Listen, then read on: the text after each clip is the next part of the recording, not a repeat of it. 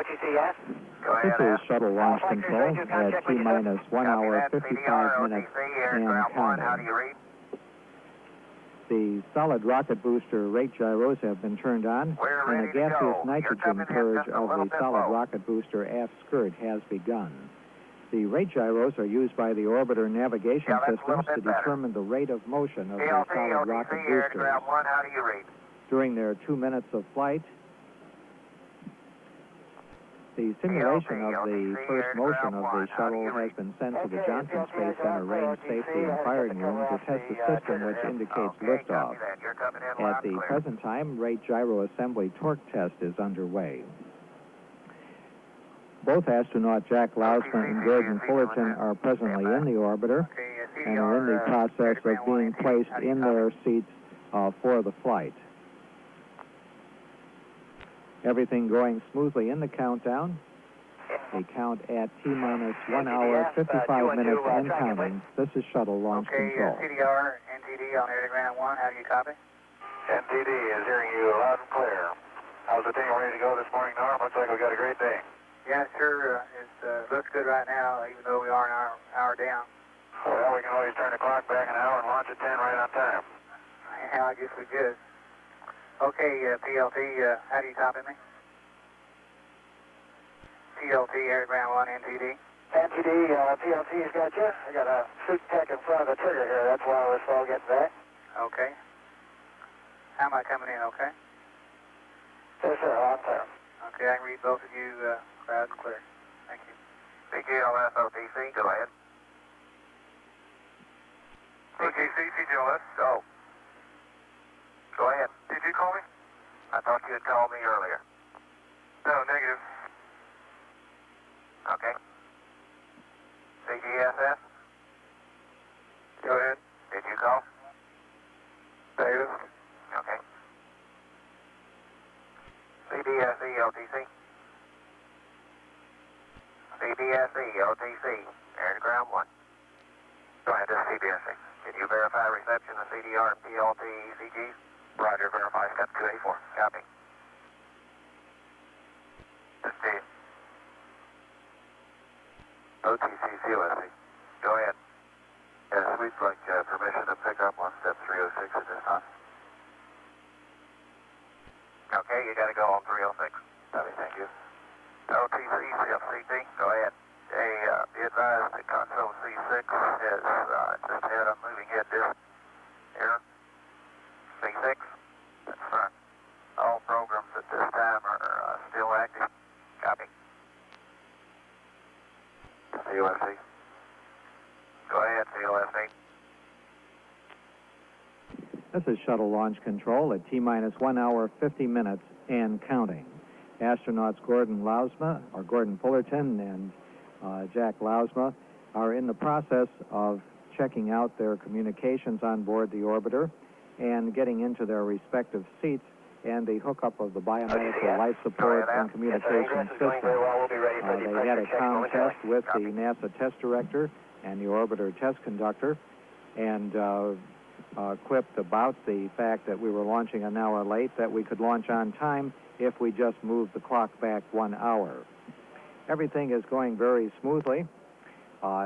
We have just had confirmation from the Mission Control Center in Houston that they did receive the simulated first motion signal, which was sent from the Kennedy Space Center. That signal is what indicates that the solid rocket boosters have actually lifted off of the pad.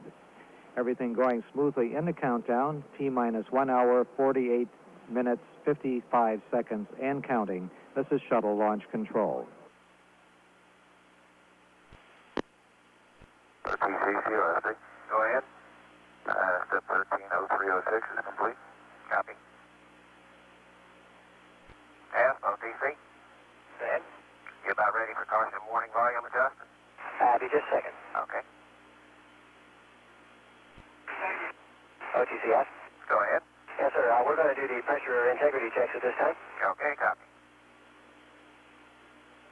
This is shuttle launch control at T-minus 1 hour, 44 minutes and counting. The flight crew has completed most of their entry procedure. The seat heights have been adjusted, as well as the rudder pedals.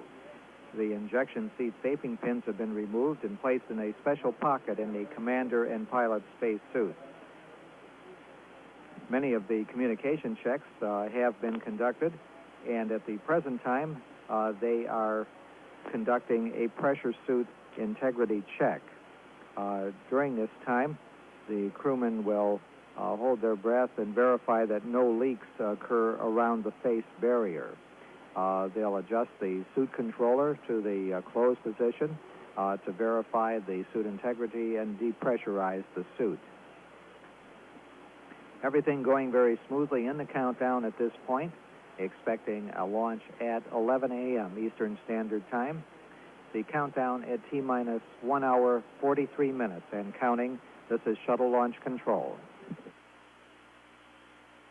OTCS. Go ahead. Pressure integrity checks were good, and we're picking up step 288, final checklist. Copy. This is NTD on 232 on Air Ground 1. At the present time, at 0900 Eastern, the count clock is at T-minus 1 hour and 40 minutes and counting. We do have 2 planned hold, 1 at 20 for 10 minutes and 1 at 9 for 10 minutes. Plus. OTCS, we're going to run the seats for a second. Go ahead. This is Shuttle Launch Control at T-minus 1 hour, 36 minutes and counting. The countdown going very smoothly, with various checks being conducted by the astronauts in the cabin prior to the closing of the hatch. The primary scientific payload of STS-3 is the OSS-1, or Office of Space Science 1, group of experiments managed by NASA's Goddard Flight Research Center in Greenbelt, Maryland. The payload has 9 experiments. 8 are carried on a U-shaped pallet in the cargo bay, and 1 is the plant growth unit.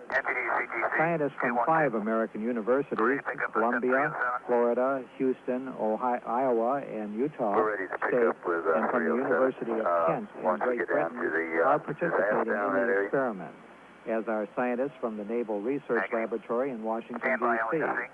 The experiments, by far the most extensive to be aboard the shuttle, are designed to measure the environment in and around the orbiter for use in planning scientific experiments on future shuttle missions.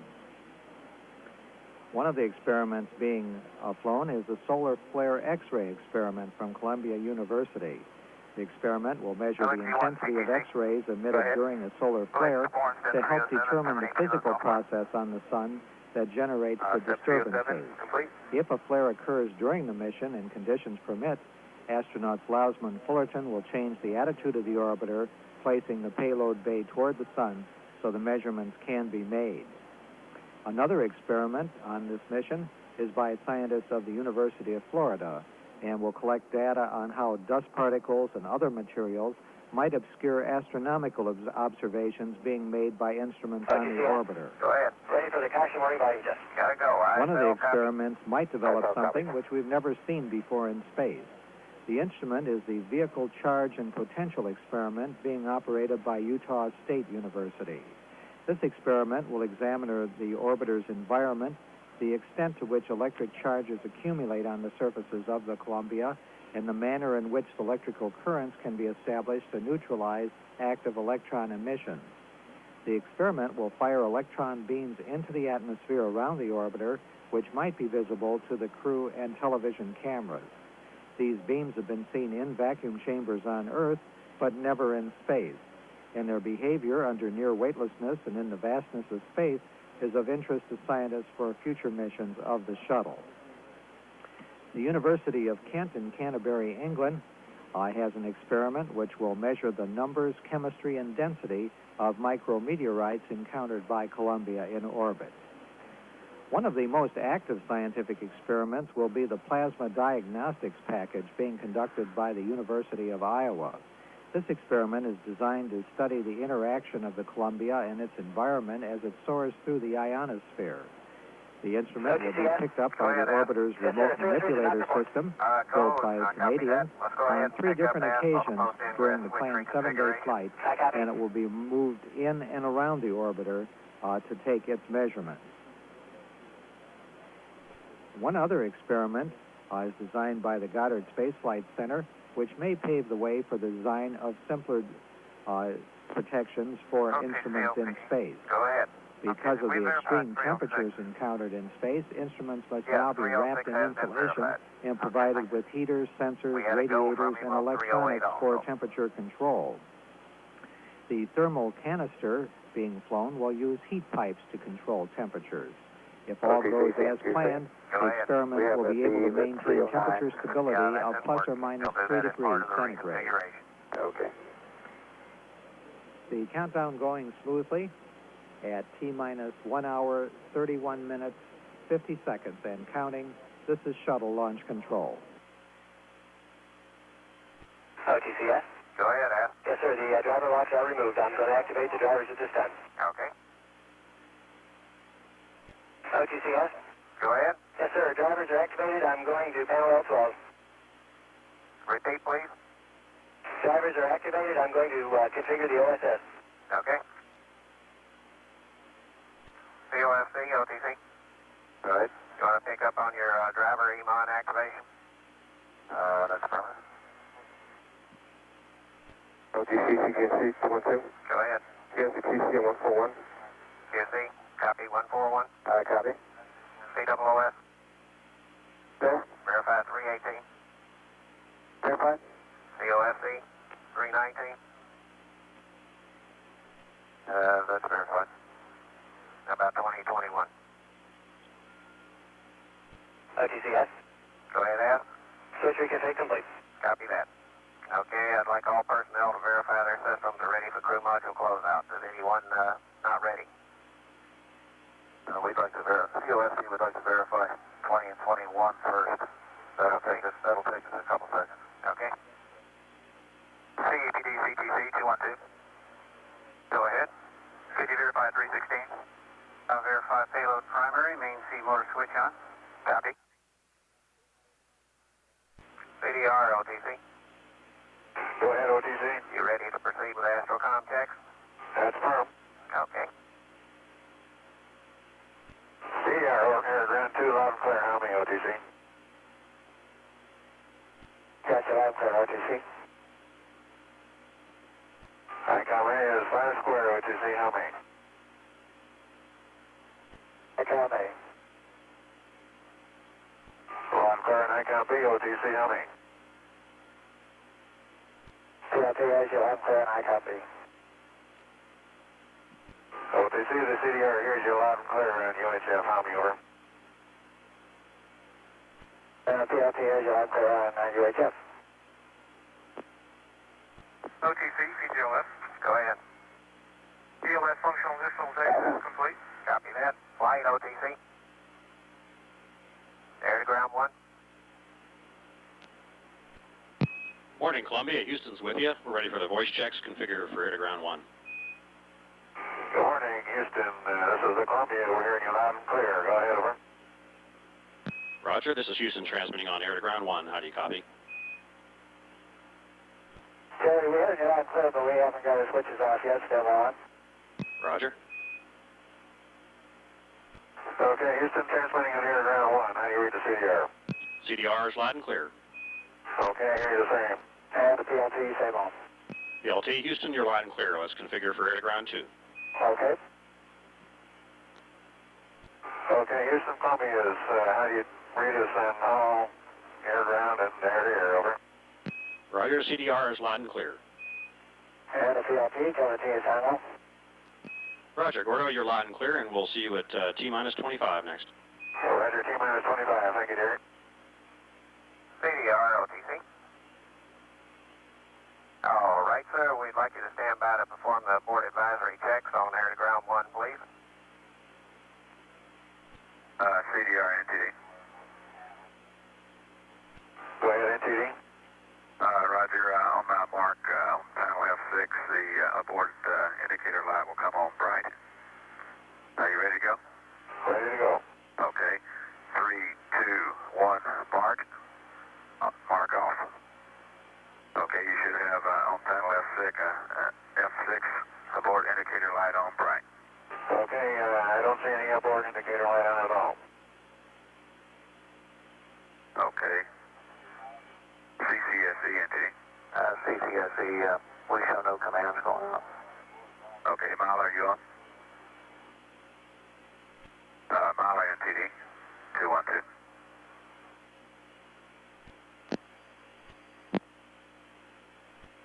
Mile on 212. Roger, Mile, we sent the abort advisory command, and we did not get the light on that crew module. Did you see the command over there? That's affirmed, but we have told you before we're still in. You're fading out. I can't read you. What you say again? So we should be ready to roll. In fact, we are ready now. We just got instructions from Houston's armor system. Okay, I copy you. Ready for us to send a command now. That's affirmed. Okay, CDR NTD. Go ahead, NTV. Okay, let's try it again. Roger. 3, 2, 1, bark. Bark off. Okay, CDR verifies abort light bright. Okay, flight NTD. Houston flight NTD. Mile NTD, 212. Mile? What was the problem there originally when we couldn't get the light on? NTD Houston flight. Stand by, man, flight. NTD, Mala. Roger, Mila, how do you read? I read you 5 by. The problem on that first abort command was we were not, our command system was not armed at that time. Okay, we verified a couple of minutes ago, step 370, that you were configured. Did you make some changes? We verified that our hardware was configured. We're still enabled, and we have to have the command system armed in Houston. Okay, flight NTD. NTD Houston flight. Roger, we've completed sequence 13, step 371 and 372. We're ready for 373. Transmit abort A off, DSM 4051. Abort A off. Okay, CDR, the light should go dim. CDR, Roger. I noticed no change in light. Now I noticed it go to dim. Okay, the light is dim now. CDR, This affirmative. is shuttle launch Flight control at T-minus 1 hour, 20 B off. minutes and counting. DSM 4053. Everything proceeding smoothly in the countdown. CDR confirmed. The astronauts, Roger, Commander the abort Jack advisory check Lausma is complete. and pilot Gordon Fullerton going through voice checks with Houston and various other people who are monitoring this morning's flight. The crew is in place and ready for launch, and the closeout crew are in the process of removing the extraneous material from the crew module. This includes such things as the personal equipment transfer bag, the helmet visor protectors, pen light, seat angle servicing unit, the flight deck floor panels, disconnect for static ground, the flight Go ahead, the COSC. TV screen covers, the mid-deck floor covers, and various other types of tools which are used when they are putting the astronauts in place. The solid rocket booster rate gyro torque test has been completed ahead of schedule, and at the present time we're preparing for the abort advisory check. This is one of the backup systems which indicates that a major problem has been detected and the crew might have to get out quickly. This particular check involves a light which is used to signal the crew if normal voice communications have been lost. On the pad, they can either eject or get out of the orbiter, run to the slide wire baskets, and ride down the wire to the bunker or an M113 armored personnel escape vehicle. This wiring light will also be checked later in the count and can be used both while the orbiter is on the ground or in flight. The countdown proceeding at T-minus 1 hour, 18 minutes, 5 seconds and counting. This is shuttle launch control. OTCS. Go ahead, Al. Yes, sir. Crew module is closed out for flight. I'm ready to come off com. Sounds good. I'd like everybody to maybe quickly look at their switches and make sure that we didn't bump something, and then I'm ready to exit. Okay, anybody see any problem on their switch scan? Okay, Al, looks good. Come on out. Okay, thank you, OTC. Be sure you wave. I copy, OTC. Thank you. PTNC, OTC. Go ahead. What about your pre-flight calibration? That complete by the clock? Oh, yeah, that was, well, we did this first, and this is necessary. We'll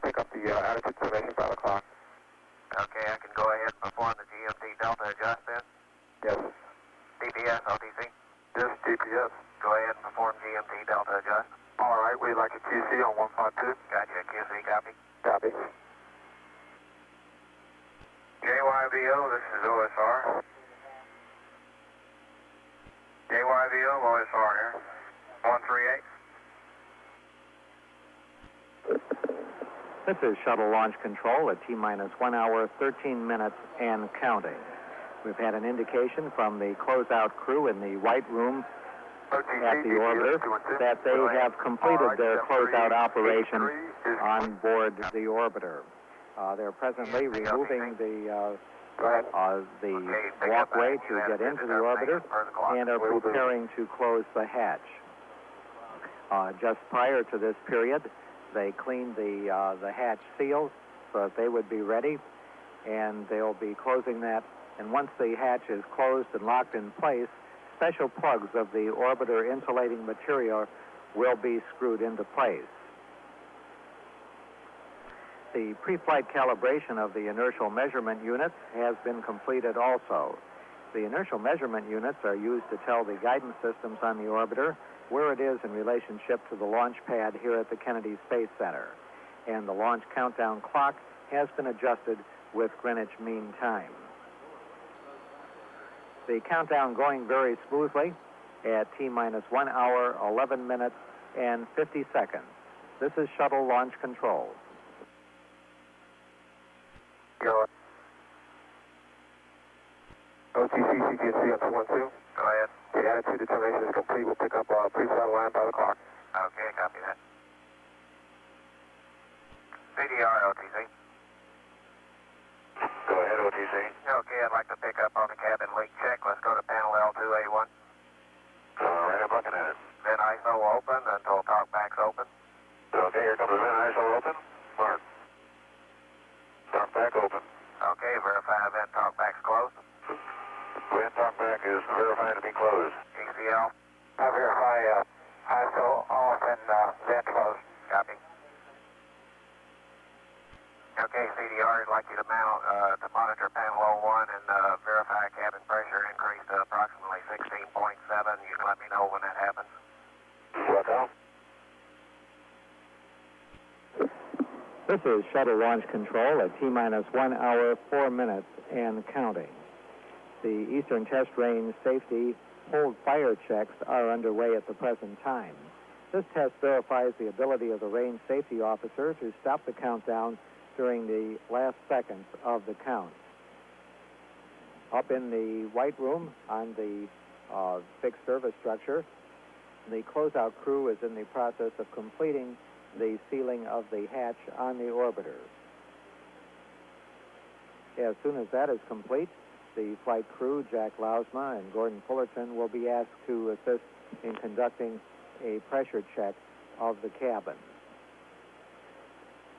STS-3 will carry the first getaway special canister to be flown on the shuttle. Getaway specials are self-contained payloads managed by NASA's Goddard Space Flight Center. They will be flown on future shuttle missions on a space-available basis. Individuals, organizations, educational groups, as well as foreign and domestic governments can purchase space for qualified experiments for $3,000, $5,000, and $10,000, depending on size and weight. The getaway special canister being flown on this mission is being carried as a verification test so that measurements of pressure, temperature, and acoustic noise can be made and incorporated into the planning for the experiments that will be flown on future missions. The countdown proceeding smoothly at T-minus 1 hour, 2 minutes, 26 seconds and counting. This is Shuttle Launch Control. CDR, OTC. Go ahead. Yeah, you see any increase yet? That's a negative. ECL? ECL, go ahead. Shouldn't they be seeing an increase by now? We haven't started the pressurization yet. We're waiting for them to finish their hatch seal leak check. Hatch seal leak check's complete. Okay, we'll continue on. I need to go to 143 and with a CMQC. Okay, QC copy. QC copies. And the closeout crew. Okay, we'll get them there. CDPS, OFC, OTC. This DPS. 392. That's affirmative. Hard copy. We'll put that in work. DPS. PLT, DPS, 212. Roger, DPS and PLT, go ahead. Yes, on panel C2, the right CRT select switch is 3. Okay, it's verify 3. Okay, on the right keyboard, resume. Resume, I have 901 GPC memory. I copy. Thank you very much. OTC 395 complete. Copy that. COFC? Go ahead. Go ahead and pick up 396. A little bit. OTC ECL 212. Go ahead, ECL. I need OMTO on 143, please. Close out, crew. He's supposed to be on his way. OTC CGNC 212. Go ahead. Okay, your pre-flight line has been started. Copy.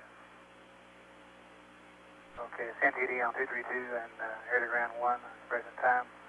Countdown clock is at T-minus 1 hour and counting at 9:50 Eastern, 9:40 Eastern. We're presently going through the SRB chamber pressure transducer count, GPC update. PLT, COSC. COFC, PLT, go ahead. That's on CRT3. You should have a sensor self-test. Status, spec 102, sensor test. And I have no up or down arrows. This is You shuttle won't have launch them yet. control at T-minus 58 Yeah, minutes, okay. 27 seconds, and counting. We've had word from our crews at White Sands at Northrop Strip that they are ready for any contingency landing that might occur there, as well as the prime landing, which should occur 7 days after Okay, that's liftoff good. We on got the test 29th failures on there, of so this month. no arrows. During the past few days, 300 tons of equipment have been moved from the Edwards Air Force Base out to White Sands That's verify no to arrows. take care of the orbiter, to perform the safing and the purging of it after it lands, and get it ready for the trip back to the Kennedy Space Center. It should be approximately 9 days after the landing before it arrives back here at Kennedy to be prepared for the next Okay, flight. we see high test values and no arrows. Unlike the on Kennedy either. Space Center and the Dryden Flight Research Facility at Edwards, California, That's a good, different no type arrows. of lifting device will have to be used to lift the orbiter up on top of the 747 ferry aircraft to bring it back to the Kennedy Space Center. A device called a stiff leg derrick, which looks a little bit like a huge tripod device, will be used for that particular I see you back to GPC Yeah. memory.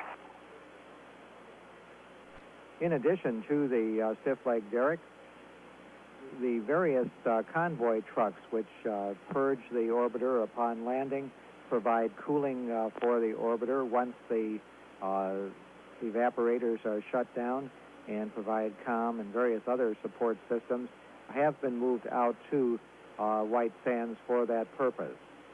Up in the White Room at the site of the orbiter, the closeout crew has completed closing of the hatch and sealing it, and Crew Commander Jack Lausma has been asked by the orbiter test conductor to assist in performing a cabin leak check, which is underway at the present time. During the leak check, the cabin vents are closed and the increase in pressure monitored. The cabin pressure will reach approximately 16.7 pounds per square inch. This will cause alarms in the cabin to go off, which will also test that safety system. Additional cabin leak checks will be conducted later in the countdown. The countdown going very smoothly. The booster test conductor is performing a calibration of the solid rocket booster chamber pressure transducers. These transducers measure the pressure in the thrust chamber at the nozzle, and this information is used to tell the computers when to separate the solid rocket motors during flight. Thank you. The separation procedure begins when the chamber pressure falls below 50% of normal. Safety has confirmed that the fire and rescue personnel are ready to support the launch, and the recovery director has ordered the pilots to stand by to man the weather aircraft. The countdown, T-minus 55 minutes, 8 seconds, and counting. This is shuttle launch control. PLT, COSC. PLT, go. You should have sensor self-test for accelerometers. Okay, step 101, sensor self-test is on there now. You should be seeing the AAs being selected. Okay, there are 4 asterisks on AAs. Okay, we're starting the test. Okay, I have the, looks like the high test, I guess, and no arrows up or down. Okay, you should have no up or down arrows at this time. That's verified. Okay, we're terminating the test now. Roger.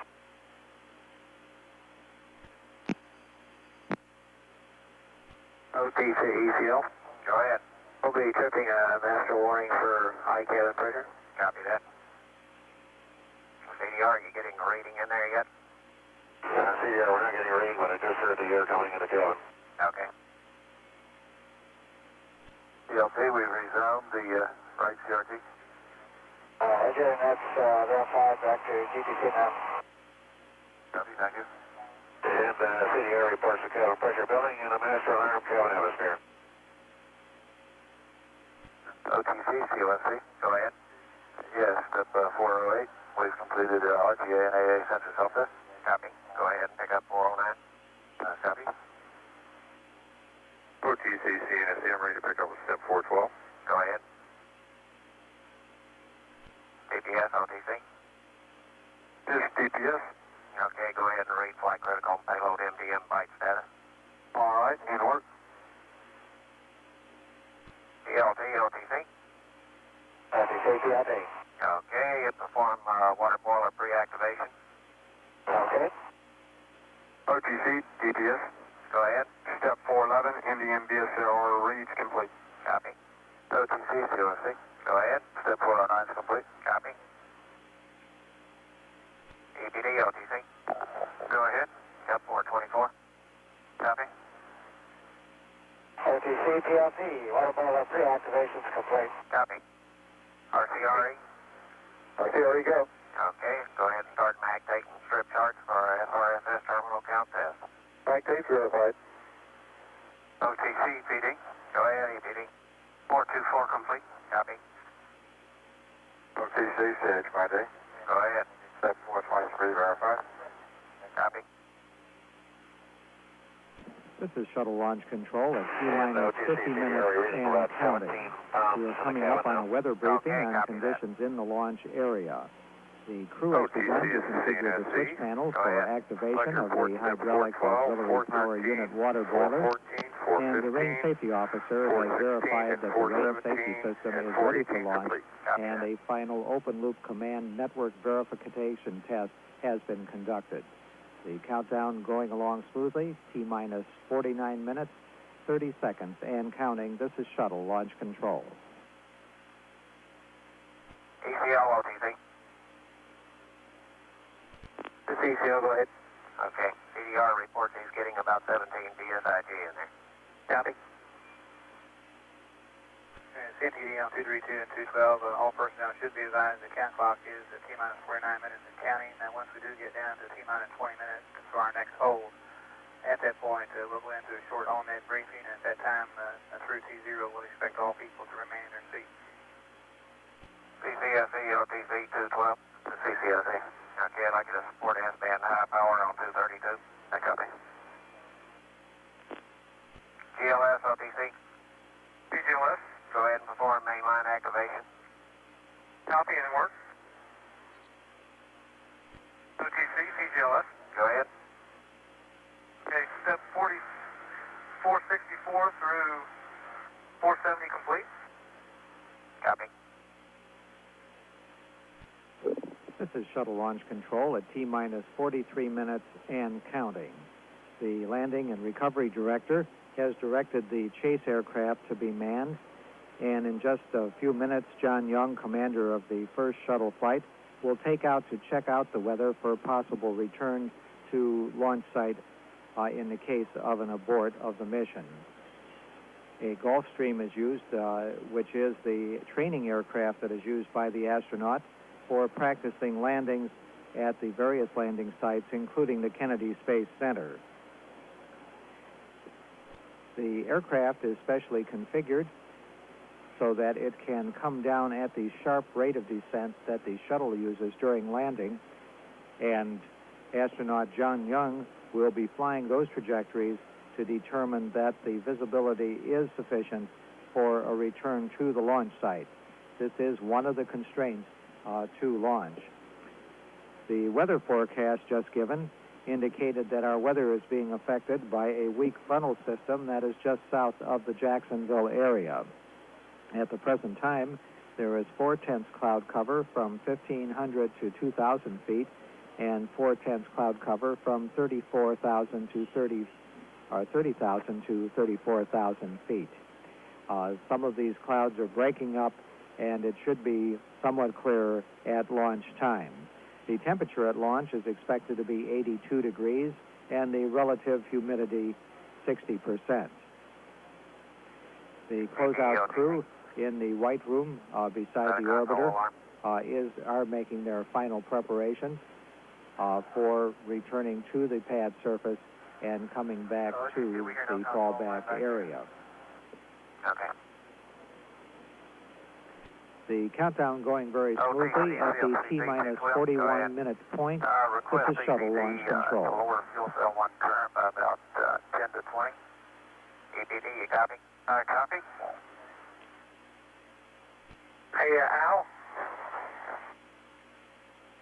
OTC, EPD. Go ahead, EPD. Add fuel cells, if that's okay now? Yeah, CFCP copies. Very good. Okay. COFC, OTC. COFC. Can you release some of your printer plotters? We need them for another test. We don't have any printer plotters running. You have none running. Davis. We're due to call some up in 10 minutes. OTC, CGLS. Go ahead. I can verify step 478, 479. Copy. COFC, OTC. This COFC. Go to 232, please. Copy. This COFC. OTC, ECL. Go ahead, ECL. We may go to the classes. Okay, copy. ISO? ISO, copy. Okay. Okay, OTC, we got a master alarm. It's a klaxon, DPDT. ECL, OTC. Go ahead, OTC, CCL. Okay, we got the klaxon. Can they reset? Affirm. Okay, go ahead and reset PLT. Yes, sir, we reset that. This is shuttle launch control at T-minus 37 minutes and counting. Astronaut John Young has just taken off in the weather aircraft to determine the acceptability of weather conditions in the launch area for the launch. He is not concerned so much about the actual launch of the vehicle, but what might happen if it was required to come back here to the launch site for a landing in case of an abort.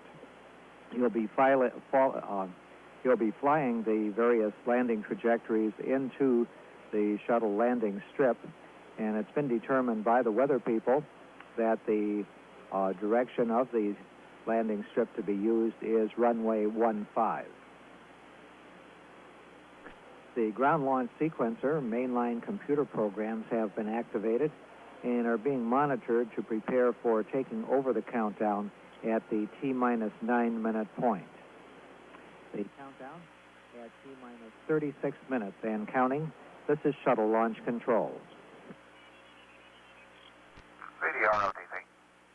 CDR, go ahead. Let's go ahead and pick up past BFS transfer prep.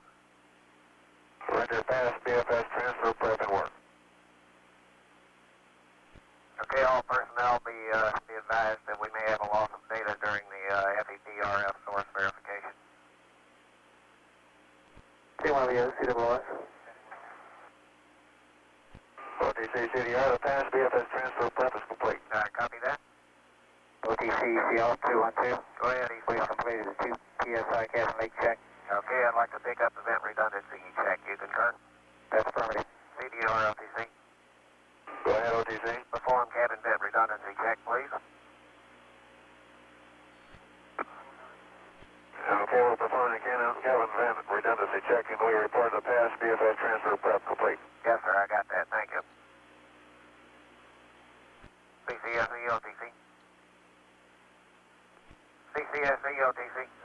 C212. You complete with 481? S-band system to high power? Yes, sir. Copy. OTC, CDR, the cabin vent redundancy check is complete. Okay, copy. Okay, I'd like you to stand by to perform the cabin vent at T-minus 30 minutes. Welcome. OTC, we'd like to hold on that T-minus 30 minutes venting for a couple of minutes here to give us a leak decay rate. You give me a hack when you're ready. We'll go. OTC, PLT. Go ahead. Okay, we're looking at the BFS right now. I noticed 3 at-bay fan messages on the fault summary page when we first brought it up. And since that time, we've gotten about 6 more. ECL, OTC. Go ahead. Did you copy the at-bay fan messages? Just have 1 more. Negative, what was that?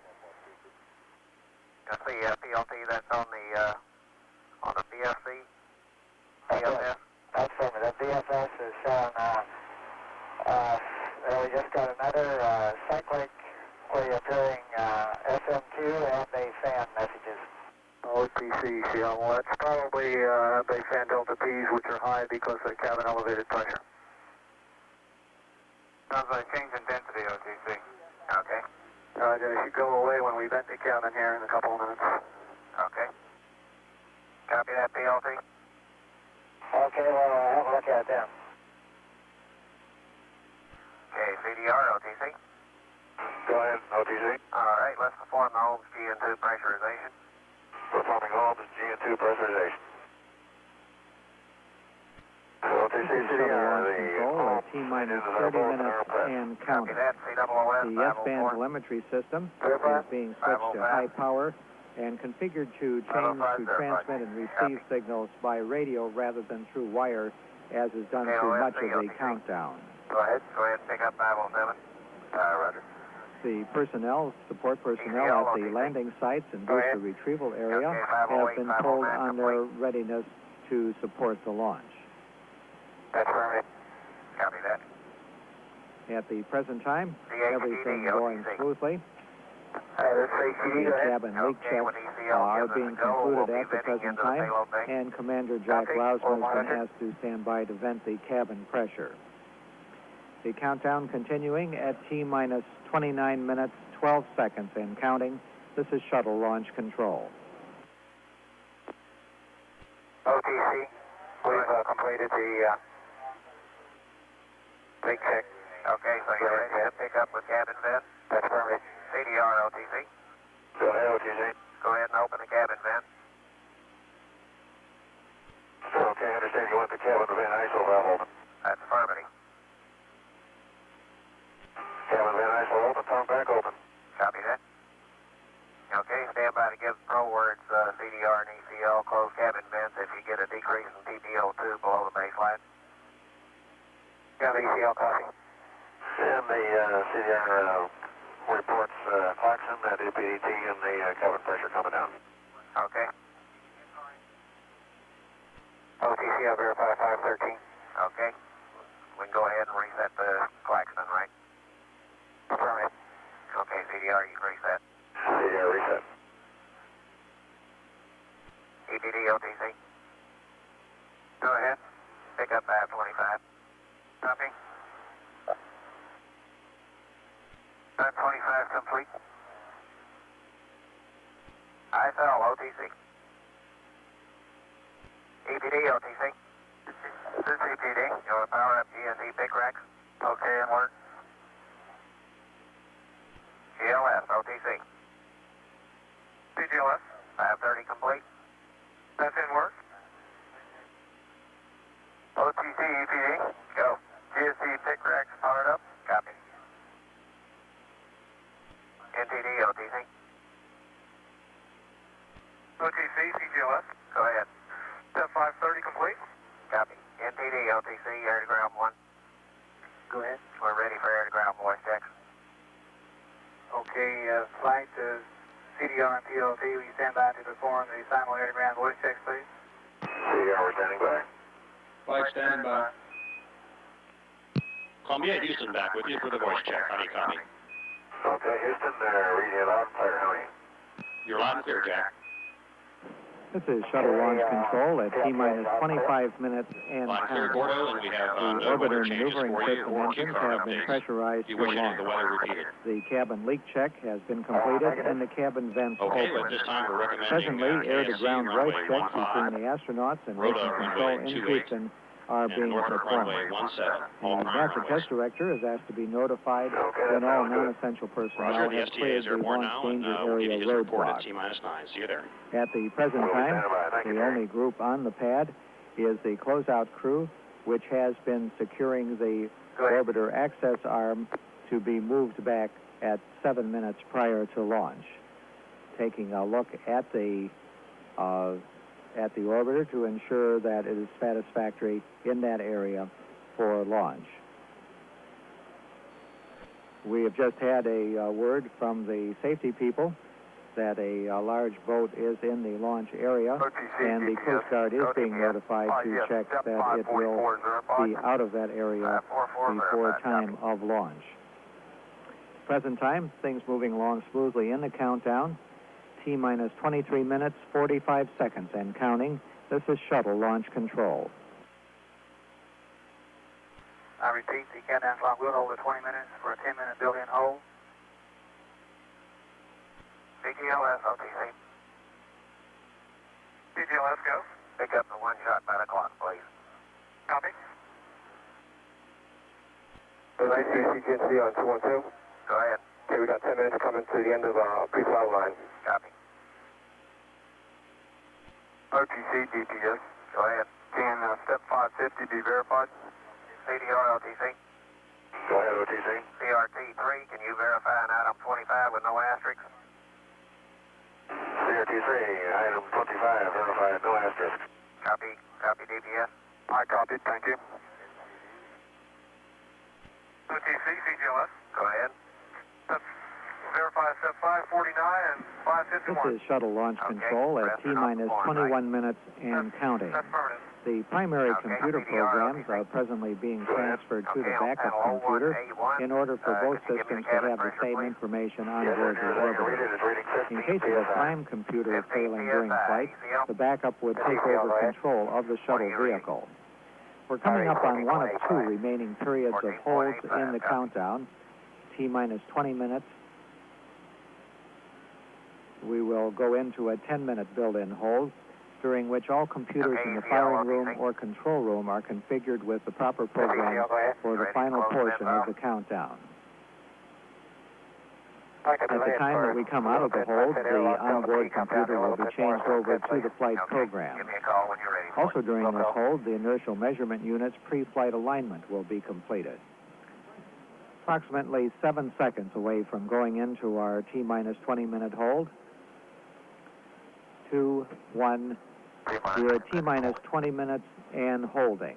This is a 10-minute build-in hold.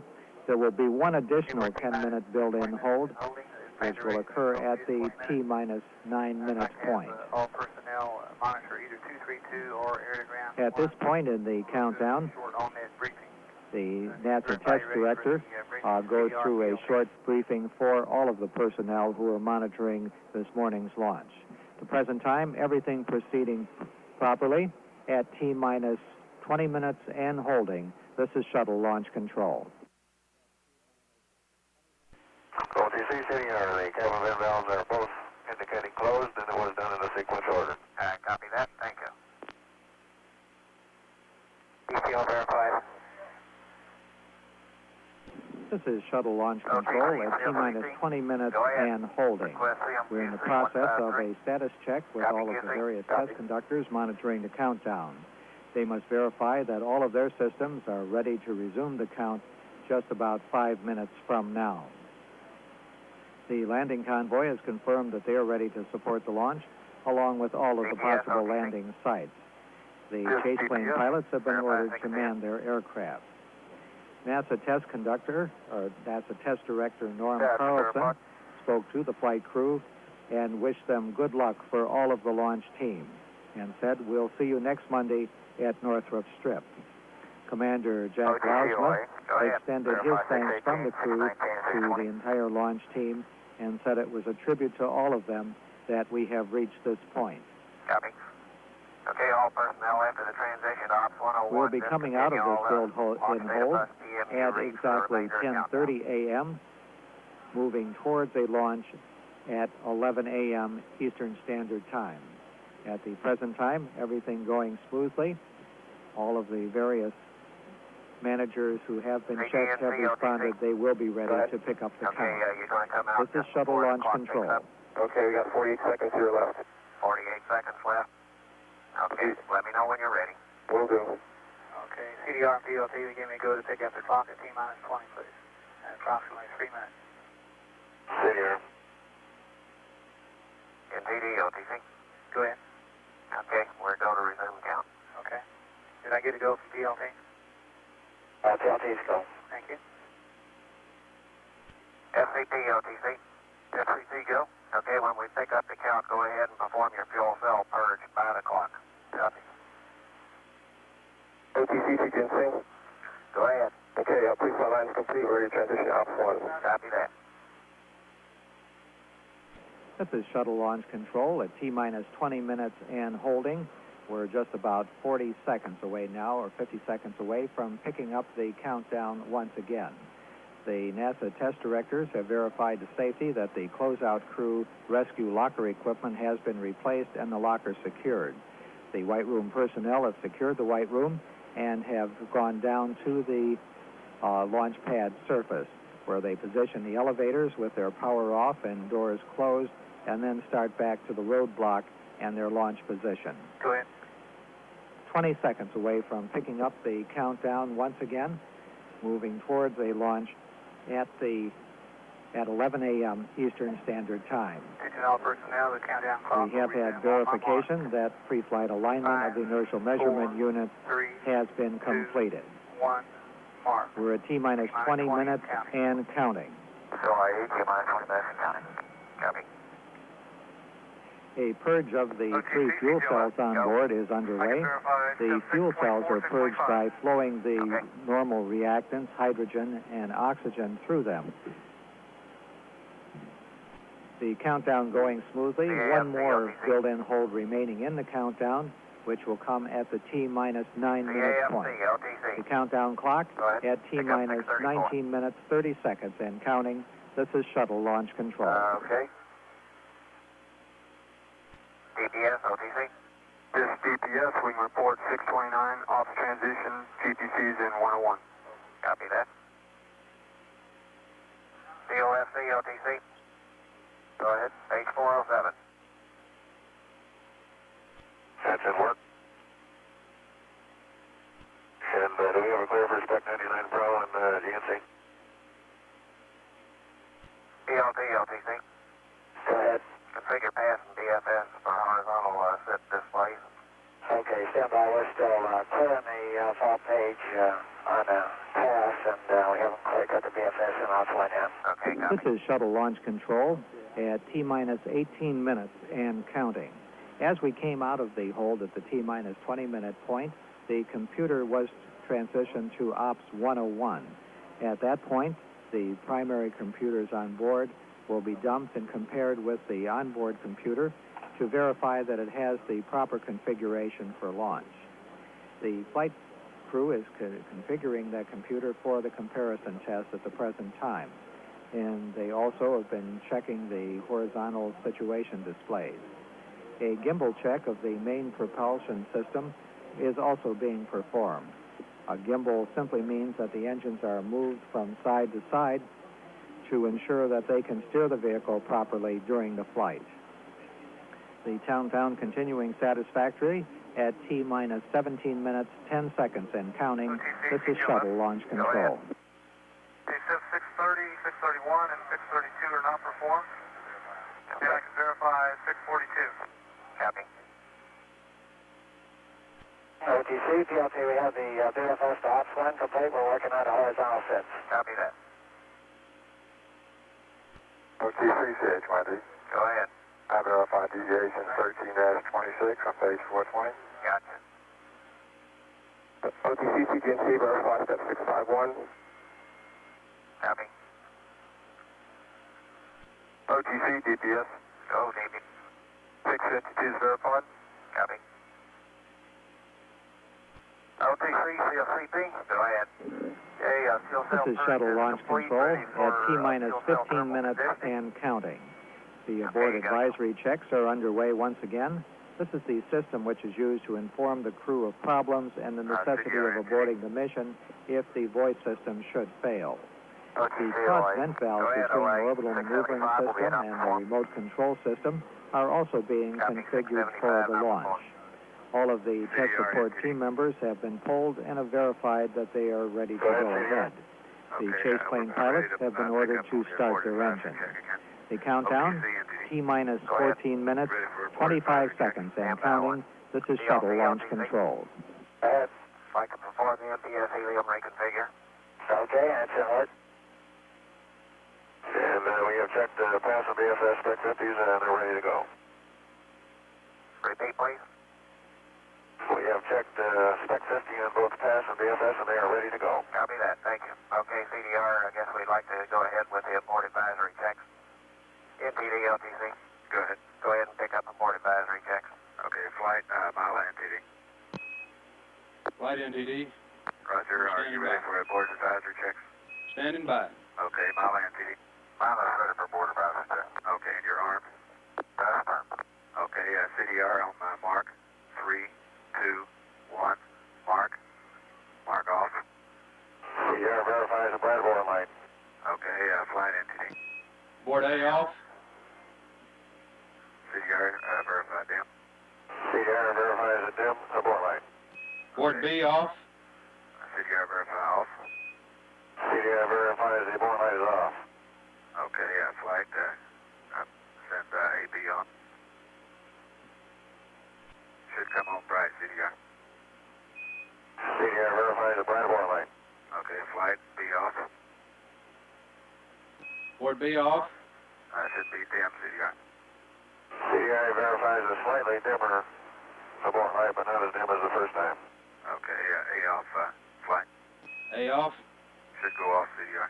CDR verifies the abort light is off. Okay, flight AB on. AB on. CDR verifies the bright abort light. Okay, A off, flight. A off. Okay, CDR has it look this time. CDR verifies the dim abort light. Okay, is it more dim this time than it was the one just prior to this? That's firm. Okay, flight, B off. B off. CDR should go off. CDR verifies the abort light is off. Okay, flight, board advisory checks are complete. We concur. CWS, OTC. Bill, configure all This is shuttle launch control at T-minus 12 minutes and counting. OTC. During the past couple of minutes, the solid booster test conductor ordered the gaseous nitrogen purge on in the aft portion of the solid motor. This will continue up to engine ignition. We also have verification from the DoD Contingency Support Group that they are ready to support for launch with emergency aircraft personnel and their stations. 108 and fuel 106. The countdown will hold at the T-minus 9 minute point, and that will be a 10-minute. Countdown clock will hold at T-minus 9 minutes in approximately 2 minutes. The countdown continuing to move towards a liftoff at 11 a.m. Eastern Standard Time. FCP, go ahead. At T-minus 11 minutes, 13 seconds. That's in work. This is shuttle Copy. launch control. OTC, DPS. Go DPS. Step 735 is complete. T-minus 20 minute dump and no miss comparison. Copy. GL personnel in the control room remain seated. The no smoking rule is now in effect through launch. OTC, CFCP. Go ahead, FCP. Thermal conditioning complete. What step's that? 726. Copy. OTC, EPD. Go APD. Fuel cells are loaded. Copy. Okay, I have a caution at this point. If we receive a cutoff request, there shall be no additional vehicle commands set by This is LPS shuttle other launch than the control, GLS just a saving few for seconds away minimum from of 60 going seconds. into our final build-in hold at the T-minus 9 minutes point. T-minus 9 minutes and holding. This is a final 10-minute build-in hold. During this period, the flight crew will once again do a cabin pressure test. The comparison of the primary computer with the onboard computer has been completed and is satisfactory. All aero services and actuators on the orbiter are presently in the proper configuration for the auxiliary power unit to start and hydraulic pressure to be applied. We have just had verification from our safety folk that the area is clear for launch. The fishing boat, which was in the area, has moved out, and we do have satisfactory conditions. We'll be coming out of this build-in hold at approximately 9 minutes to 11. At the present time, everything going smoothly, T-minus 9 minutes and holding. This is shuttle launch control. This is shuttle launch control at T-minus 9 minutes and holding. We're approximately 8 minutes away from picking up the countdown once again. As we come out of the hold, the ground launch sequencer located in the firing room integration console will take over command of the remaining events, as well as monitoring the response of the various shuttle systems. At T-minus 25 seconds, the flight computer redundant set launch sequencer takes over on board the computer and checks that no launch commit criteria are violated during the remaining seconds of the count. At T-minus 5 minutes, the auxiliary power units will start. At T-minus 4 minutes, a purge of the main engines will start. And at T-minus 2 minutes and 55 seconds, pressurization of the liquid oxygen tank will begin, the liquid hydrogen tank, followed by the liquid oxygen tank. One of the changes that have been made in the countdown for this launch is the way in which the auxiliary power units will start. Altogether, 9 switches must be thrown by the astronauts. 1 switch for each of the 3 auxiliary power units opens the propellant isolation valve. 3 switches then start the auxiliary power units, and the final 3 switches allow the gearbox to be pressurized and begin pumping the hydraulic fluid. In the past, the astronauts monitored the pressure changes after each sequence of switches were thrown before throwing the next series. Since the countdown can be automatically halted at T-minus 4 minutes, if 1 switch has not been thrown, the astronauts on this flight will simply throw on all of the switches as fast as possible while test personnel on the ground monitor the system's response. Launch Director George Page has just alerted the launch crew that we are waiting for a weather go-ahead from astronaut John Young, who is presently flying the shuttle training aircraft. We would not come out of the hold until we have heard from him. At the present time, T-minus 9 minutes and holding. This is shuttle launch control.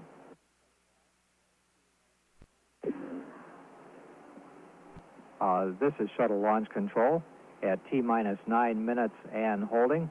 At the present time, Launch Director George Page is telling the commander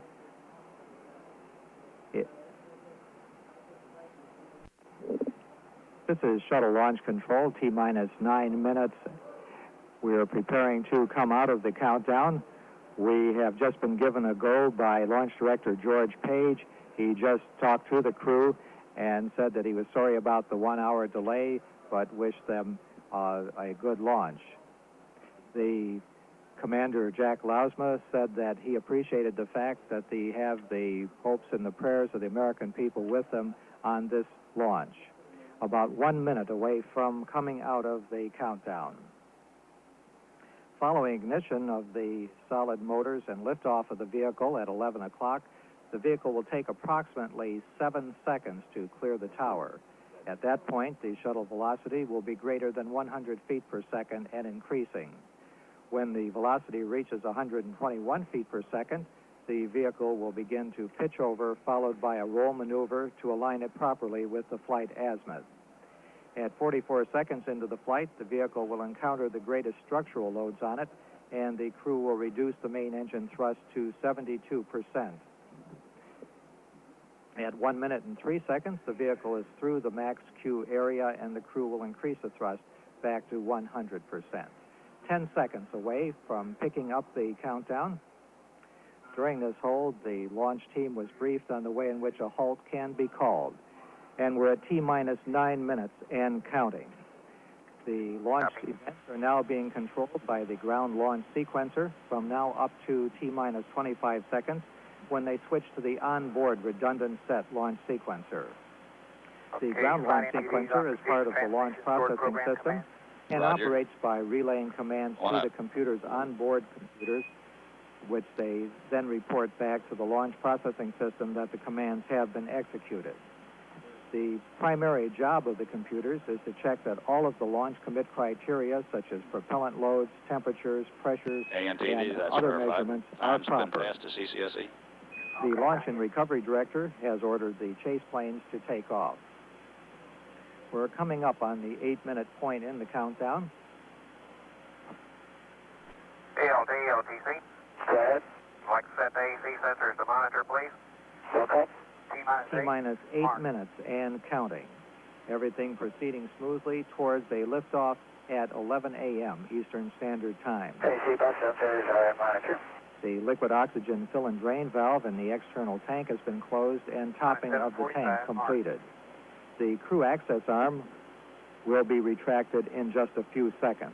This is the walkway used by the crew to walk from the service structure on the pad to the orbiter. If there should be an emergency, it can be put back in place in 15 seconds. T-minus 7 minutes, 25 seconds and counting. T-minus 7 minutes, 10 seconds and counting. Coming up on Just a few seconds away from crew access arm. The crew has been advised to lower their helmet visors, and the crew access arm is retracting. T-minus 6 minutes, 50 seconds, and counting. The crew has verified that their seats are in launch position. At the 6-minute point, the crew will perform the auxiliary power unit pre-start, which consists of positioning a number of minus 6 minutes and 30 seconds. proper position. ALT, LTC. Mark. Go ahead. You can go ahead and perform APU pre-start. To start flowing from the tanks toward the APU. Minus 6 minutes and 15 seconds. Mark. The pilot, Gordon Fullerton, has been asked to perform the APU pre-start. T-minus 6 minutes. T-minus 6 minutes and counting. Pre-start of the APUs is complete. Flight OTC. Roger, go ahead. T-minus Transmit recorder commands, please. Roger, up going. Target. DLT, LTC. OTC and DLT has APU pre-start complete. I have 3 gray talkbacks. Copy. Panel C3, DFI recorder talkback. All T-minus 3 5 should be minutes, great. 30 seconds, and counting. Okay, and they're all 3 The gray. development flight instrumentation recorders are on. The DFI provides measurements of temperatures, pressures, and physical stresses on the orbiter, and the recorders store this information for playback after landing. Commands after 5 minutes here, please. T-minus 5 minutes, 12 seconds, and counting. The orbiter flight recorders are on. OTC, CGSS, I'll verify OA T-minus 5 minutes, and Go for counting. APU start. We have a go for APU start. Roger, go for start. And 5, you can proceed to payload pre-launch commands, please. In work. The APUs provide hydraulic power to move the aero surfaces and main engine for steering. T-minus 4 minutes, 42 seconds, and counting. The firing circuits for the solid rocket boosters ignition and range safety Payload destruct commands devices have been armed. This is done with a motor-driven switch called a safe and arm device. T-minus 4 minutes, 20 seconds, and counting. Configuration complete. The main fuel valve heaters have been turned off in preparation for engine start. The main engines of the orbiter will actually be started at T-minus 6.8 seconds, and it takes 3 seconds for them to reach 90% thrust, at which time the solid motor ignition starts, culminating with ignition and liftoff at T0. T-minus 3 minutes, 55 seconds, and counting. the crew quad right on. Thank you, The final helium purge of the orbiter's main engine has started to ensure that there's no surplus hydrogen or oxygen in the area at the time of ignition. T-minus 3 minutes, 40 seconds and counting. The elevon, speed brake, and rudder are being moved through a pre-programmed pattern to ensure that they are ready to be used during the flight. T-minus 3 minutes, 28 seconds and counting. The shuttle is now on internal power.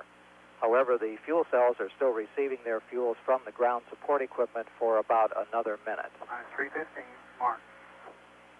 T-minus 3 minutes, 12 seconds and counting.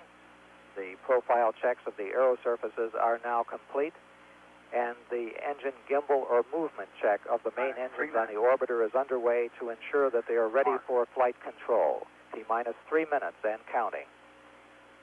T-minus 2 minutes, 55 seconds. The liquid oxygen valve for filling the external tank is closed and pressurization has begun. After the tank is pressurized, the hold capability is limited to 3 minutes and 36 seconds. T-minus 2 minutes, 40 seconds and counting. Go ahead. Okay, clear caution warning memory. Gaseous oxygen vent arm is being retracted. Minus 230, mark. T-minus 2 minutes, 30 seconds and counting. The fuel cell's ground supply of oxygen and hydrogen has been terminated, and the vehicle is now using its onboard supply. Minus 2 minutes and 15 seconds. T-minus 2 minutes, 15 seconds. Mark. The main engines have been moved to start position. The astronauts have cleared the caution and warning memories in their onboard computers and verified there are no unexpected errors. Configure for liftoff.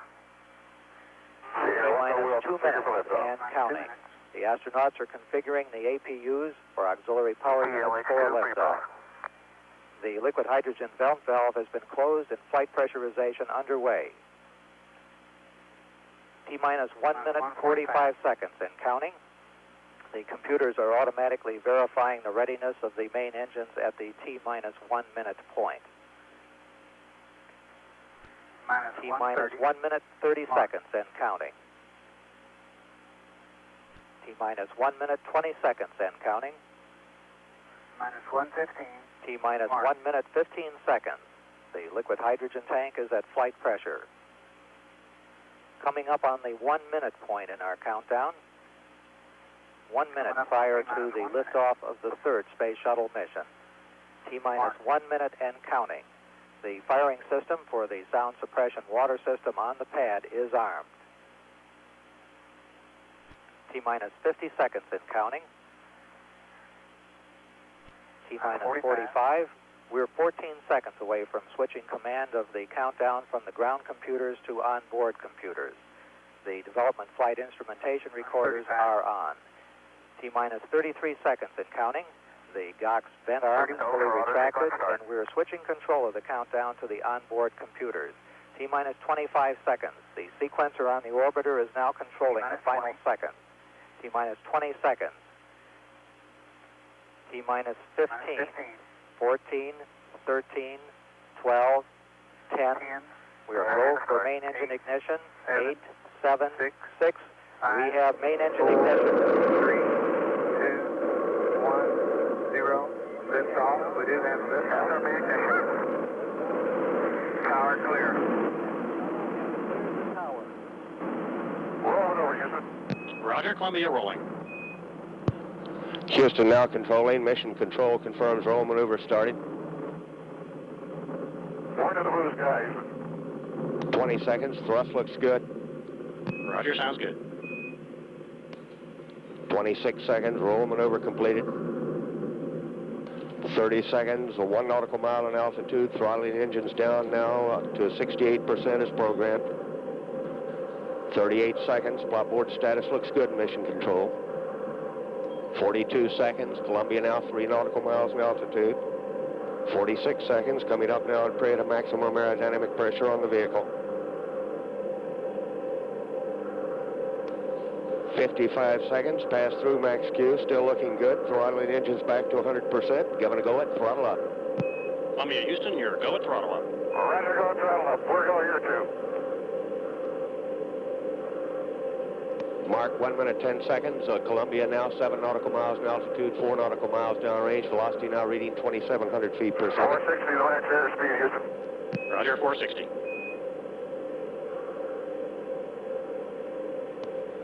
Mark 1 minute 25 seconds. Columbia now 11 nautical miles in altitude, 8 nautical miles Okay, downrange. we got a free on loop light, Houston. Roger, we're looking. That was Jack Lousma reporting a free on loop light. 1 minute 40 seconds. Coming up on negative seats where altitude is too high for ejection seat use.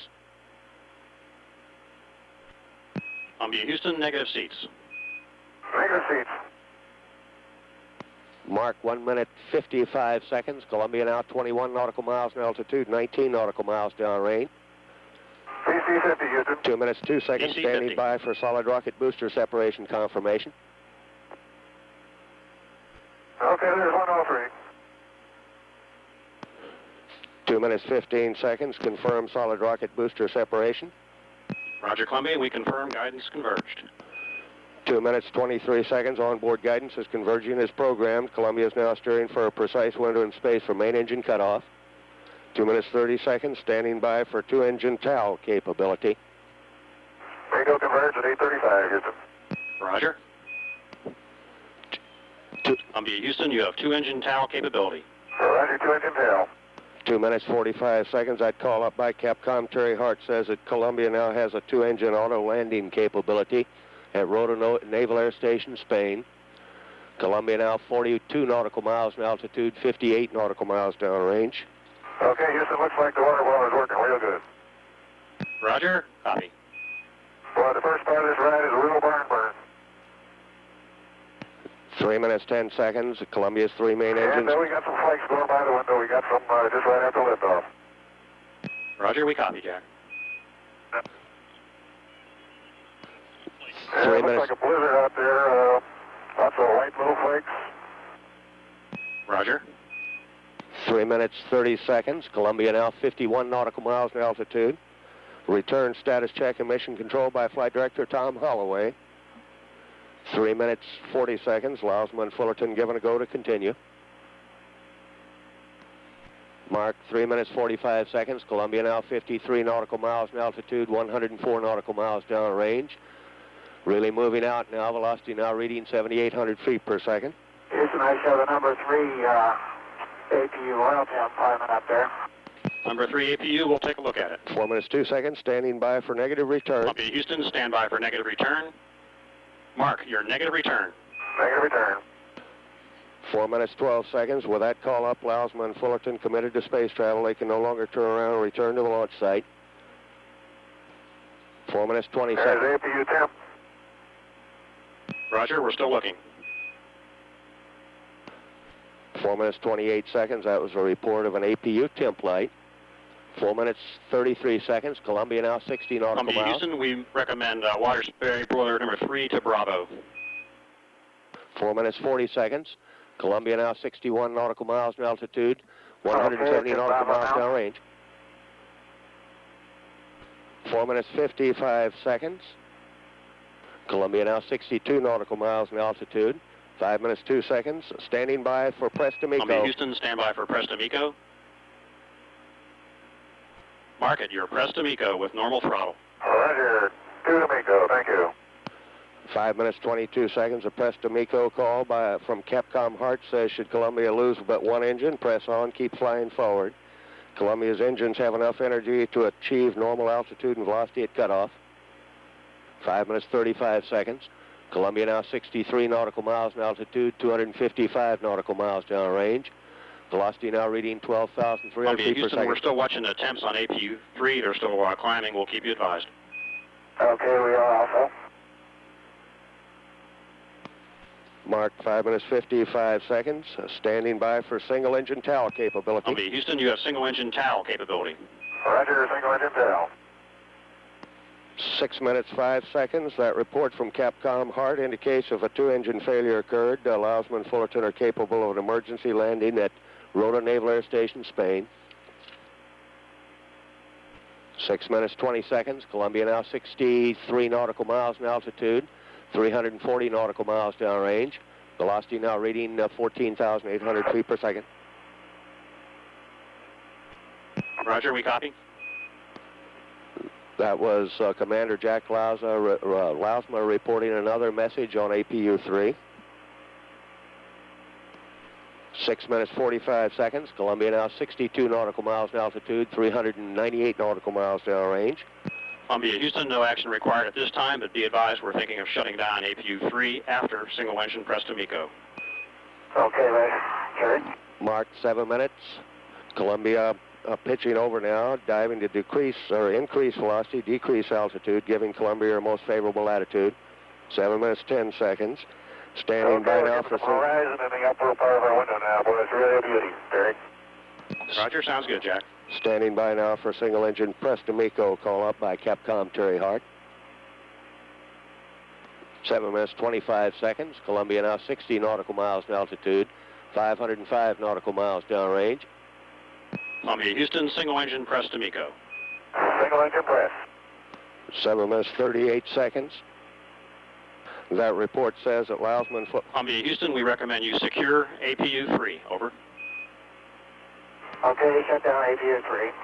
That was Capcom Terry Hart telling the crew to shut down APU-3.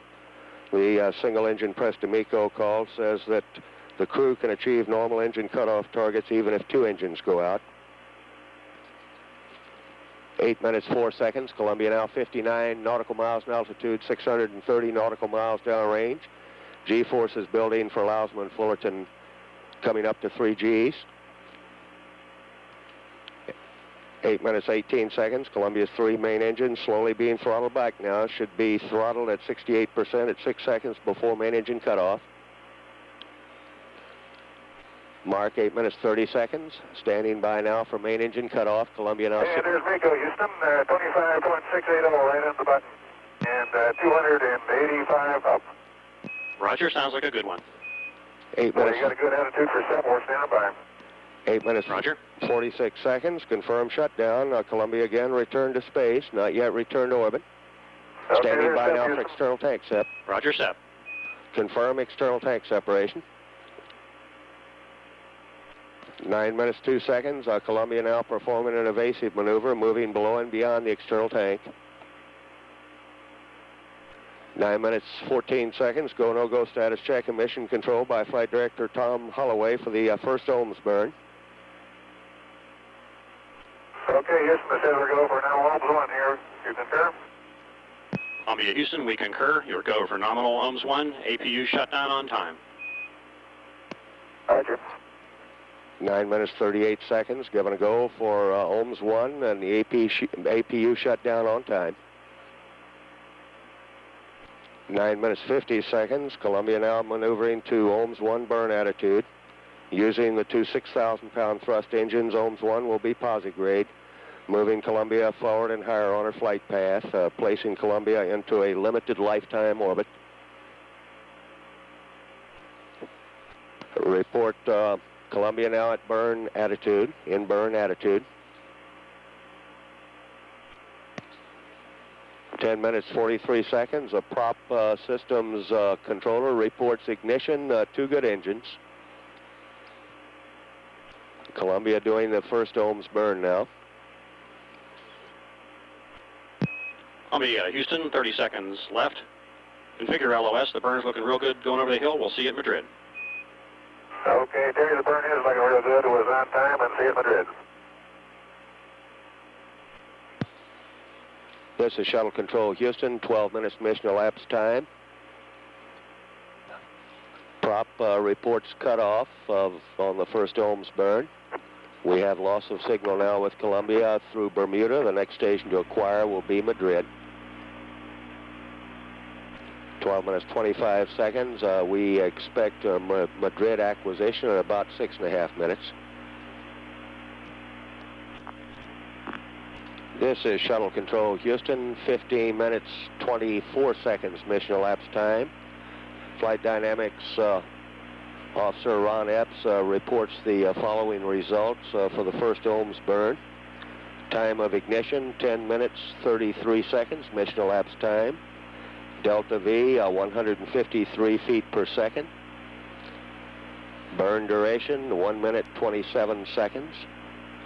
Resulting apogee, 130 nautical miles. Resulting perigee, 46 nautical miles. At 15 minutes, 58 seconds, mission elapsed time. This is Shuttle Control, Houston.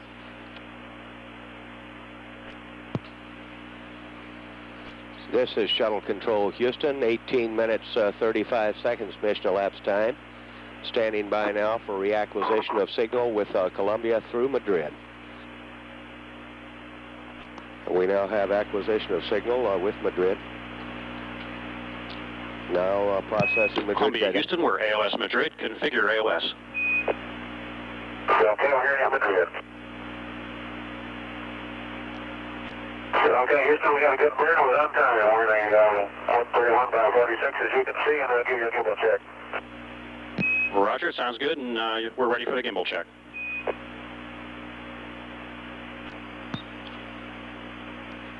$19 minutes, 33 seconds. That was Commander Jack Lausma reporting a good Ohms 1 burn. Now in the process of doing a gimbal check. 20 minutes mission elapsed time. About 3.5. Okay, just give you the secondaries that look good here. The primaries are coming at you, and I want you to take a look at our solution for Ohms 2. Roger, Columbia, we'll do that. It looks like the VFS and the trails are attacking the pass this way. Roger, we concur.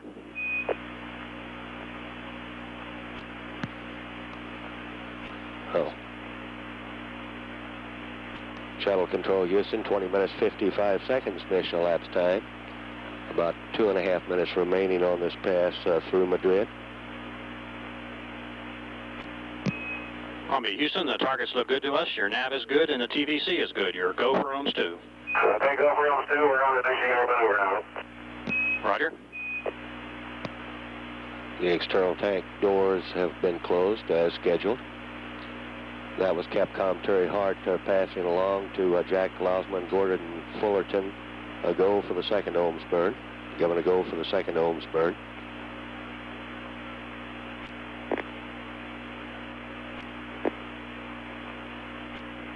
Columbia, Houston, no action required on the left engine helium message. Okay, we don't expected that. How's the APUC going down? Roger, we're still looking at it. Stand by, please. Okay. Columbia, Houston, we think that APU-3 is cooling down just fine now. Okay.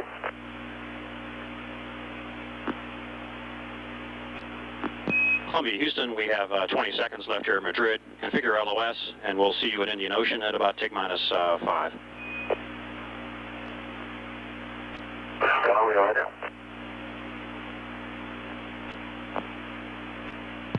This is Shuttle Control, Houston, 23.5 minutes mission elapsed time. We have loss of signal now with Columbia through Madrid.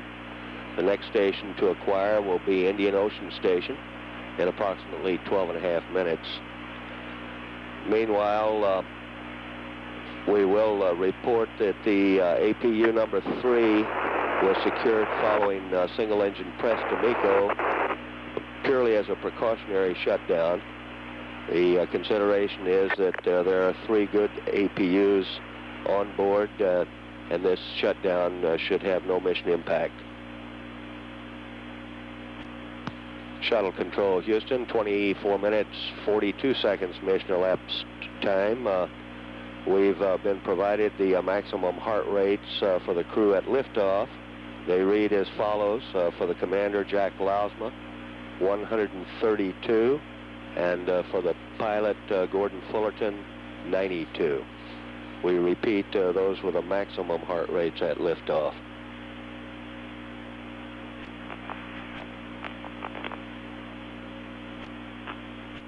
This is Shuttle Control, Houston, 29 minutes mission elapsed time. We have the following predictions for the Ohms 2 burn from Flight Dynamics Officer Ron Epps. Ohms 2 is a Holman transfer done close to apogee that'll bring the perigee up to a circular orbit. The predicted Ohms 2 burn results are as follows. Time of ignition, 40 minutes, 50 seconds mission elapsed time. delta V of 152 feet per second. Duration 1 minute and 32 seconds. OMS 2 should result in a circular orbit of 130 nautical miles by 130 nautical miles. We're at 30 minutes mission elapsed time now. 3 major events must occur in the next few hours for Lausma and Fullerton aboard Columbia to stay on orbit. First, the onboard computer system must be reloaded from Ops 1 to Ops 2. This is needed to align the inertial platforms. Also, one computer will be loaded with Ops 3, the entry program, and put to sleep, taken offline.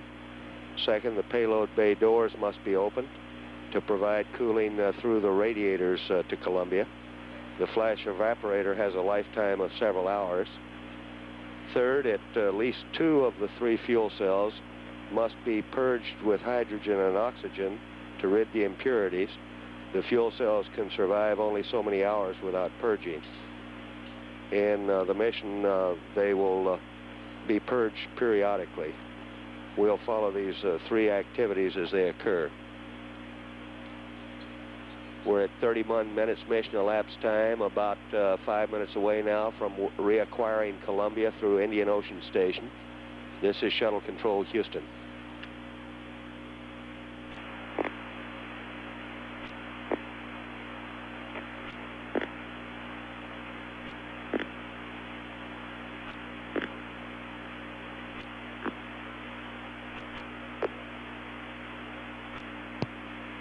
Shuttle Control, Houston, 36 minutes mission elapsed time. Now acquisition of signal with Indian Ocean Station.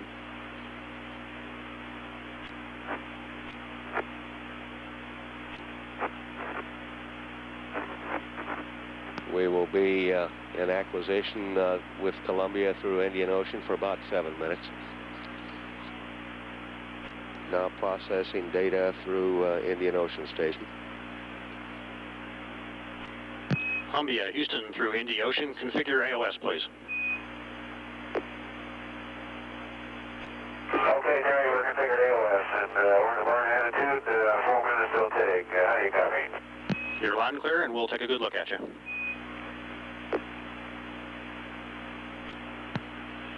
Shuttle Control, Houston, about 3.5 minutes away now from the second OMS burn.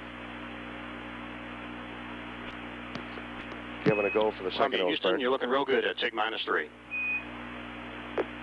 Okay, that's good news. Thank you, Jerry. Jerry, I just completed the vacuum editing terminate steps. Roger, we copy.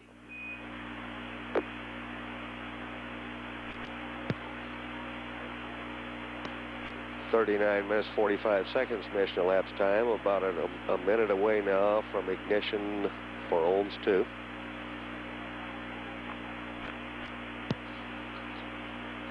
.41 minutes mission elapsed time. The prop systems engineer reports ignition, 2 good engines. 2 good engines, good control. We're about 2 minutes away now from loss of signal through Indian Ocean. The OMS 2 burn now underway. Shuttle Control, Houston, 42 minutes, 30 seconds mission elapsed time. The prop systems engineer reports cutoff on time. The second OMS burn completed.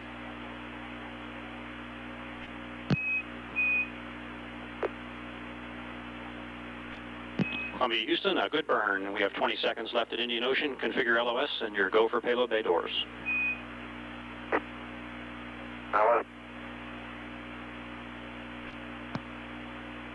This is Shuttle Control, Houston, at 43 minutes, 25 seconds mission elapsed time. Loss of signal now with Columbia through Indian Ocean Station. The next station to acquire will be Yargady in approximately 8.5 minutes. As we passed out of Indian Ocean Station range, Capcom Terry Hart passed along to the crew, Jack Lausma and Gordon Fullerton, that the OMS 2 burn looked good. The crew was given a go for the payload bay door opening. At 44 minutes mission elapsed time, this is Shuttle Control, Houston. Shuttle Control Houston, 47 minutes mission elapsed time. Flight Dynamics reports that the second ohms burn came off as scheduled. The current orbit reading 130 nautical miles by 130 nautical miles. Time of ignition was 40 minutes 50 seconds. The delta V 152 feet per second. The burn duration 1 minute 32 seconds. At 47.5 minutes mission elapsed time, this is Shuttle Control Houston.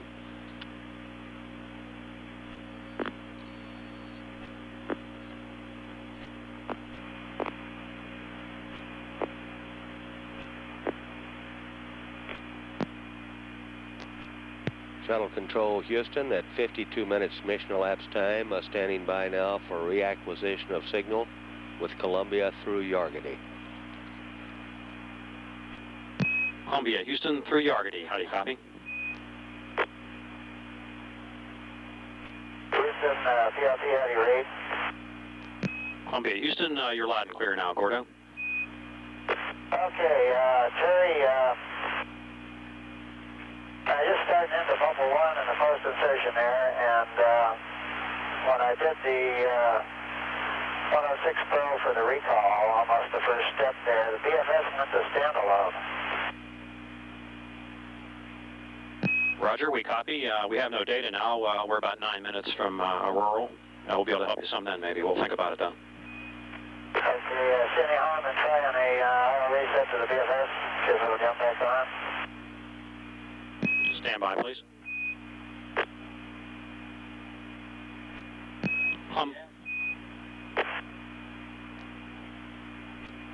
Columbia, Houston, would you confirm that the strings in the pass transferred okay? They all look good. The system has no arrows on it. Roger, we recommend an auto reset in the backup at this time, and you're go to proceed. Okay, let's see what happens. Okay, it looks like it jumped back and it's tracking okay now. Roger, we don't think it's any impact. Gordo, why don't you press on with the procedure? Okay, I'll do that. Shuttle Control Houston at 55 minutes 25 seconds mission elapsed time. A little under 4 minutes remaining on this Yargady pass. Yargady is a UHF station, so we're receiving no ground data. Shuttle Control Houston, 57 minutes 25 seconds mission elapsed time. The onboard computer system now in the process of being reloaded. Presumably, Lausma and Fullerton are now getting ready to freeze dry one of the primary computers, STS-3, the entry program, to put it to sleep, so they will be assured of a good computer on entry day. Following that, the balance of the computers will be transitioned from Ops 1 into Ops 2. Columbia, Houston, we have 1 minute left at Yargady. We'll see you at Auroral in about 3 minutes. Okay, sounds good.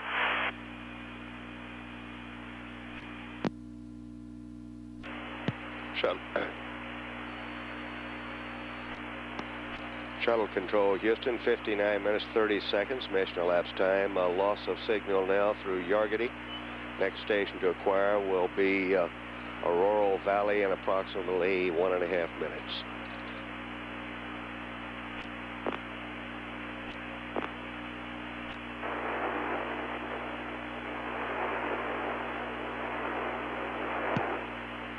Shuttle Control Houston, 1 hour, 1 minute mission elapsed time. We've reacquired Columbia through Auroral Valley.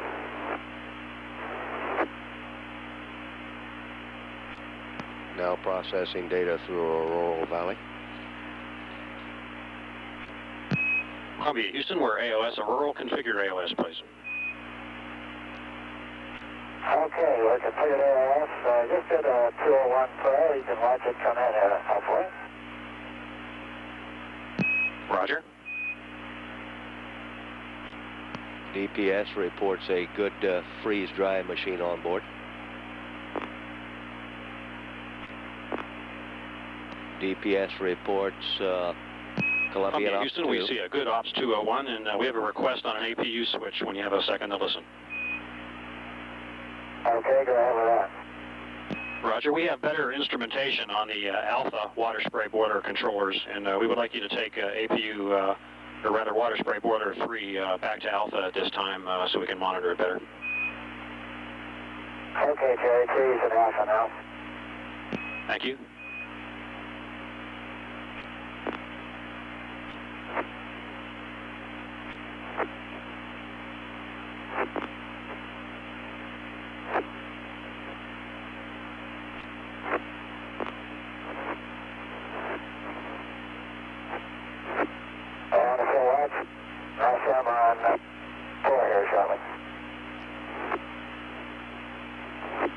Roger, we're with you for about another 1.5 minutes.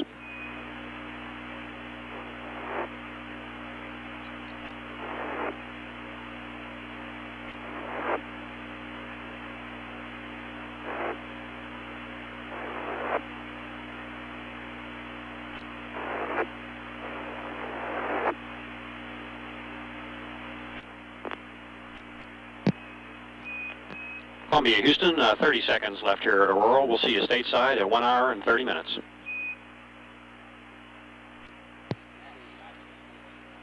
Shuttle Control, Houston, at 1 hour, 5.5 minutes mission elapsed time. Loss of signal with Columbia through Aurora Valley.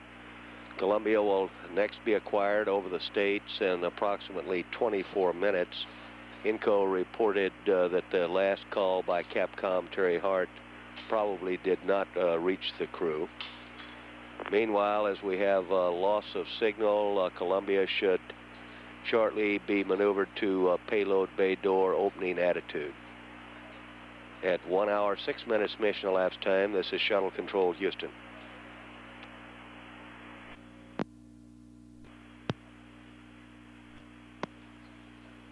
This is Shuttle Control, Houston, 1 hour, 20 minutes mission elapsed time. About 10 minutes away now from reacquiring Columbia over the States. Meanwhile, the crew aboard Columbia should be getting started on the radiator activation and setting up the theodolite, or installing the theodolite for sightings. As Columbia passes over the States, Lausma and Fullerton should be coming up on the work on the payload bay doors. It's a slow and deliberate process. Both are at the back station, the aft flight deck. Left is Fullerton, right is Lausma. Prior to the start of the operation, the theodolite must be installed and sightings made on the handrail targets and several starboard centerline targets, and record the values. Fullerton should be operating the keyboard and switches for the latch and door opening. The sequence goes as follows. Select auto mode and start door opening. Stop sequence after about 30 seconds. Take theodolite sightings on the starboard handrail target and selected port centerline targets. Record the values, then complete door opening. While still in auto mode, close doors until the starboard door is almost closed. Then visually determine which centerline latch will make first contact with a centerline latch striker plate. Record the latch number and its contact point. Take theodolite sightings on the starboard handrail and selected starboard centerline targets. Record values, then complete the door closing. Initiate automatic door open sequence and record the time from start until all door open indicators or indications are received. The radiators are then deployed. With the doors opened and the radiators deployed, the crew finally takes theodolite sightings on the handrail targets and longeron targets. The values are then recorded. We're about 7.5 minutes away now from reacquiring Columbia. This is Shuttle Control Houston. This is Shuttle Control Houston, 1 hour, 29 minutes mission elapsed time, about a minute away now from reacquiring Columbia over this stateside pass at the start of the second revolution of the flight of STS-3.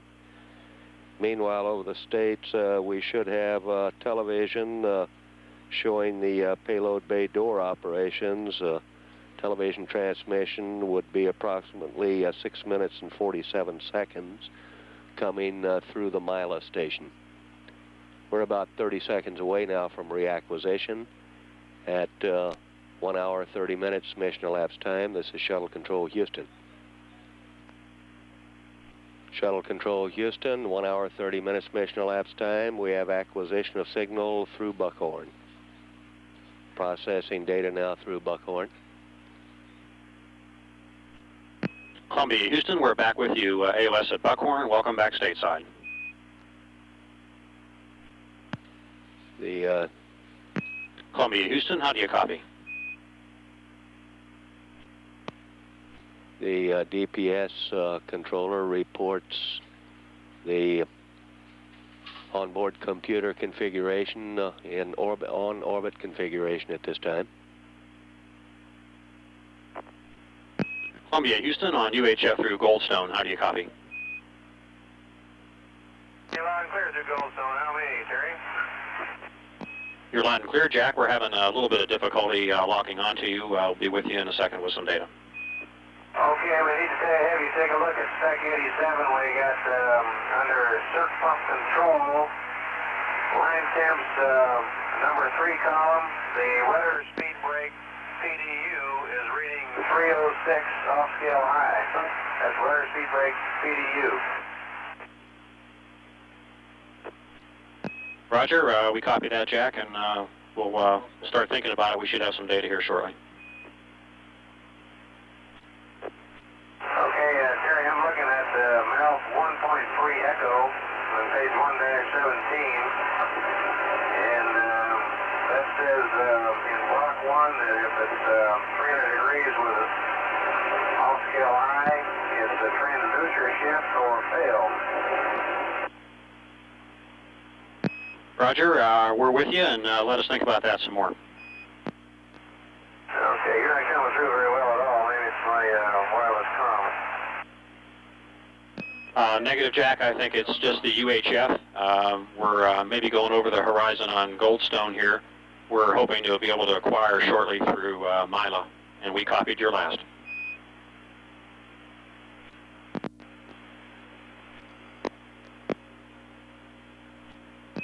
Columbia, Houston through Mila now. How do you copy? Okay, I'm hearing you a little weakly. I think Gordo's hearing you better. We're getting the payload bay lights on and getting ready to work on the doors. Roger. 1 hour, 37 minutes mission elapsed time. That was Commander Jack Lausma talking to Capcom Terry Hart. No indication or no data indication yet of In Columbia, Houston, be advised that we think the PDU problem is a transducer shift, and we're no more action is required at this time. We'd like you to proceed with the payload bay doors. Okay, we got the dial light up and getting ready to activate the TV. Roger, and we have good data now. Shuttle Control Houston, 1 hour, 38 minutes mission elapsed time. About 9 minutes remaining on this stateside pass. No indication yet that the latches have been opened. Houston, we brought the USS and all those things along we were talking about. We see an American flag down there in the USS, and we got Canada written right on the arm. Roger, we understand, and we'll be trying to get some TV downlink here shortly. Shuttle Control Houston, 1 hour, 40 minutes mission elapsed time. Only about 3 minutes of television remaining. Columbia, Houston, we have a good TV downlink at this time through camera Delta. Okay. Hey, Terry, we're running a little late here. we got to take our first set of target readings, so we probably won't be able to show you the doors opening. Roger, no problem at all, Gordo. Just proceed at your own pace there. 1 hour, 40 minutes mission elapsed time. That was Gordon Fullerton reporting that they will probably not be able to show the door opening on television because of timeline constraints.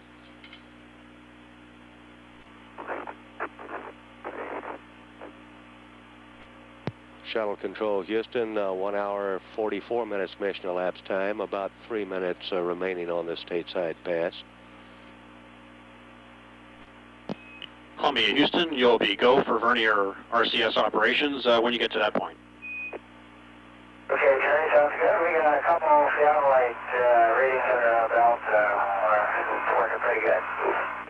Okay, real good. We have a minute and a half left here at Bermuda now, and be advised that we're still looking at the APU-3 problem, but we see no reason that APU should not perform fine for entry. We suspect it was a freeze-up.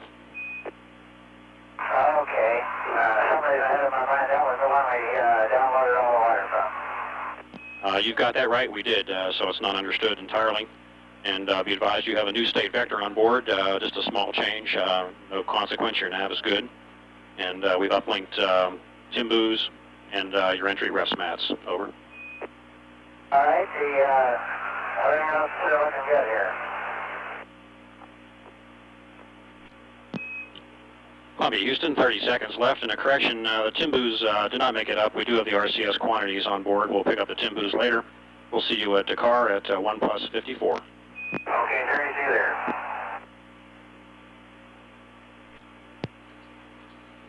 This is Shuttle Control Houston, 1 hour, 47 minutes mission elapsed time.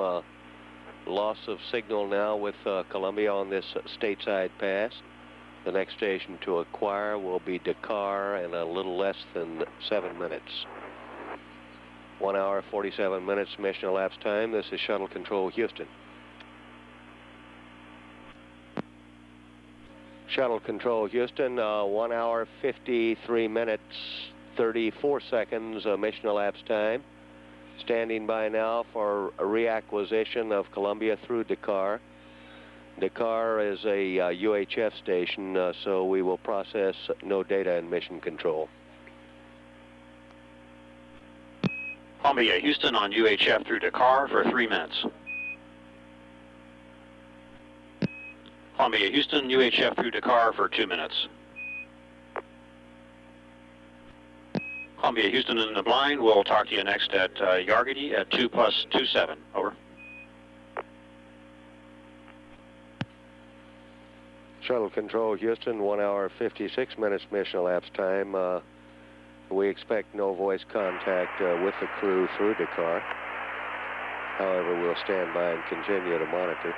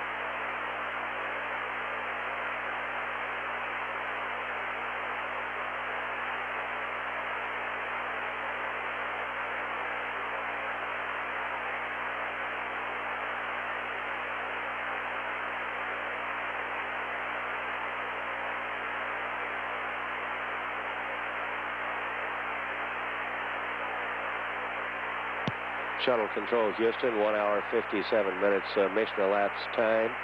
Out of station range now with Dakar. We expect the next contact with Columbia through Yargady in approximately 29.5 minutes. This is Shuttle Control Houston.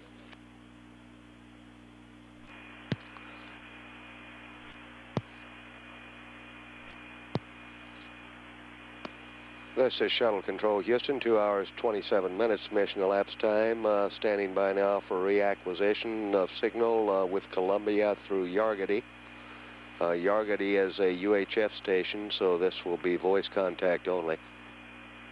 Columbia, Houston through Yargady for 6 minutes. Okay, we're hearing you loud and clear through Yargady, Terry. We're running a little behind the timeline. The satellite readings are what's getting us behind, but we're working on target set C right now, I believe. The port or starboard door is almost closed. We're just about finished up with these, and we're going to press on with them. Roger, we're with you, and it sounds good. You're making fine progress.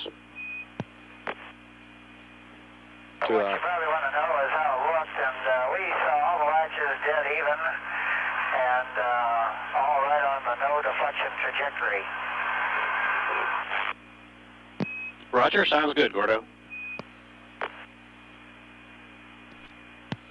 Shuttle Control Houston, 2 hours, 29 minutes mission elapsed time. The ECOM reports that in the payload bay door operation sequence that the doors have been cycled open once and back toward closed. Okay, Houston, a while ago we got a Spec 66 water message, and looks like maybe we're using water out of one of the tanks, and that ought to go away once we get the doors open. Roger, we copy. We'll have data in about 5 minutes through Auroral.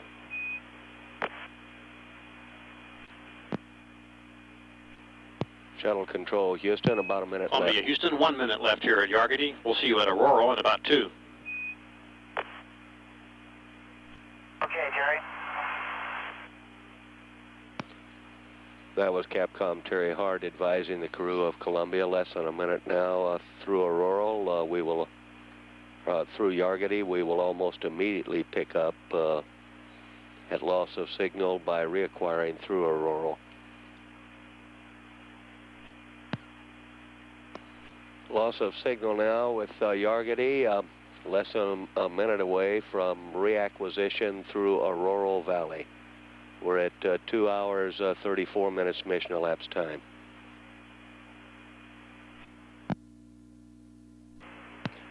Shuttle Control Houston, Auroral has acquisition of signal, processing data. Columbia, Houston, we're AOS Auroral for 4 minutes. Okay, on Auroral, if you got data, you can watch the doors come open. We're about to start the auto open all the way. Roger, we're with you, and we'll be looking at that Spec 66 water message. And Houston, as I recall, you gave us a go for Verniers, didn't you? Columbia, Houston, that's affirmative. Your go for Vernier ops. For all the times that worked out to be double motor times, and we've got all the latch micro switches just like in a simulator with no failures in there. Roger, sounds good, Gordo. Shuttle Control Houston, we show all of the center line latches released now. We're at 2 hours. There was one time that we, when it began daylight, we turned off the payload bay lights. And there goes the door open. And later on, we, after a few minutes, decided we needed them back on because the sun was going down, and they didn't come back on. We waited classic 3 to 5 minutes, and nothing happened, so we just turned the switches off and waited a lot longer period of time, and now we've got the bulkhead light back on. So for some reason, there's a time delay that we weren't aware of.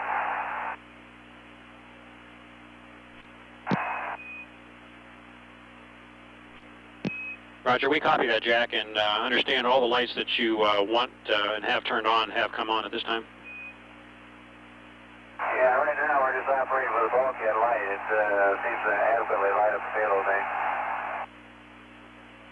Roger, and be advised the Spec 66 water message was due to tank Charlie quantity, and you're right on your assumption that it should be okay once we get the doors open. Yeah, we took a look at it. We saw that one of the tanks was down.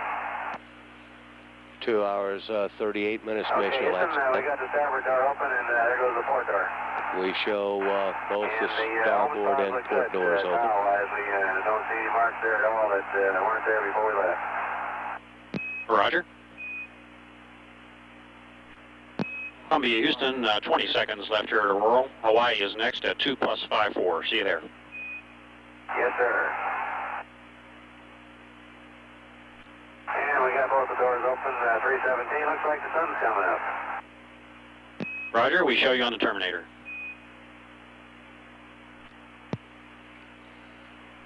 Shuttle Control Houston, 2 hours, 39 minutes mission elapsed time. Loss of signal now with Columbia through Aurora Valley.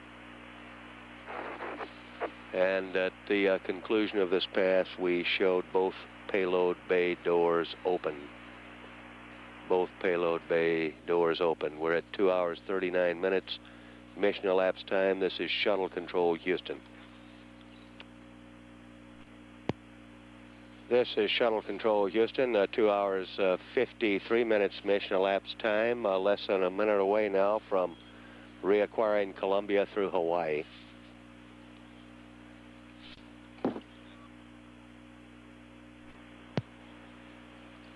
Shuttle Control Houston, 2 hours, 54 minutes mission elapsed time. We've reacquired Columbia through Hawaii. We show both payload bay doors open. Columbia, Houston, we're AOS Hawaii for 3 minutes. Okay, Jerry, we have got a spectacular view. That's really hard to stop looking out the window. We're top down, looking down there toward Hawaii somewhere, and mostly blue water, though, and clouds.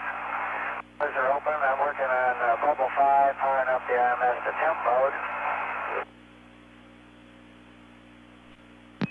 Roger, we copy, and if we could interrupt you for a minute, could we have Spec 1 on a GNC machine so that we may change our variable downlist parameters? Okay, and we're also on the vernier jets, Houston. We're maneuvering to our PTC attitude, and should be there shortly, and when we get there, then we will initiate the PTC. Roger, we see that, Jack, and it looks good to us. And I'm resetting the caution warning. What do you think about starting the auto fuel cell purge test? Roger, Columbia, your go for the fuel cell auto purge test. Terry, when we put the, did an auto reset to SM after powering up the pallet, we got a Spec 91 OBC status message. We haven't chased it yet. It doesn't sound too serious. Would you have a look at it? Roger, we'll do that, and we'll advise you over the States. And our alarm looks comfortable. All the joints are 65 degrees, except one of them there was 62. Roger, we copy, and CRT is yours again. We'll get the SM variable downlist stateside. We have about 50 seconds left here at Hawaii, and Buckhorn is next in 5 minutes. Okay.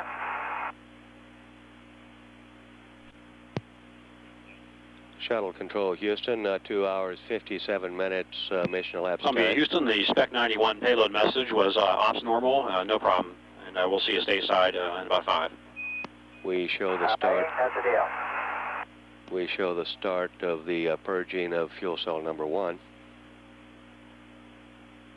Going out of station range now with Hawaii on the 3rd revolution at 2 hours, 58 minutes mission elapsed time. This is Shuttle Control Houston.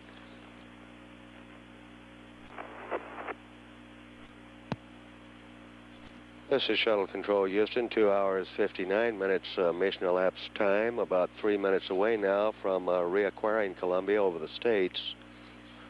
The shutdown of APU, or Auxiliary Power Unit number 3, during the powered phase of flight at the request of the Mission Control Center was strictly a precautionary measure in response to overheating.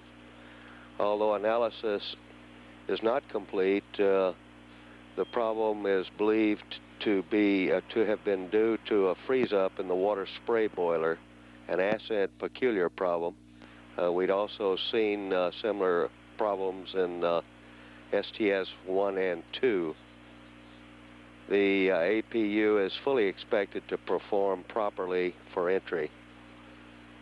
We're at 3 hours mission elapsed time. This is Shuttle Control Houston. Shuttle Control Houston, 3 hours. Columbia, Houston, AOS Buckhorn. Jerry, you're loud and clear at Buckhorn. Roger, you're loud and clear, Gordo, and we have a couple switches to clean up on R1 and R2 there sometime during the stateside pass, if you could float on over that direction. Okay, I'm right there now. Why don't you shoot 'em? Okay, the first one, we noticed during fired flight that Cryo O2, Tank 3, Heater Alpha 1 current sensor tripped, even though the heater was not on. And when you go to power up 3, we think that will still be indicating a trip. So we'd like you at this time to reset Cryo O2 Tank Heater 3. Okay, Cryo O2 Tank 3 heater has been reset. Got any more? Yes, we do. That fixed that problem, Gordo. We're ops normal now on cryos. And the other one concerns MPS TVC ISO number 3. Since you shut down the APU during powered flight there, we didn't get a chance to close that ISO. So at this time, if you would take hydraulic circ pump number 3 to on, and then close MPS TVC. Hey, you dropped out. Are you still there? Roger, how do you copy? Little drop out. Got you now. Roger, and did you copy the first about MPS TVC ISO? It looks like the fuel cell purge happened in Houston, although the numbers were a little difficult to follow. I'd like you to take a look at it and see what you think. Roger, we'll be doing that, Jack. Hey, I need you to say again, the MPS TVC ISO valve number 3, are we going to start the circ pump and close it or something like that? That's affirmative, and we'd like you to take hydraulic circ pump number 3 to on at this time, and then to close MPC TVC ISO number 3 and check a talkback closed. Okay, I'll do that right now. Circ pump's on, showing about 200 PSI. Roger. And now the ISO valve's closed with a closed talkback. Roger, you're go to turn the circ pump 3 to off. Pump 3 is off. In Columbia, Houston, we'll be adding a TV pass here over Mila. No action required on your part. We'll take command of the TVs at that time and request a Spec 1 on an SM machine at this time on the SM machine, and we'll do our variable parameters to the SM. Okay, you got Spec 1 on CRT 2. Number 2. Shuttle Control Houston, 3 hours, 6 minutes mission elapsed time. A go, no-go status check and mission control Jerry, by can you flight. tell us where we are right now, looking at the big map there? Flight Director Tom. Sure can. We see across in the I coast. can tell. We're right over the Salton Sea. How about that? Roger, and we're thinking you may be able to see Edwards. We got Edwards, Rogers, and Rosamond Lake with a lot of water in them. A lot of snow on the mountains north of LA. Roger, sounds like a beautiful sight. Let's just cancel all the tests and we'll look out the window for 7 days. Well, we're going to have 1 or 2 things for you to do in this next 7 days, I think. We're going to take a time out and take a look at this. All right with you, Terry? Shuttle Control Houston, 3 hours, 7 minutes mission elapsed time. Lousma and Fullerton given a go to stay on Columbia, orbit. Houston, enjoy the view. You are go for orbit. And the fuel cell purge looks good to us. We'll be picking up TV at Mila. Roger, good news, go for orbit. I don't know a better place to get it. We got a great view just looking down. We went just north of Phoenix. Lots of snow in the Murray Hills. Roger, sounds great. Okay, I guess you all turned on the D camera, is that correct? Stand by, please. Columbia, Houston, you have a go to initiate the roll rate for PTC at this time. Yeah, I was thinking you'd say that, but we're going to kind of wait till see this view over the U.S., if you don't mind. Okay, I guess we were fighting with you for the view. We were hoping to get some good TV. We'll be using the RMS camera for TV over Mila, but your call. Okay, the payload bay is pointing right at the Earth. Roger, sounds good, just like you are, Jack. Looking way out to the east here, and as far as I can see, there's no clouds. It ought to be a good day for sightseeing. Sounds good. We'll be losing our data here shortly. We should maintain UHF through Salina Peak and pick you up again at Mila in about 5 minutes. Okay.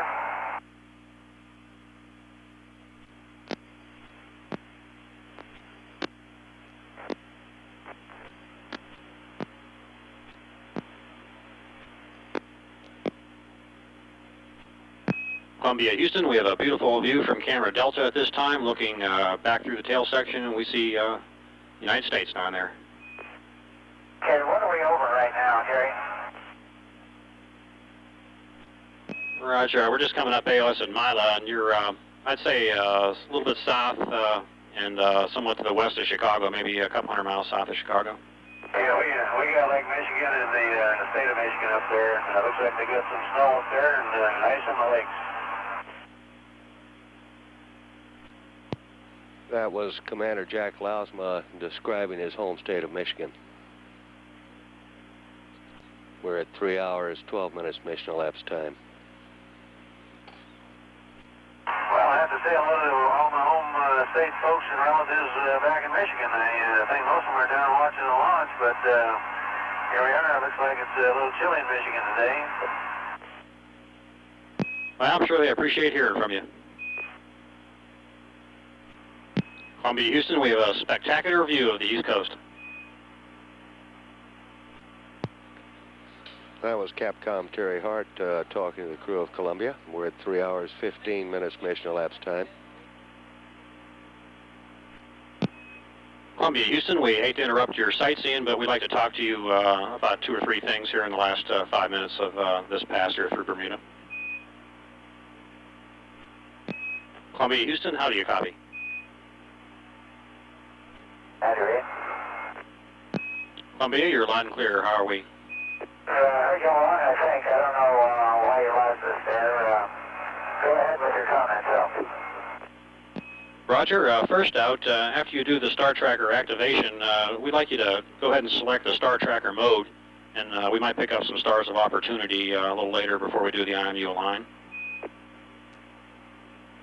Okay, we'll do that. Next item on the payload lighting, we'd recommend you leave the lights on pretty much unless the checklist has you turning them off sometime during the cap. But if you do need to turn them off, you'll need to wait at least 10 minutes before turning them back on. That's the hot start time, and it may take 2 to 5 minutes before they actually come on. Over. Okay, you're recommending we leave them on, and even through the daylight? Roger, Columbia, as required, and if during the in the cap somewhere they recommend you to turn them off, you can go ahead and do that at that time. Okay, we'll put them off for now and turn them on at sunset, which won't be long, I guess. And Houston, we just initiated PTC. How's it look? Stand by 1, we'll take a look. Roger, the PTC looks good to us, and concerning the fuel cell purges, we have computed on the ground the delta voltage numbers for the back of the fuel cell purge Q card, and they should be good for the entire mission. If you'd like to note them on there, we'll be glad to read them to you. You'll not have to use the nomograph. Okay, Terry, why don't you give them to me? I got the card in hand. Roger, fuel cell number 1 is plus 1.2. Fuel cell number 2 is plus 0.9. Fuel cell number 3 is plus 1.1. Over. Okay, as assume the bridge went okay. We were watching it very close there. It went just fine, Gordo, and we expect those Delta V's to hold throughout the mission. Also, because of our 1 hour late liftoff time, vice the cap, you will have sunrise and sunset times occur about 4 minutes early. Star times may also be off a little bit during the mission, but we'll talk to you more about that later. The stars for today, there's no impact due to the 1 hour slip. Over. Okay. And might remind you to change your liftoff time for the deorbit program. Why don't you give me that time so that I can cross-check my own calculation? Roger, it'll be 81.1600. Roger, 81.1600. Roger, you've got it. We've got about 1 minute left here at Bermuda. Sure. And Columbia, Houston, we have 30 seconds left here at Bermuda. A reminder, while the launch phase is still fresh in your memory, you may want to dictate some comments and impressions on ICOM there, and if you'll make a note of the MET at which you do that and tell us later, we'll play those back and listen to them here on the ground. Dakar is next at... Okay, we'll see Dakar. Roger, we'll see you at Dakar at 3+25. Okay. Shuttle Control Houston at 3 hours 21 minutes mission elapsed time. Loss of signal now with Columbia on this third revolution stateside pass. During this pass, astronauts Jack Klausman and Gordon Fullerton were given a go to stay on orbit. We're a little under 4 minutes away now from reacquiring Columbia through Dakar. At 3 hours 22 minutes mission elapsed time, this is Shuttle Control Houston.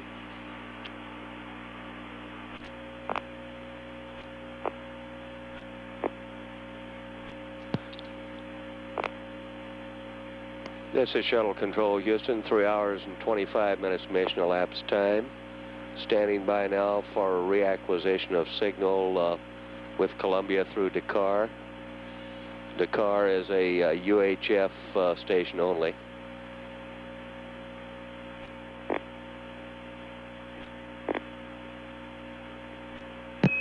Columbia, Houston, UHF through Dakar for 6 minutes. Okay, I'm hearing you through Dakar. How about me? Go ahead, Terry. You're loud and clear, Jack, and a couple of notes. We did send a teleprinter message up stateside there. It's a test message. Okay, we'll take a look at it when we're down here. We're doing bubble 1 on page 117. Gordon will move down below. He's probably going to get ready to get his suit off. Roger, sounds good, and there's no constraint now on checking the payload bay doors open for at least 1 hour before turning the IECM on. You can go ahead and do that anytime now. Understand we can turn the IECM on anytime? Is that what you told me? Roger, it's down toward the bottom of that bubble that you're working. It has you check the payload bay doors open for at least 1 hour. Well, we're not quite there yet, but you can go ahead and do that step. Okay, I will do the IECM step. Thank you. Columbia, Houston. Just a couple things. We did turn off your TV system leaving Mana there, and it's yours again if you wish to turn it back on. Okay, we'll leave it off for now. And what else? Roger, and we're real interested in the quality of the drinking water on board anytime you get a chance to give us a report on that. Okay, we'll get there eventually. Stand by, please. Roger, we have about a minute left here at Dakar, and Botswana's next at 3+43. We'll see you there. See you at Botswana, Terry. Shuttle Control Houston, 3 hours 33 minutes mission elapsed time. We have a loss of signal now with Dakar. Next station to acquire will be Botswana in approximately 10 minutes. This is Shuttle Control Houston. leave him out with you from here. Columbia, Houston, UHF through Botswana. Columbia, Houston, UHF through Botswana for 4+30. Okay, we're hearing you through Botswana. We got the star trackers on, and we got them at item 3 and 4. And we cleared to go ahead with the...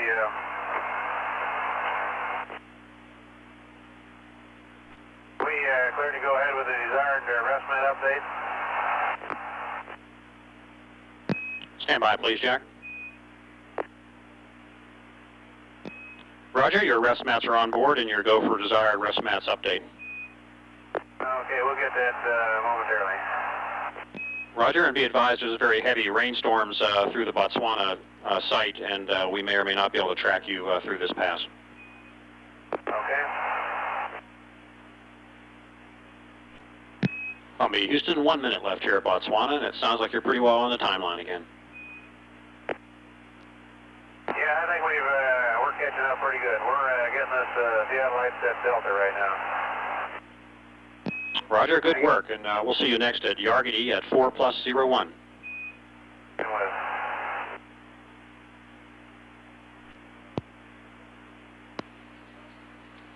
This is Shuttle Control Houston at 3 hours 48 minutes mission elapsed time. Loss of signal now with Botswana.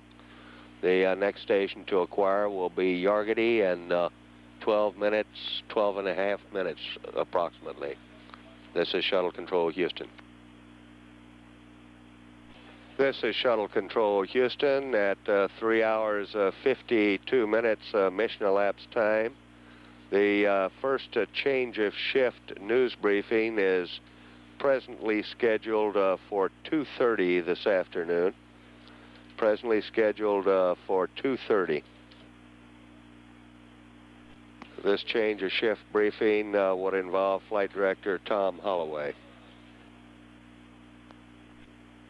This is Shuttle Control Houston at 3 hours 54 minutes mission elapsed time.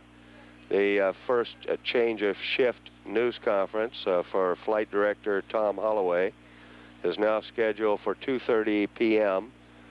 And the change of shift news conference, that's 2:30 p.m. Central Time. The change of shift news conference will take place in the room 135, auditorium building number 2. This is Shuttle Control Houston.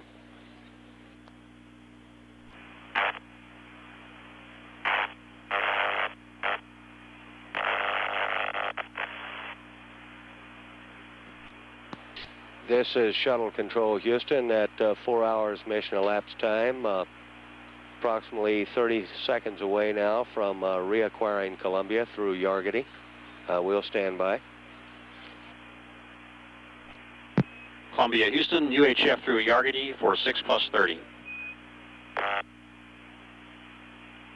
ready to through Yargity. Terry, Gordon's down, getting the suit off. I enabled the star trackers. We did the update with IMU-3, and we're just tidying up a little bit. What can we do for you?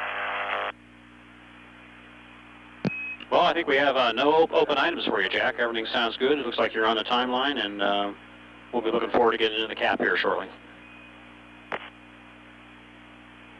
as soon as the girl gets the suit off and gets up, I'll go down and do the same, so we'll have somebody on comm all the time. Roger, we appreciate that. Thank you.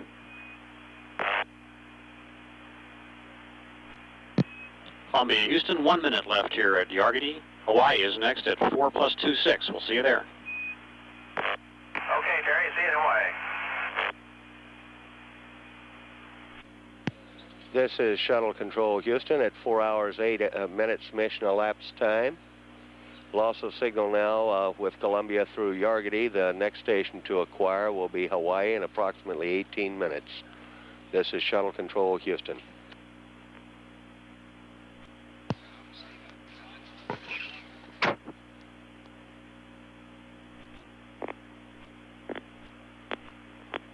Voice control, JPL 237. This is Mission Control Houston, 4 hours 25 minutes into the third flight of Spaceship Columbia. now beginning its 4th orbit, and about 33 seconds away from acquisition through the tracking station on Kunia, Hawaii. Should be in the midst of meal preparation at this time after activating the OS-1 payload pallet. We'll wait for a word from the crew. Columbia, Houston, we're AOS Hawaii for 7 minutes. Okay, Houston, how you reading Hawaii? Roger, you're loud and clear, Jack. Okay, let me tell you one thing right to begin with. It's not a big deal, but it's something you need to work on. Go to the suit off. I'm up here activating the OSS, and I started the recorder at 420, 4 plus 20, and I started entering the hex commands on page 1-5. I entered the last command at 4 plus 25. However, I noticed in the last entry there where it says check the engineering data select light to be off, that's got a number 8 on it. That light is not off. And I want to know if you want me to proceed to activate the PDP in spite of that. Roger, we copy. Stand by, please. Columbia, Houston, your go to press on with that, Jack. Okay, and let us know what you hear about that light number 8, the engineering data light select being on. Roger, we'll get back to you on it. Columbia, Houston. Yeah, go ahead, Terry. Roger, we think the engineering data select light number 8 should be off at this time. We think it just initialized that way, and it looks like it's go for off now. Would you confirm it's off? Yeah, now that I'm back over here, I noticed that it is off. OSS. Roger, and there'll be no problem with that. And Columbia, Houston, the STS-3 Ascent team has now been named the Ivory team. And we'd like to say that we've had a great time training with you the last few months, and it's been a great morning. We've really enjoyed it. We're going to hand you over to the orbit team here coming up on stateside. Okay, Terry, to you and Neil and all the rest of the troops on the team, we have enjoyed training with you too. This is one of the best training sims that we've ever had with you guys, and you got us off to a super start. We're thankful for it, we appreciate it, and we'll be looking forward to seeing you again later. Roger, we'll see you tomorrow night. Excuse me, I didn't mean to say Neil, I meant to say Tommy. Neil's coming on. Tommy, Columbia, Houston, we've lost AOS, and Neil will be with you here stateside. Mission Control, Houston. LOS at Hawaii, but only about 2.5 minutes until reacquisition through the stateside string of tracking stations. Meanwhile, the off-going flight director, Tommy Holloway, is making motions toward heading for the new center. He's now unplugged and taken off his headset, which is a great leap forward, as has the Capcom Terry Hart. Won't make the 2:30 advertised time, of course. 2 minutes now away from reacquisition through Goldstone and Buckhorn. Columbia, Houston, Neil and the Silver Team are with you stateside. hello there, Sally. Neil and the Silver Team. Here you're loud and clear. How many? You're loud and clear also, Jack. Okay, let me give you one to start working on the payload ops checklist, PDP activation 1-18. Says the TR tape recorder 1 channel 2 enable must not occur earlier than the cap pad time. Do you have a pad time for me? We'll work on that, Jack. Okay, I'm hung up on the OSS activation until you come up with that one. We understand and we're working on it. Okay.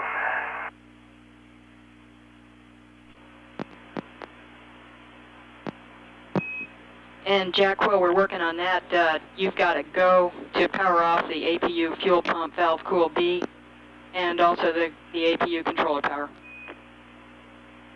Okay, let me go over there and say those again, okay? Roger. Okay, go ahead, Sally. Okay, Jack, this is the step that's called out in the cap at 4 plus 35. We'd like the APU fuel pump / valve cool Bravo off. All 3 APU controller powers off, OFF. And a cleanup item, we'd like the APU speed select, numbers 1 and 2 to normal. Okay, I've got the APU pump valve coolant Bravo off. I've got the APU controller power off, and you were cut out by a tone on the speed select. Roger, we'd like the APU speed select, number 1 and number 2, back to normal. The APU message, Spec 86, APU hydraulics APU. Okay, we'll look at that. And Columbia, your go to enable channel number 2 now. Okay, we'll do it now. And Columbia, that APU message that you got came when you powered the controllers down. You can ignore it. Okay, I figured it had something to do with that. Thank you. Okay, so I just enabled tape recorder 1, channel 2 at 440. Copy, 440.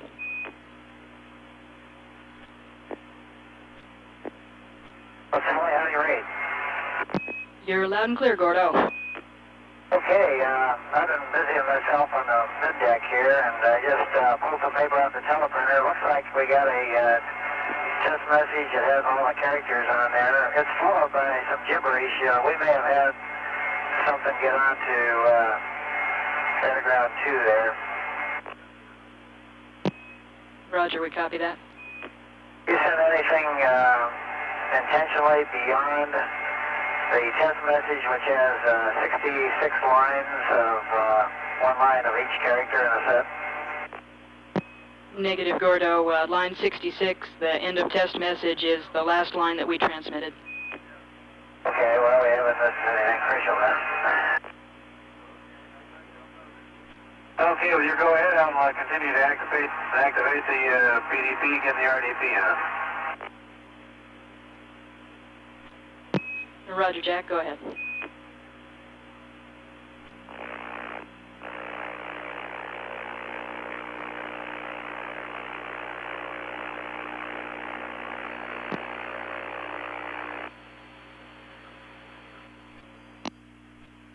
says to check the rim heater on, but the rim heater is not on. I presume you want me to turn it on, item 11?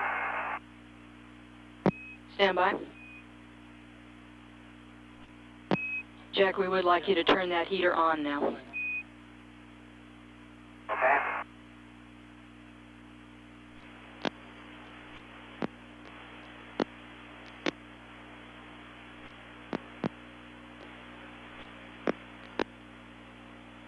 Hello, Houston, you still there? That's affirmative. We've got 7 minutes left over the States. Okay, I noticed in looking at the housekeeping page on the PDP that the pressure is bouncing around up to 63 and above 50 anyway. Every once in a while it shows something below 50, but it's erratic. Now it's 46, 49, 52, 45. I'd like you to know what you want me to do with respect to the high voltage. Roger, we'll look at that, Jack. And Jack, we'd like you to hold off and not turn on the high voltage until we get a chance to look at it. Okay, I'll leave the high voltage off, but I guess you'd like me to let you look at the other display pages or put them on a tape recorder and then go back to finish up on the OSS-1 activation, right? That's affirmative. Okay, tell all the rest of those OSS guys we're going to get them on here very shortly. We copy, Jack.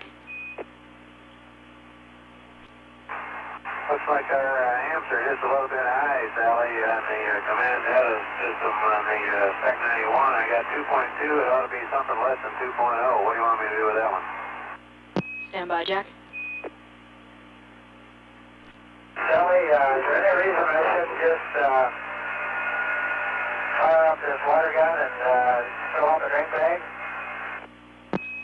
Gordo, we think that'd be a great idea. Okay. And Jack, you can press ahead with the activation. Okay, every once in a while I get a 1.9 out of it. Roger, we think it looks all right. Okay, there's the thermal canister. Roger. There's the induced atmosphere. We see it. And Columbia, we've got about 30 seconds to LOS. Dakar is next at 5 + 01. And just for information, the teleprinter message, we had the same sort of problem on the first message on STS-2. We think the teleprinter is working all right, and we do not intend to resend that message. Okay. Sally, I just filled up a drink bag. I would guess it's got about 10% bubbles in it, but that might have been because it was in there already. This is the same bag that Rita gave me pre-lunch. We copy that, Gordo, and enjoy your lunch.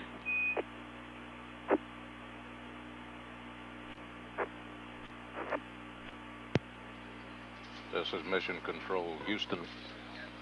Loss of signal through the stateside run on the 4th orbit, the flight of STS-3. Commander Jack Lausma presently activating the OS-1 payload. He encountered a pesky light on the recorder that would not go out, but he was advised to press on with the activation of the plasma data package, plasma diagnostic package.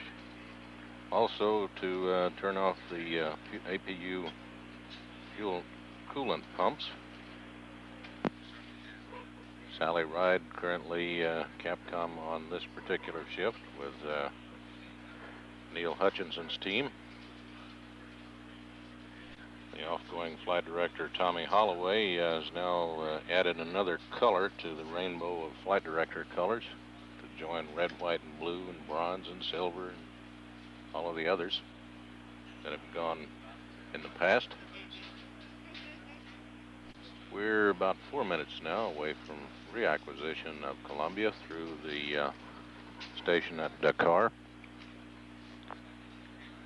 and overlapping with Ascension Island, actually. This is Mission Control Houston, about 5 seconds away from reacquisition through Dakar and Ascension Island.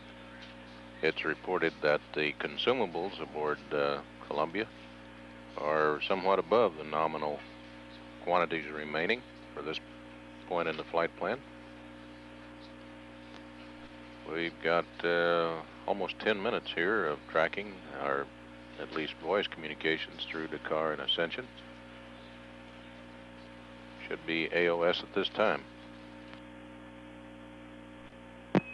Columbia, Houston through Dakar and Ascension for 9 minutes. I'm hearing you, Sally. How do you hear me? We hear you loud and clear, Jack. Okay, I'm hearing you kind of weakly. One other thing I want to tell you about is that the Spec 90 on the pallet amp, they're now reading 13, and the book says you ought to read less than 10.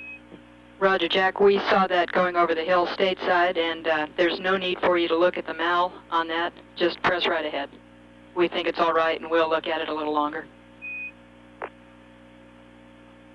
Okay, and I think you owe me one on the PDP high voltage. Roger, Jack. We need to look at that a little bit longer. We'd like you to just go ahead and take your suit off and have lunch, and we'll get back to you later on that. Okay, I notice the pressure is now reading 50. Roger. Columbia, Houston with 4 minutes left through Ascension. We have nothing for you on this pass. Our intention is just to let you enjoy your meal and do a little bit of sightseeing. Just for information, we sent you a state vector, and it looks good. And the private conference we had scheduled over Guam in about 45 minutes. We'll delay until you're finished with lunch. Okay, Sally. Sally, I'm in the process of putting in the CO2 absorbers right now. I'm fighting a floating treadmill at the moment. I had to unloosen it to get to the number 2 one here. We understand. Columbia, we're 30 seconds to LOS. Botswana's next in 5 minutes. Okay, Sally, and you can log 1 into A and 2 into B on the CO2 right now. We just had an alarm. Can you tell what it is? We're both downstairs at the moment. Looks like a water loop cycle, Gordo. Nothing to worry about. Okay, thanks. This is Mission Control, Houston. 5 hours, 11 minutes. The end of the third flight of spacecraft Columbia. Both Lausma and Fullerton now on the lower deck, preparing a meal. Apparently, Jack Lausma has been so busy activating the experiments that he has not had time to get out of his escape suit.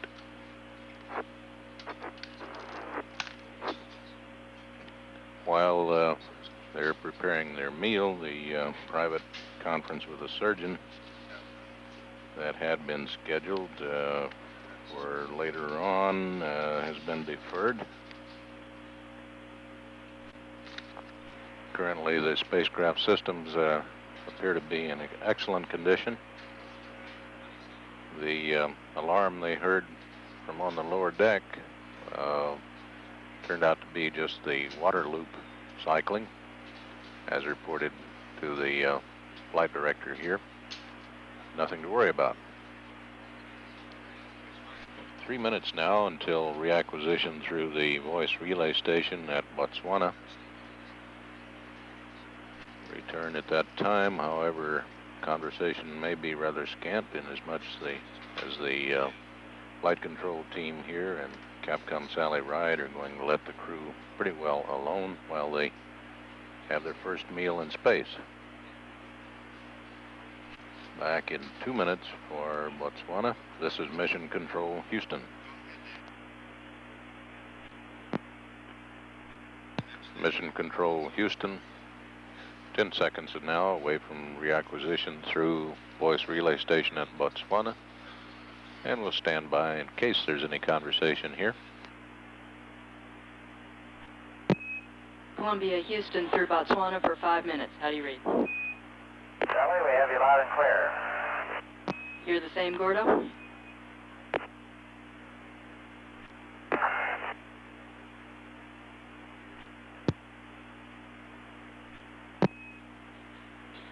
Columbia, Houston, we've got a couple questions on the water that you drew.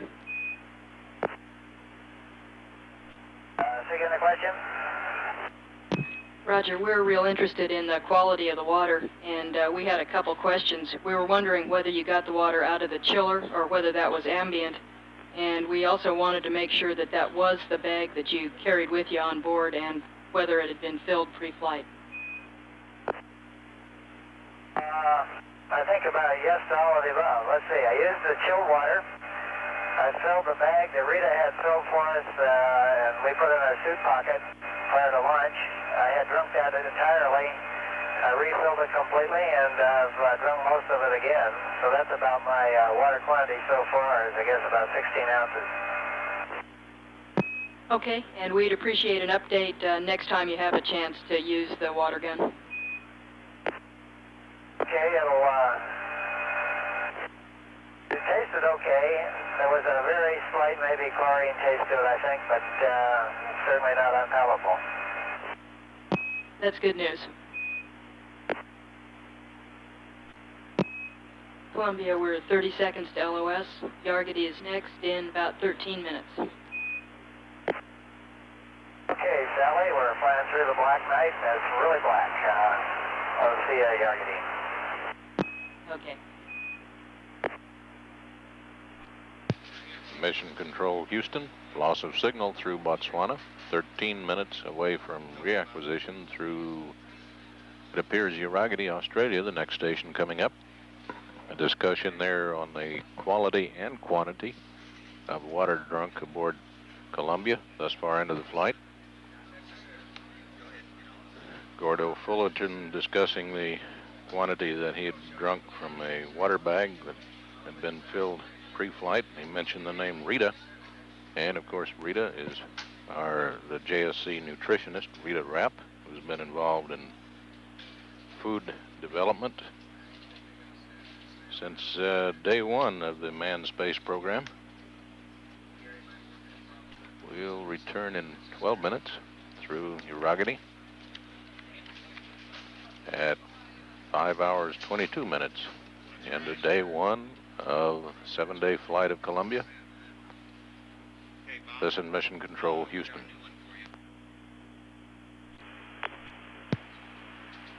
Mission Control, Houston.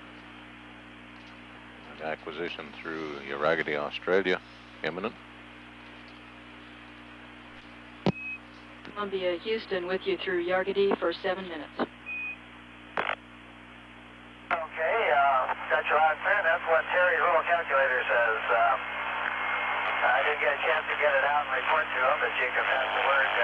Working just fine with the Victor was in it when we left.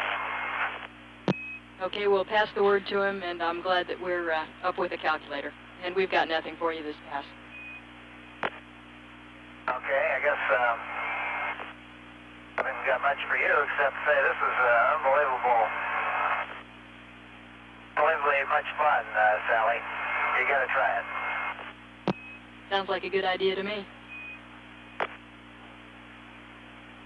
Finally learning not to swim so much and just float around, and I'm doing better. Sally, are you still there? That's affirmative, Gordo, for 5.5 minutes. If you see any of my friends from Aircraft Ops, tell them this is the best parabol I ever flew. We'll pass that on to the 135. And Gordo, if you're up on the flight deck and it's convenient, we have a request from the payloads people for an SIA observation. If okay. you're... If, about one for my third bag of water here. Okay, Gordo, why don't you just press with what you're doing, and we'll get the SIA observation when you're finished with your meal. Sally, I'm looking at the SIA now, and it's cranking from through about vertical now toward the aft. Looks good to me. Roger, we copy, Gordo, and on page 3-6 of the payload ops checklist, there's an SIA log that the payload people would like you to fill out when you get a chance. It's a short log that just describes the things that you see. And again, that's on page 3-6 of the payload ops. Might be a good time to look for this sort of thing. I'll have a look at that page. Okay, the POC would appreciate that. Okay, Sally, I can kind of give you the results of this easily. The assembly is moving. It's almost, well, it's just started back from full aft now. I can just see the sunrise out on the horizon as we kind of go tail first toward it. Payload bay's in full. And as far as induced atmosphere around here, there's, I see one little flake of something floating along after the tail back there. I have a couple flakes, maybe an inch or so long, but otherwise very clean around the spacecraft. No other particles at all. Okay, we copy that, Gordo. That's a good report. Could you tell us how many payload bay lights you have on? I don't have any on. I decided to give them a rest and turn them all off here at sunrise. And the payload bay is pointing toward the sun, at least enough that it's fully bathed in sunlight. Okay, that sounds like a good idea. Gordo, we're 1 minute to LOS. Guam is next in 8 minutes. at Guam.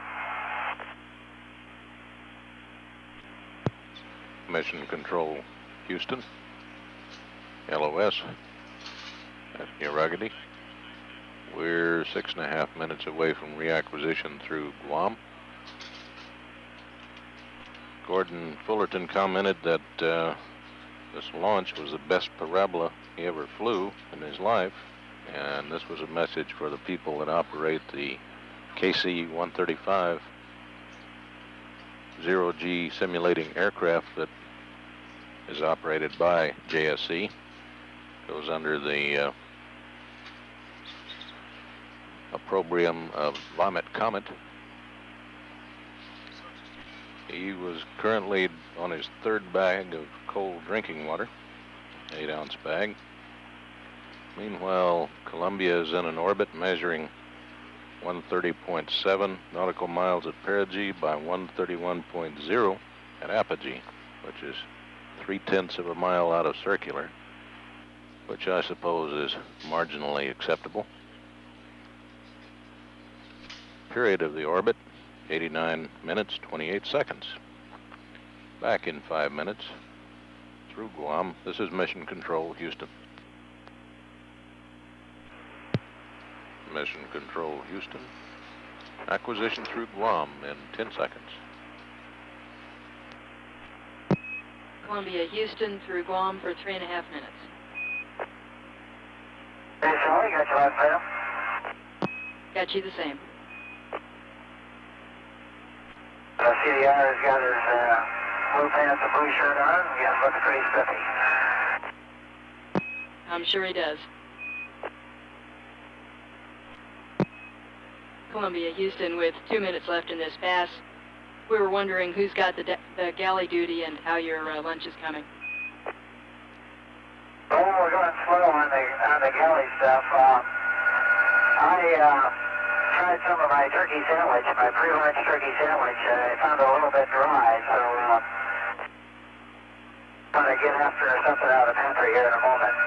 I've been drinking lots of water, and if it's okay with y'all, I'll ease into the food a little bit. That's fine with us, and we'd appreciate a call when you're finished with lunch so we can reschedule the conference. Okay, right now I'm taking the PGU readings. I'll have those numbers for you in a minute. Okay. Columbia, Houston, we've got about 30 seconds left in this pass.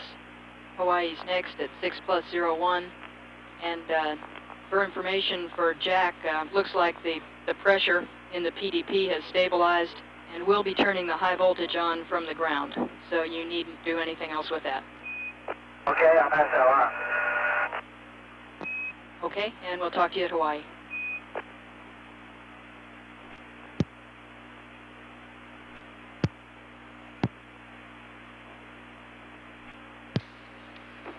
Mission Control, Houston. Loss of signal through Guam. 7 minutes away from reacquisition at Hawaii for probably the final time for 2 or 3 orbits until the ground track drifts over Hawaii again on the descending nodes. Gordon Fullerton and Jack Lausman now preparing their first meal in space. Fullerton commented that the turkey sandwich that was in his suit pocket seemed to be somewhat dry.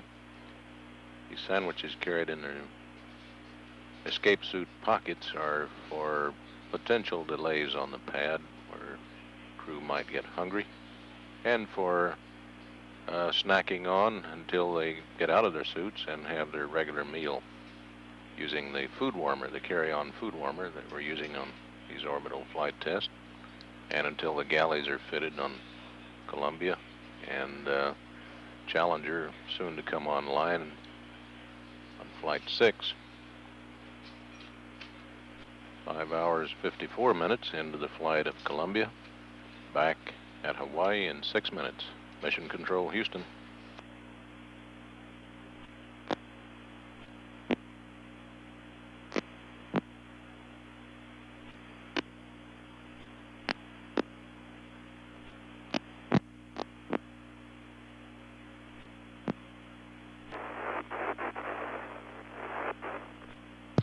Mission Control, Houston.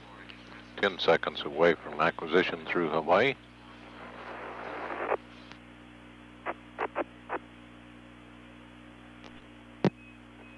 Columbia, Houston with you through Hawaii.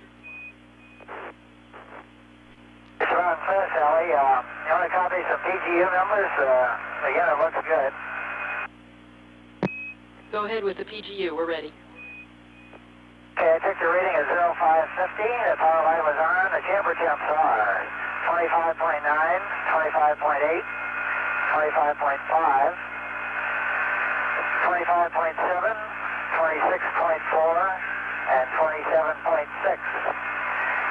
The temp warning light's off. The lamp status is on. It must be daytime in the PGU, and no record fault light. Did our late liftoff affect our MET at sunrise?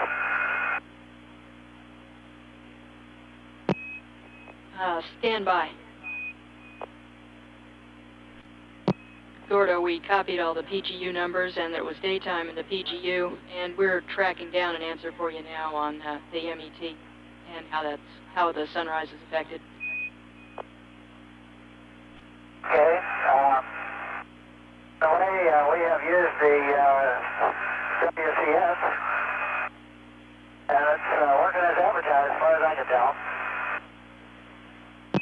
That is good news. CTV, loud and clear. This is CTV, you're loud and clear. Houston,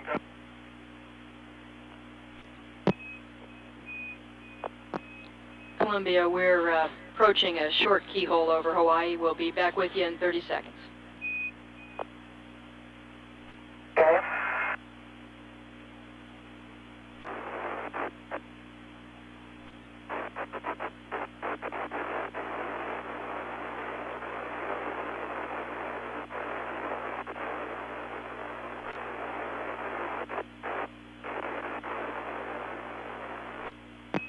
Columbia, we're back with you for 1 minute through Hawaii. Okay, did you get all the numbers on the PGU? That's affirmative. We got them all. I just made up a couple apple drinks. I'd estimate less than 5% bubbles in it. There's some in there, and I guess they're coming through the gun, but it doesn't seem to be objectionable when you drink the drink. We copy that. Thanks for the update. And we're 20 seconds to LOS. States are next in about 4 minutes. Roger.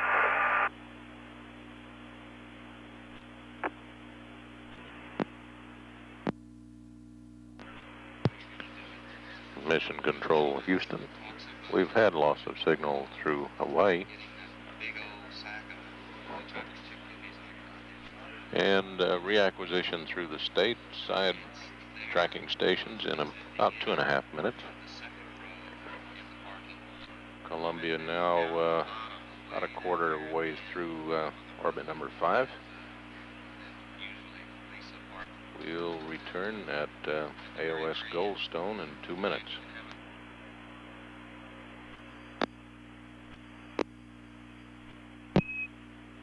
Columbia, Houston through the States. Okay, here you're loud and clear. How are you, Sally?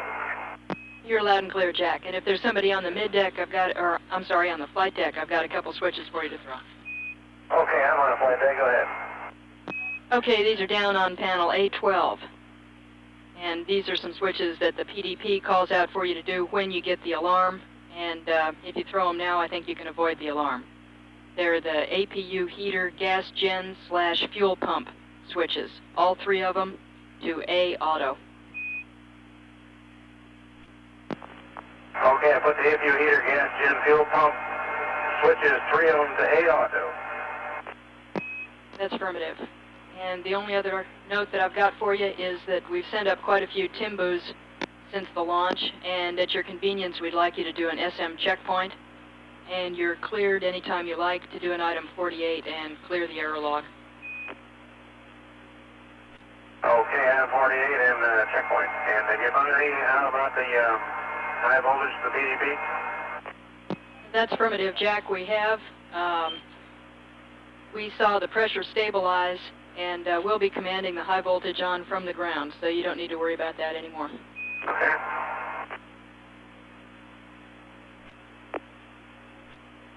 Is that Columbia? Go ahead.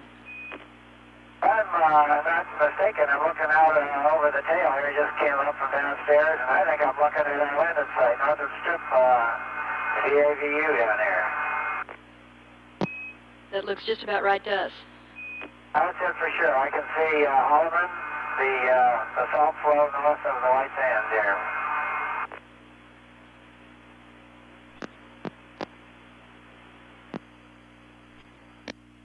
Houston, Columbia. Go ahead, Columbia. This happened a long time ago, back somewhere at this transition, after we get out of once we get into the PDP. The BFC light is sitting here staring at us. I don't remember that from the simulator. It's still on. That's on both F2 and F4, and is that the way it ought to be?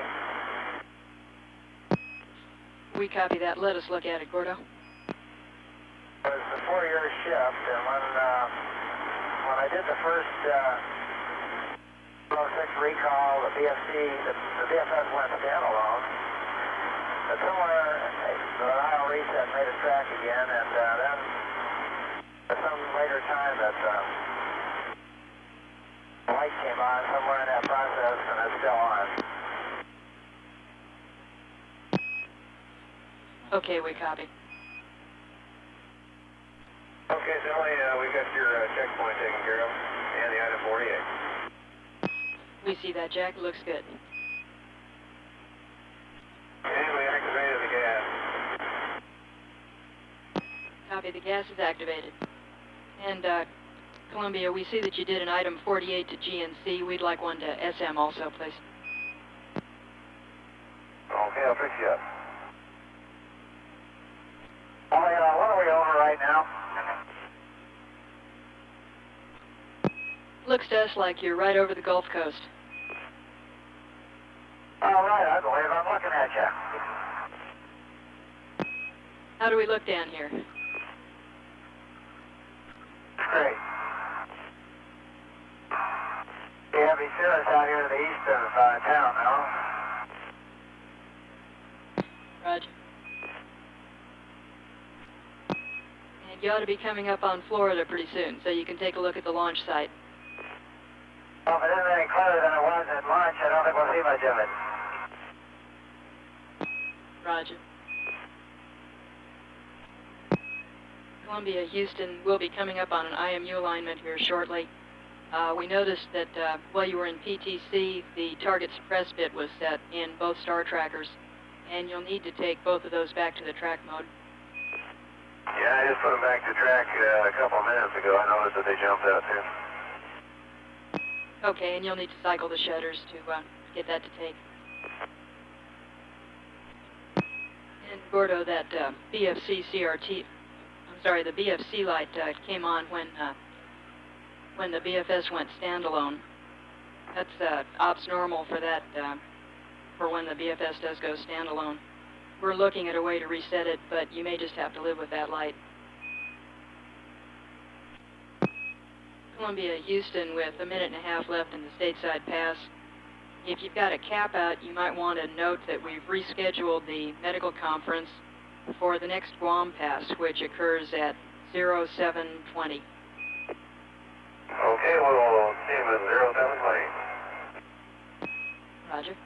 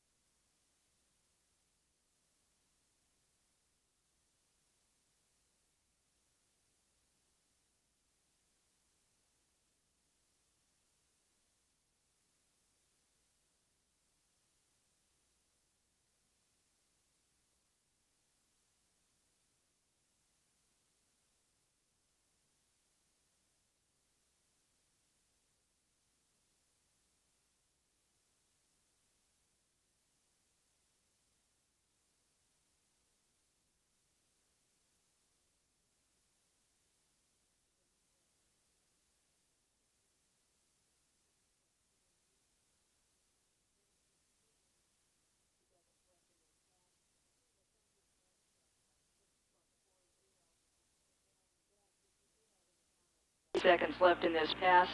Ascension's next at 6 plus 40. And Jack, if you do have any comments on the debris that you saw during ascent, we'd appreciate knowing the time that you put those comments on the recorder so we can get that data on playback. Okay, we just haven't gotten around to doing that yet, unfortunately, and we'll try to do that, Kelly. Thanks.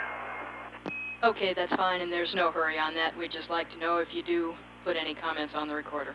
Okay, let us get some free time. We'll put our comments together and get them on recorder. Okay, talk to you at Ascension.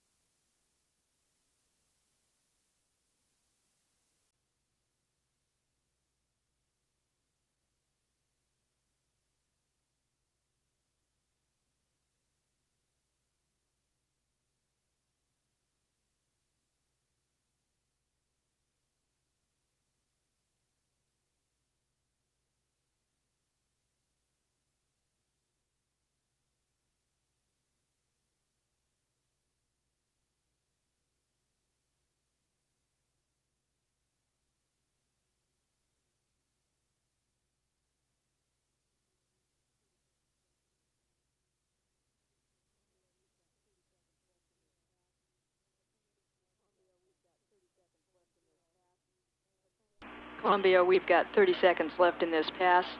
Ascension's next at 6 plus 40.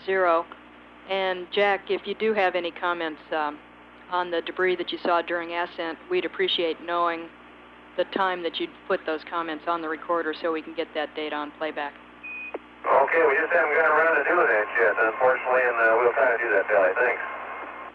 Okay, that's fine, and there's no hurry on that. We'd just like to know if you do put any comments on the recorder. Okay, let us get some free time. We'll put our comments together and get them on recorder. Okay, talk to you at Ascension.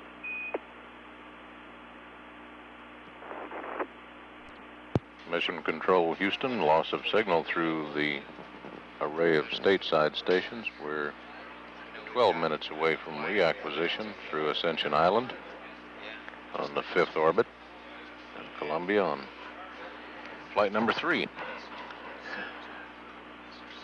Gordon Fullerton commented that as he came up to the flight deck and peered out the rear window that looks out through the payload bay, he could see White Sands area in New Mexico and Northrop Strip, where a week from today, Columbia will be landing on the white gypsum runway. Everything going well aboard Columbia at this time. And as mentioned earlier, the medical conference has been deferred until the next Guam pass at the beginning of orbit number 6.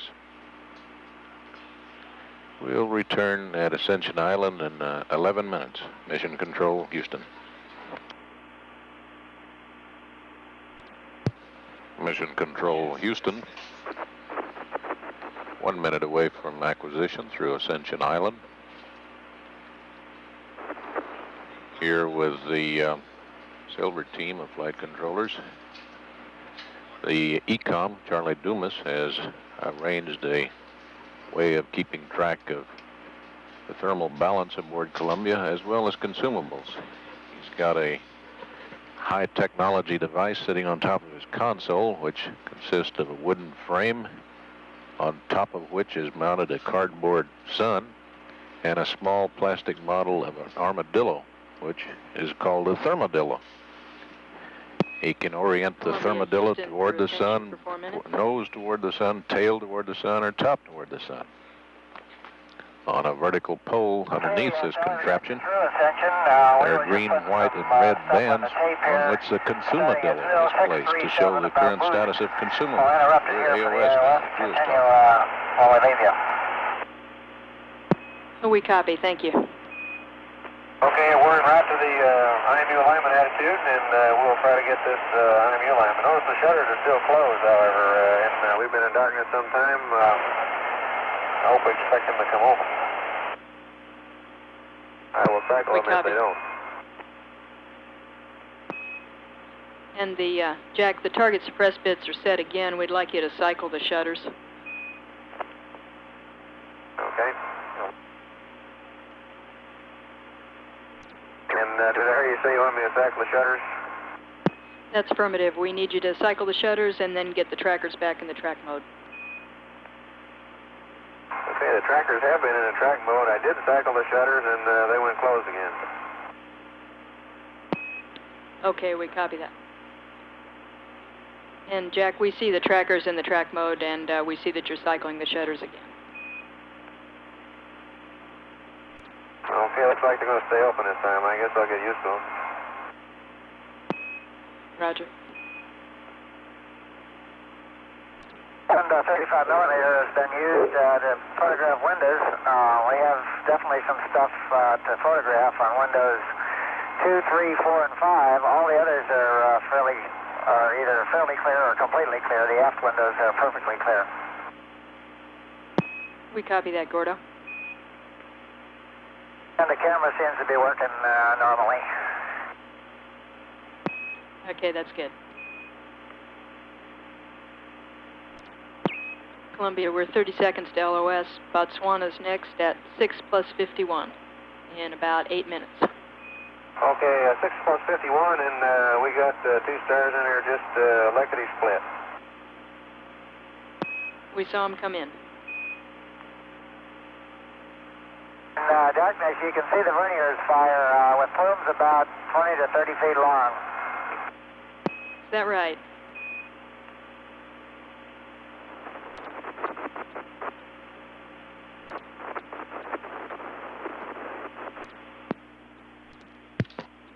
Mission Control, Houston. LOS, that's Ascension Island, and 7 minutes away from reacquisition through Botswana Voice Relay Station. Gordon Fullerton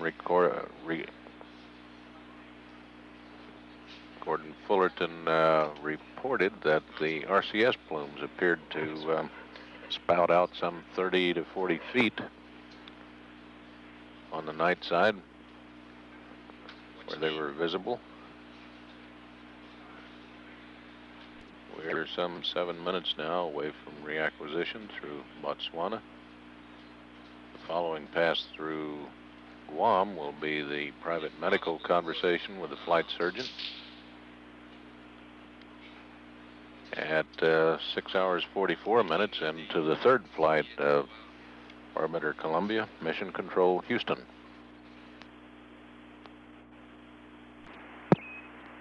Columbia, Houston through Botswana for 2 minutes. Okay, Sally, we got your weekly through Botswana. Roger, Gordo, we're reading you loud and clear. And just for information, Botswana's been having problems with their antennas, so we may have some problems with Botswana passes. Okay. We got the IMU alignment if you want the numbers. Roger, Jack, we can get the numbers if you can give us the torquing time. The torquing time was 6:45. Copy, 6:45. Just turned off CRT4 for power saving. That's, well, you don't have data, that's right. You didn't see the message, Sally. Okay, Gordo, we copy that CRT4 is off, and with 50 seconds left in this pass, Guam is next in about 28 minutes. Okay, we'll have a talk with Jim Logan there, right? He'll be looking forward to it. Oh, so are we.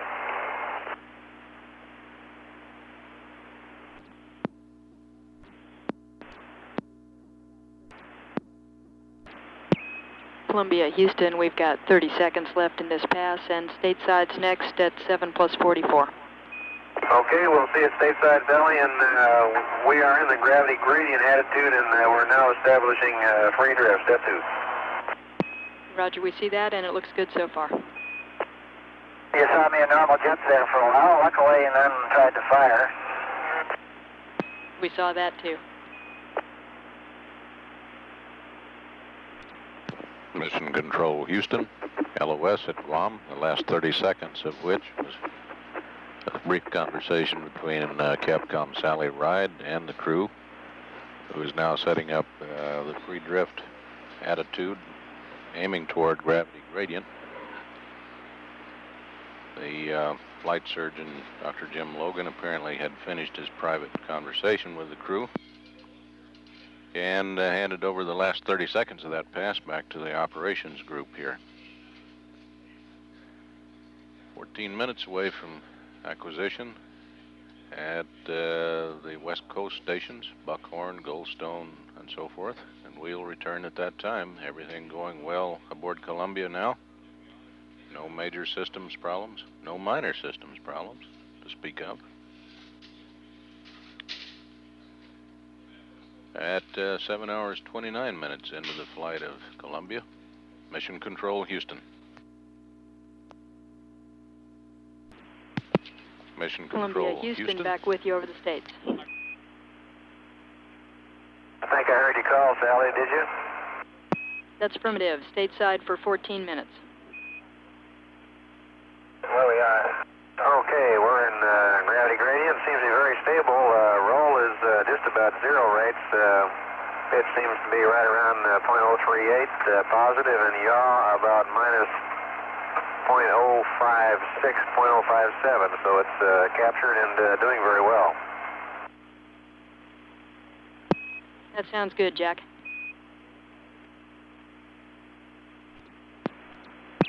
Columbia, Houston, just a reminder, we've got the ASIP test coming up this pass, and we need for you to have the OEX power on and the DFI wideband mission power on. Both of those are back on R11. And I was waiting for you to show up, and they're both on right now.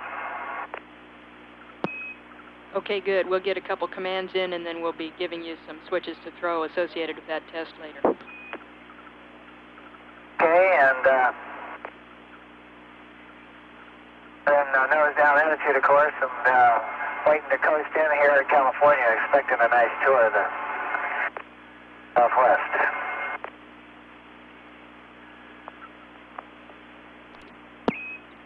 Columbia, Houston, if you could take a little bit of time out from your sightseeing, I've got a few notes to pass up to you this pass. Okay, how much writing will there be?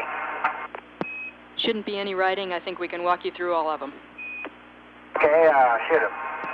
Okay, first one is back on the aft flight deck. We'd like you to get hydraulic circ pump power number 1 to main Bravo, and that's just for some power balancing. Okay, circ pump number 1's on the main B. Okay, we copy. Second note that I've got, we've seen a potential problem with the DFI PCM recorder, and that's probably only in high sample. It seems to be working fine in low sample. There may not even be a problem in high sample. We're seeing some intermittent byte indications with it. We'd like you to take the DFI recorder, the PCM recorder, to high sample now, and we'll look at it through the States pass and give you a go to put it back to low sample towards the end of the pass. Okay, it's in high sample, still bar Paul. It's not on one of its cycles.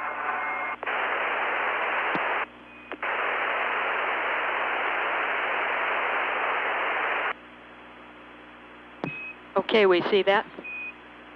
And we are looking straight down on Catalina Island, Channel Islands. Got Long Beach Harbor, Hindenburg, Santa Barbara. It's really some day out here in the west. Wish I was out there. And Columbia, in association with the ASIP test, we're ready for the DFI recorder's wideband mission to continuous record. Okay, that's wideband missions, continuous recording, great. Roger, we copy. And Gordo, next on my list, we've got a possible trouble indication with the OSS recorder. We're seeing some problems with the downlink telemetry. And for troubleshooting, we'd like you to tell us what the forward light status of track 1 is. Okay, I'll have to get back there in just a second, Sally. Okay. Okay, give me the light you want and the status on. Okay, the forward light status of tape recorder number 1. Hey, all 4 lights are on, as a matter of fact, power forward at channel 1 and 2. Okay, we copy that. We'd like you to set tape recorder 2 monitor switch to open. Number 2 is open. Roger. And the tape recorder 1 monitor switch to 1. Okay, on track 1, monitor 1 reads C, Charlie, for a level. Okay, that was going to be my next question. And that's all back on the OSS panels. And I've got some caution and warning parameters that I'd like you to either copy down, or you can probably change them now. They're over on the hardware caution and warning on R13.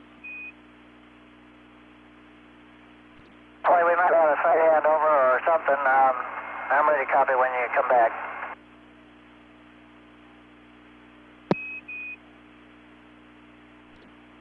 Okay, Gordo, understand you're ready to copy? Affirmative. Okay, a little background is that the cabin pressure is a little bit high right now, and we're not expecting O2 makeup until the cabin pressure drops to 14.7. And to avoid the possibility of getting an alarm during sleep, we're going to have you reset the cabin PPO2 A and B sensors. And those are channels 34 and 44. We'd like you to set them both to 2.70 volts. Okay, I understand 34 and 44, you want to reset to 2.7. Is that upper or lower limit? That's the lower limit, and we'll be sending up a Timbu to change the Class 3 alarm in accordance with that. Okay, and for information, I'll work on that here in a second. Jack has figured off a bunch of stereo pairs of that northern Mexico site as we whistle across. Hey, that's great news. And Gordo, now the last step in the ASIP test, we'd like the DFI recorder's wideband mission to stand by and check the talkback barber pole. Ready, stand by and barber pole. Roger, and we're ready for you to take the OEX power off and the wideband mission power off per the cap. Sally, you cut out, but if you hear me, the OEX power and wideband mission power are off. Okay, we copy that.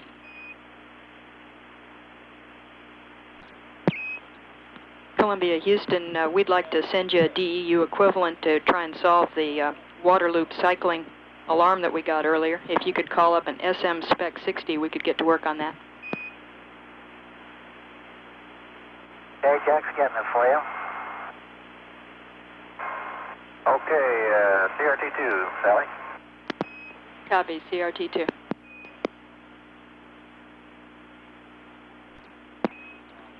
And Gordo, just for information, what we're doing there, we saw the water pump coming up slowly, so we're just changing the filter, the number of GPC cycles. Righty. I got those caution warning limits changed now. Roger. And for information, the OSS-1 tape recorder is working good.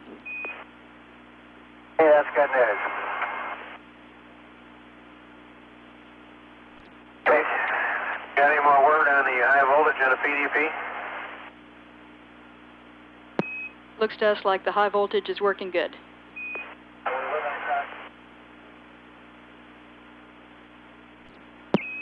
Columbia, Houston, with 2 minutes left. Looks to us like the target suppress mode is not being set, which is good news, but we noticed that when you did the ops transition, the trackers are out of the track mode. We'd like you to put them both back into the track mode and also call up and resume Spec 21.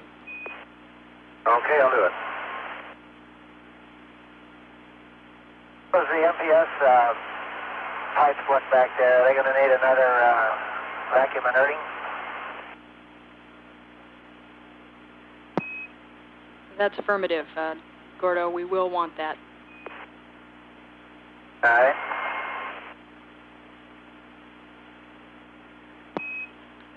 Columbia, the CRT is yours, and just for information, there's no water dump required this evening. We've got about 1 minute left in this pass, and Botswana's next at 8:26, which is about half an hour away. Okay, we'll see you in about 30, and no water dump tonight. That's good. So tell Pinky we got his DAP book out, and it's working great. We knew it would. And Columbia, for planning purposes, we're starting to get to that time of day when our comm coverage starts going down, so we won't be able to talk to you quite as often. Well, we're going to miss you, Sally. Roger, Jack, and we're ready for the DFI to low sample now. All right, DFI, PCM going to low sample. Roger, thank you. This is Mission Control Houston, LOS through Mila. 27 minutes away from an extremely low elevation pass at the voice relay station at Botswana, only 2.9 degrees above the horizon, for about 3 minutes duration. May or may not be able to raise them there. Getting to the time each day when the ground track precesses westward as the Earth rotates away from the tracking range. So the contacts will be fewer and fewer as the evening wears on. At 7 hours 59 minutes, end of the third flight of Orbiter Columbia, Mission Control Houston.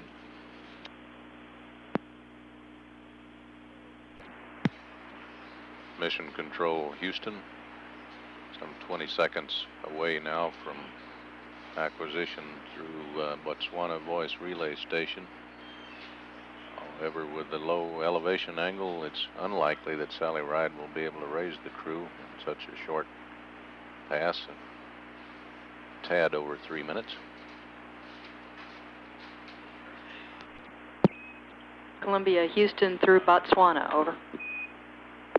Okay, we're hearing you through Botswana loud and clear. We're pretty much up to the timeline. Got one thing to report on the fire and smoke detection suppression test. The left flight deck light is 30 to 40 seconds late coming on, and the light in F Bay 3 does not work during the smoke suppression test. However, it does come out of the lamp test, and Gordo wants to talk to you about the MPS vacuum. Okay, go ahead with the MPS.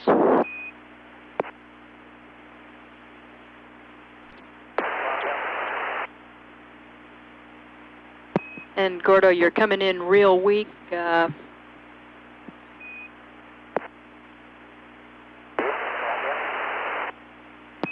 Roger, go ahead.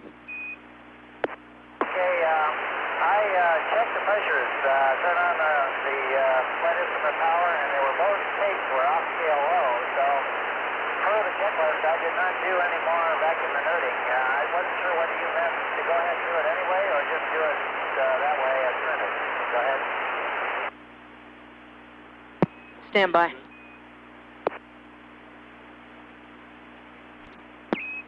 Gordo, we'd like you to do that anyway, if you have a chance. And we're going over the hill. We'll talk to you again at Hawaii in 40 minutes.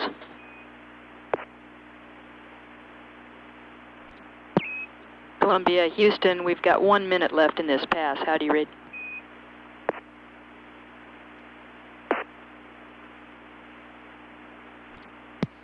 This is Mission Control Houston, LOS through Botswana. Next station in 44 minutes is Hawaii. Meanwhile, over the last Hawaii pass, earlier in this orbit, the flight surgeon, Dr. Jim Logan, and Dr. Sam Poole, who's JSC Medical Operations Division Chief, had the private medical conference with the crew. Dr. Poole reports that the crew has no major problems, medically speaking, and that the crew took the precautionary scopolamine dexedrine pills, or Scopedex as it's known, after they got to orbit, as prescribed by the flight plan. Dr. Poole reports Lausma and Fullerton are in good spirits and enjoying what they're doing. He also said that the flight control team here on this shift is working hard to give the crew a good night's rest and keep to a minimum the number of calls that are made so that they can sack out pretty much on time as called for in the flight plan. We'll be back in 42 minutes at Hawaii at 8 hours 30 minutes into the third flight of Columbia. Mission Control, Houston.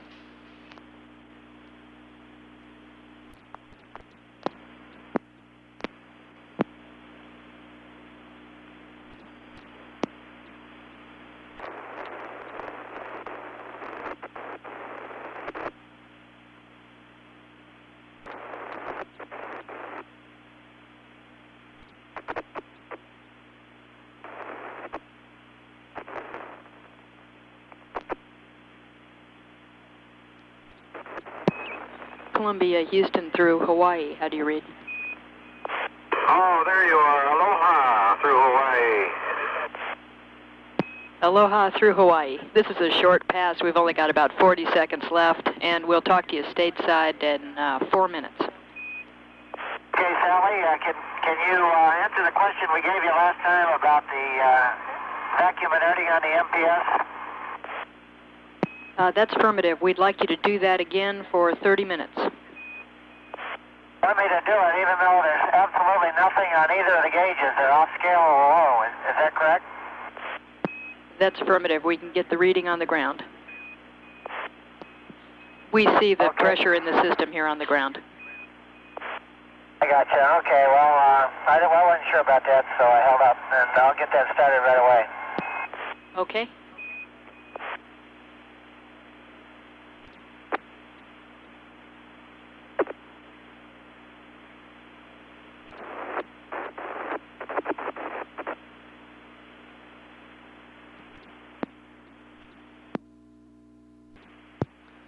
This is Mission Control, Houston. 40 seconds now away from acquisition for a fairly brief West Coast pass offshore of California through Buckhorn and Goldstone. Even little Tula Peak has a 0.6 of a degree elevation angle on this pass.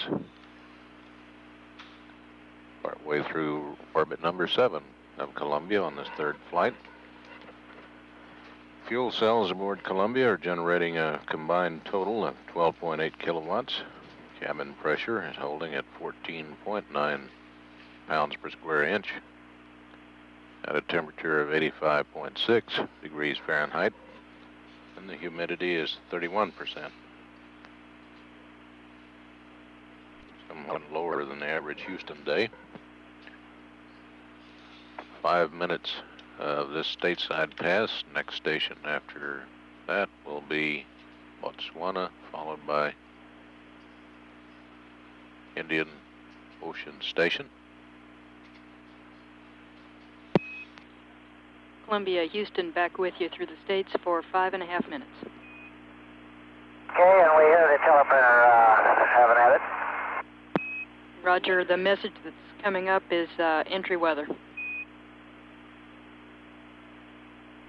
I got my aerogram 2 off, and I need a reminder in 2.5 minutes from now to get the DFI PCM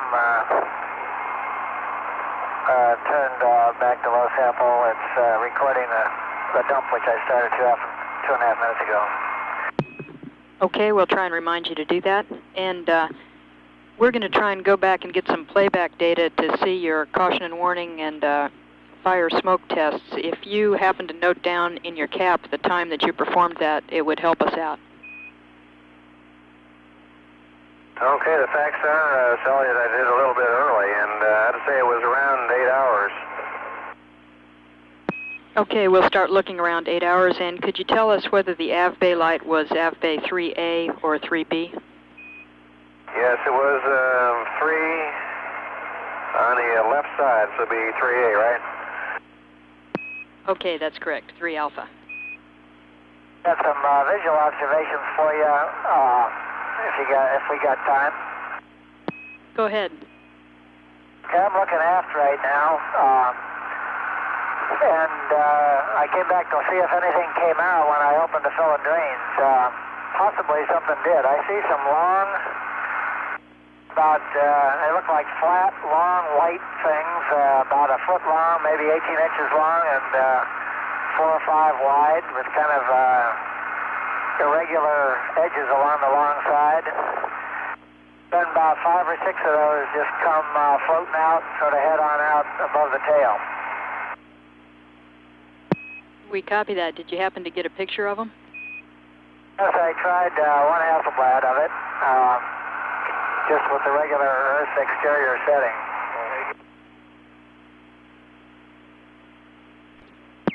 And Gordo, just for information, we, when we were looking at those manifolds, we saw only a couple of PSI, but it was enough to do the inerting. Okay, I don't see any more coming out. A few little flakes of white stuff just gradually drifting away. Interestingly enough, the outboard elevons appear to be trail, but the inboards I can just see the corner of, and the right inboard is up probably 10 degrees from the trail position, and the left inboard is full up. Okay, we copy that. And apparently Joe and Dick saw that on STS-2 also. Remember them mentioning them. And you got some tire pressures coming at you too. Okay, and Gordo, we think your 2.5 minutes is up on the recorders. And I've got a couple more notes. Go ahead, Sally. Okay, when you get to the vehicle recovery and FES restart in the gravity gradient procedure, and you go to look at the flash evap, the evap out temp, it will probably not be greater than 47 degrees. That's all right. We'd like you to take the flash evap controller primary ADA on anyway. Okay, well, we already initiated that procedure and had to go to out temp high in order to get the temperature high enough to let the evaporator take over. It did so, and it turned off the out temp. I turned it back to normal, and the evaporator is controlling to 39 degrees. Is that okay? That's fine, Jack. What's the other note, Sally? The only other is just a reminder that we've hit the time in the flight where we will no longer be recording voice. We'll pick it up again tomorrow morning, so hold any comments that you wanted to record on the ops recorders until tomorrow morning, if you could. Okay, I'd like to report a stowaway also. It looks like a Florida fruit fly. He just came along for the ride, seems to be doing very well and getting where he wants to go. Right now he's walking around the front window.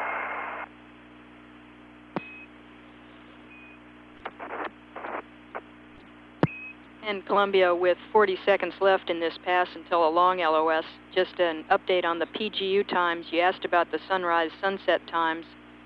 Sunrise for the MET is 22 hours and 15 minutes, and sunset for the PGU is 12 hours and 15 minutes. And that happens every day, and that's a 4-hour and 45-minute delta from what you see on the cue card, and it's related to leaving the ONC building at a different time. And we're going LOS. We'll talk to you again at Botswana in 34 minutes.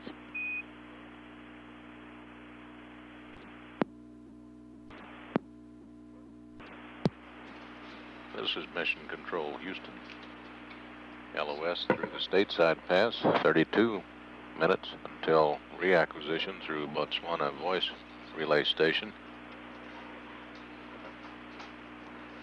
Sally ride Capcom on this shift, had several flight plan notes to pass up to the crew, which she did with plenty of time left over on that fairly brief final pass of the West Coast for the evening. Jack Lausma reported a stowaway that may be of some interest to the New Mexico Department of Agriculture authorities at landing, a Florida fruit fly. We'll be back in 32 minutes at Botswana.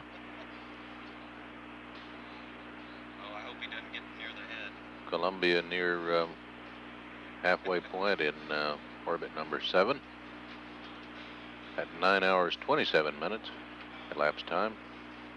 Mission Control, Houston. How many people down here are wondering what we're doing right now?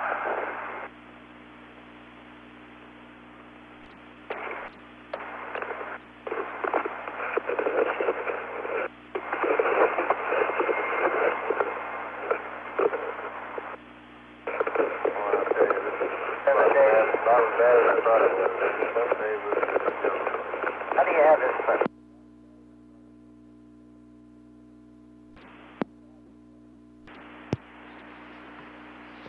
Mission Control, Houston. We should be Columbia, AOS Houston through through Botswana. Botswana for 6 minutes.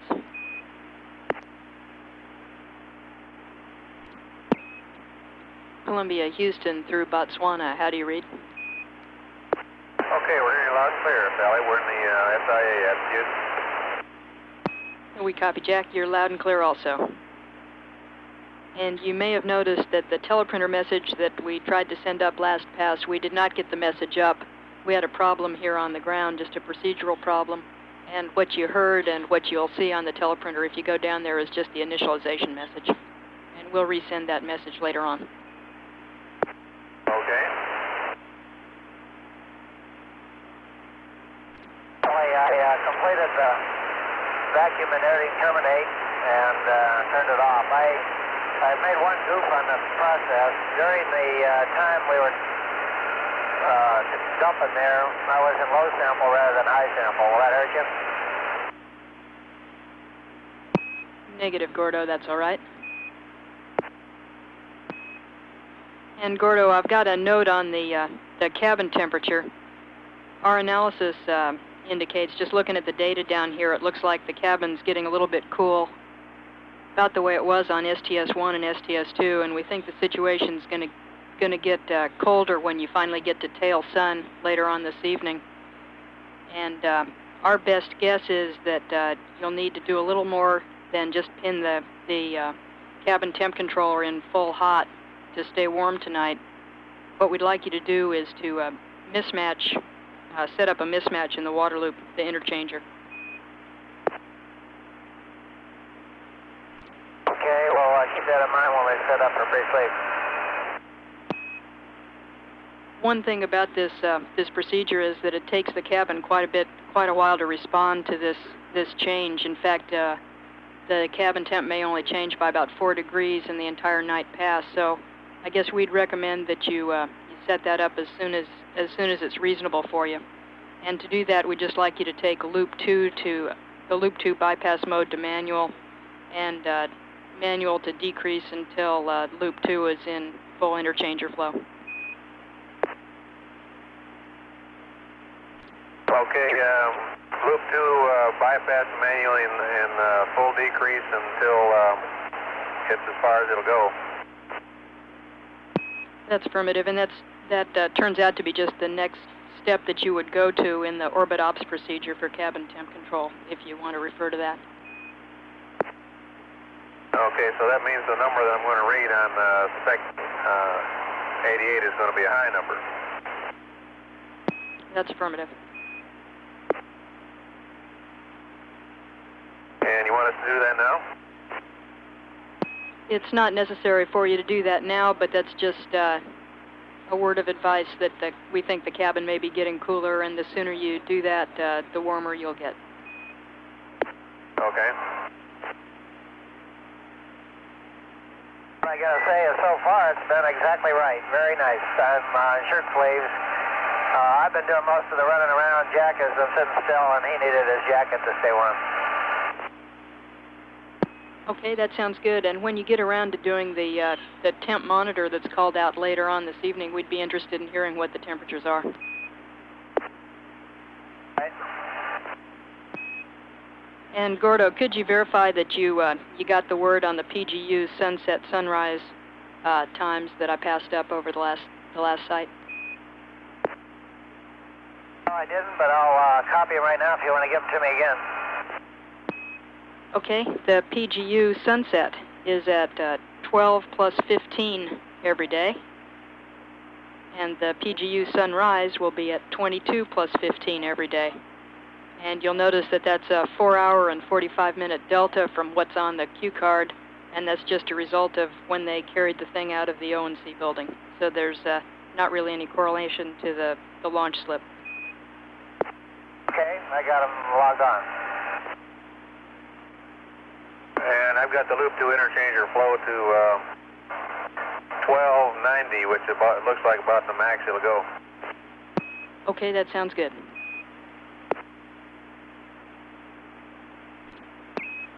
And Columbia, with 50 seconds left in this pass, I've got the latest MET of disable if you're ready to copy. Okay, go ahead. Okay, that'll be at 11:10 tonight. Okay, in about 1 hour we go to... You'll find it on the cap on page 4-9, and Indian Ocean's next at 10 plus 10. You say 11 plus 10 or 10 plus 10? The latest MET of disable is 11 plus 10, and Indian Ocean is next in about 4 minutes. Okay, thank you. Mission Control Houston here. LOS through Botswana, 3 minutes away from Indian Ocean Station. Capcom Sally Ride passed up to the crew with some advice on how best to manage the environmental control system during the overnight period for keeping the cabin warm enough. As they come around to the tail to the sun attitude, it is expected that the cabin temperature will drop, and by setting up a mismatch in the water loops, it's expected, as a matter of fact, this is a routine item in the checklist. It's expected that this mismatch in the water loop should keep the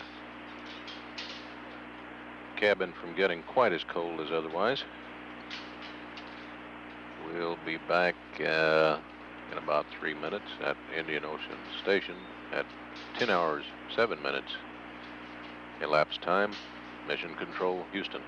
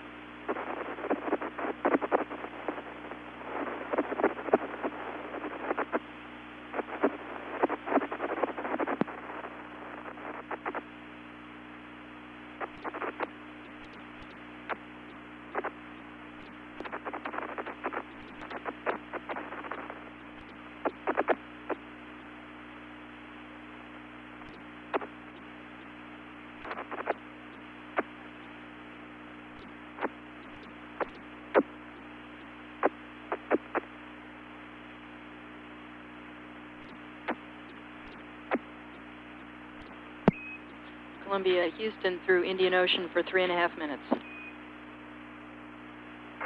we're hearing you at Indian Ocean, and sounds like the teleprinter's working too.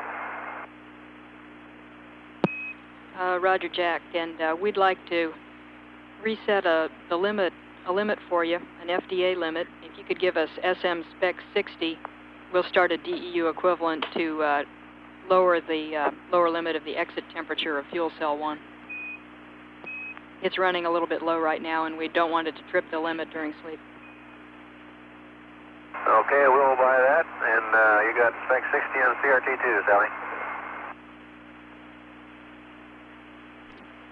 And correction on that, Jack, what we're doing is changing the encounter on that limit up to 15. Say it again, please. Roger, what we're doing on that that limit is actually changing the encounter. Okay. Did you folks see very much of the launch this morning with the clouds the way they were, or did we get out of sight quick? Oh, we got some great pictures of the launch, Jack. It really looked super.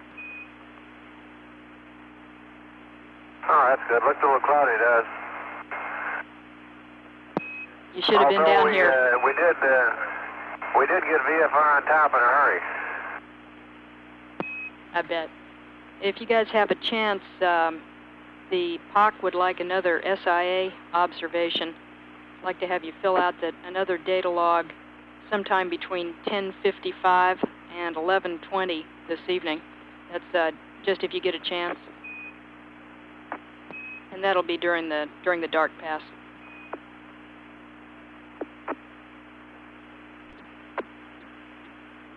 Okay, Sally, after 10:55 you want a data log, understand? That's affirmative. And we're finished with spec 60, Gordo. Okay. And Columbia, we're still interested in the water situation. Have you had a chance to try any more of it?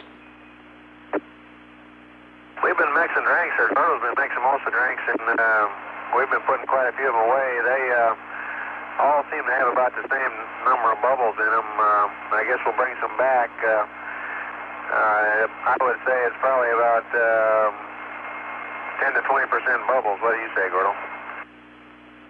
Not any more than 10%. Okay, we copy that. We're 20 seconds to LOS, and Hawaii's next in 32 minutes. Okay.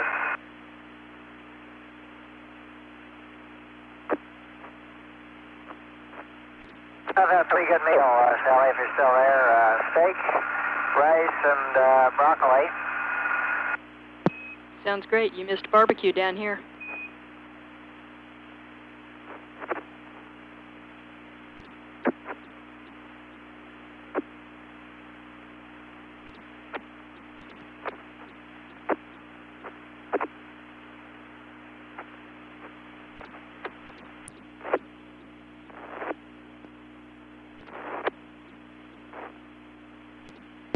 Mission Control, Houston. We've had acquisition through Hawaii. For 5 minutes.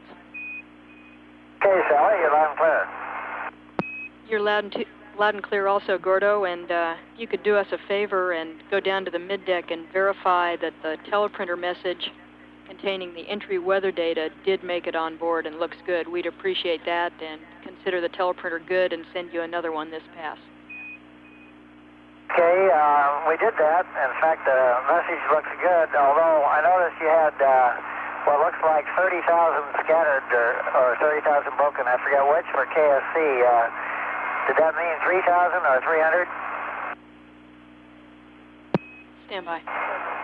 We also want to know if you really want us to do this auto fuel cell purge, and I torqued the platform at 10:34:20. Over. Okay, Jack, we copied 10:34:20, and if you've got the torquing angles, we'd like you to read them down. That'll, rather than going back to the playback, that way we can start to compute the compensations and build a load to fix your IMUs. Okay, here they come. IMU 1 was plus 00, minus 0.08, minus 0.10. IMU 2, minus 0.09er, minus 0.07, plus 0.04. IMU 3, minus 0.06, plus 0.09er, and minus 0.10. How you read? Roger, Jack, we copy all that. Thank you. And do we need to purge the fuel cell this time around? You're waiting for an answer on that. Let me give you the PGU data, Sally. Okay, go ahead. We're ready. Okay, this was at 0 days, 10:17. The power light's on, and the chamber temps are 25.8, 25.7, 25.3, 25.5, 26.9, 27.8. The lamp status is on, the other warning and fall lights are off. Looks good. Okay, we copy that also, Gordo, and for information, the weather at KSC is 30,000 broken. All right. And Okay, Jack, we needed the answer on the fuel cell purge. okay, we've got that answer for you. We would like a fuel cell auto purge. Okay, we'll start that soon. Let's see, we have the temp monitor numbers if you're curious what the cabin temps are. Roger, we'd like to hear those.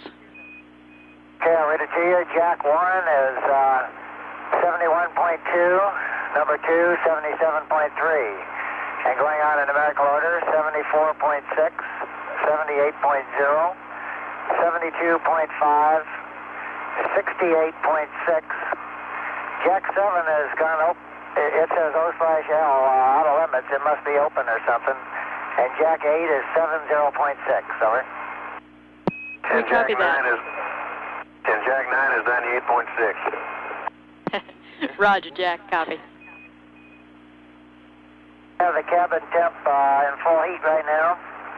And CO2 absorber went in on time 3 into A. We copy. It sounds like you're flying through the cap. Yeah. And Columbia, we're trying to send you a teleprinter message, and we're not getting a teleprinter return tone. We'd like you to verify the MS audio station air to ground 2 is in transmit receive. Oh, no, it isn't. It's in receive only. Okay, Gordo, we'd like it in transmit receive. Now it's in TR. Roger, and the teleprinter message should be on board. It's a Timbu summary. Columbia, 40 seconds to LOS. Santiago's next in 20 minutes, and you might check your DAP. Okay. We think you should be in DAP Bravo at this time. Yeah, I thought we were. Okay, thank you. Okay, and we'll talk to you over Chile. This is Mission Control, Houston. 19 minutes away from the first pass this evening at Santiago. However, we're coming up on sleep period here in the next hour or so. About an hour and 10 minutes until sleep period begins, so there are 2 more station passes before we put them to bed. Santiago, Botswana, and Indian Ocean Station.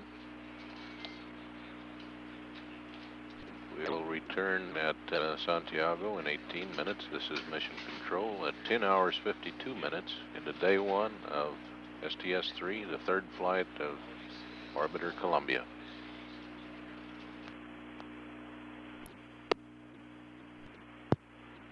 This is Mission Control, Houston. 25 seconds away from acquisition through Santiago, Chile tracking station. A pass lasting some 5 minutes 56 seconds. This pass and the one following over Botswana voice relay station will likely be the last contacts of the evening by voice with the crew. Flight Director Neil Hutchinson does not want to bother them after those 2 passes with any more business. Should have acquisition now, which we do. Columbia, Houston through Santiago for 5.5 minutes. Okay, hello, Sally. We're in the Hail Sun orb rate. We'd like you to take a look at it to make sure you like it. Okay, we'll take a look at that. And Jack, it looks right on to us. Okay, that's good news. We'll just ride her out through the night then. That sounds good. And just a note, we're taking a look at the RMS temperatures, and they're getting a little bit low. You may get an RMS temperature alarm before you get to the port RMS heater to auto, which is your last step pre-sleep. If you do get that alarm, just go ahead and take the heaters to auto, and there's no need to go into the malfunction procedure. Okay, I'm right there by it. Do you want it auto now? That's fine. Go ahead to auto now. Okay, the port RMS heaters are auto. I'm a little unsure just exactly what's wanted in this induced atmosphere data log. I'm looking out here in nighttime. Don't see anything, although just before sunset there was a bunch of those white particles flying around with us again, and I don't see anything in the way of glows or anything like that. So is that about what we're looking for? That sounds good. Every time you can really see these particles is near the sunrise or sunset, when the background is black but the particles are getting lit. Then they really show up.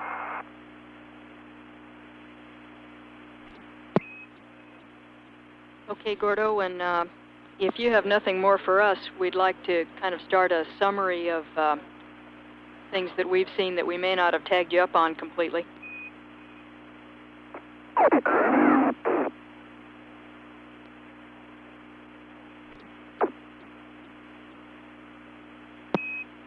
Columbia, Houston, you're breaking up. Could you give us a radio check? Okay, we got you loud and clear, and go ahead with that summary on me. Okay, you're loud and clear also. First of all, I guess after the ohms burns, we took a look at the gimbal check on our playback data, and the gimbal check looked good. Also, the ohms gauges that we were worried about, looks like 3 of the 4 gauges are working well, and it's the left fuel gauge on the ohms fuel quantity seems to be biased high and isn't working very well, but the other 3 are working well. Yeah, that's the way it looks to us. Okay, also on the IMUs, after your second IMU alignment, we took a look at the data. It looks like all of the IMUs are within about 1 sigma, and there's no cal required. All 3 of them look good. Okay, and let me interrupt with something I noticed so that the payload guys can think about it. I did the PDP deactivation per the book. Only on a off nominal thing was that the PDP temperature was not plus 58.2. Over. Gordo, you cut out the very end of that. Could you repeat after the temperature? Yeah, the PDP temperature is not in the limits shown in the PDP deact procedure. In fact, it reads 58.5 right now. Roger, we copy. The payloads people will look at that. Go ahead with the summary. Okay, one piece of information you'll probably be interested in. It looks like we got off the pad with about 48 pounds of extra hydrogen, and that's as a result of not holding on the pad and making up the reserves. How many extra days is that worth? We suspected you'd ask that question. It's about half a day. Okay. And what's your feeling on APU-3? Did I hear you say that you think it'll work okay when we try it for entry? That's affirmative, Gordo. We think it's going to work okay, and we can give you a few more words on that over Botswana. We've got about half a minute left in this pass, and Botswana's next in about 16 minutes. Okay.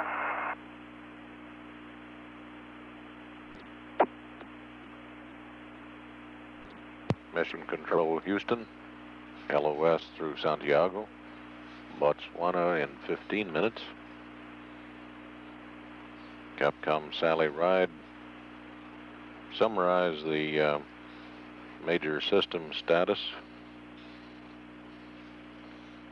The ohms fuel quantity gauges, three of four of those appear to be reading correctly, and the fourth one apparently is squirrely.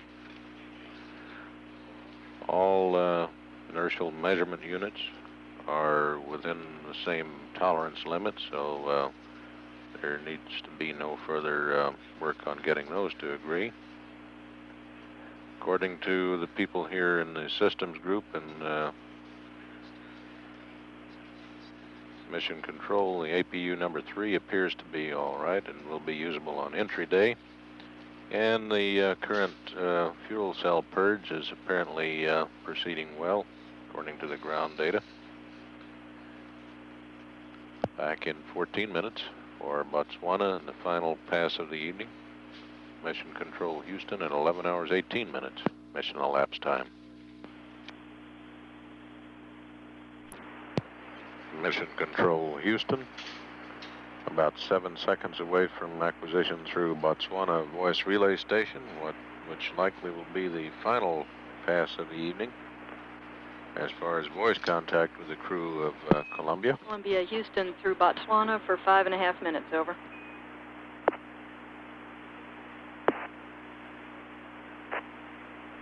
Okay, we're hearing you at Botswana, Sally.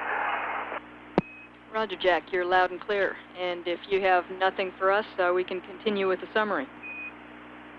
Okay, we were trying to set up our speaker boxes so that we could use them during the night for alerts and so forth rather than plugging in with the ear, but I'm not sure we're going to get there. Okay, we understand.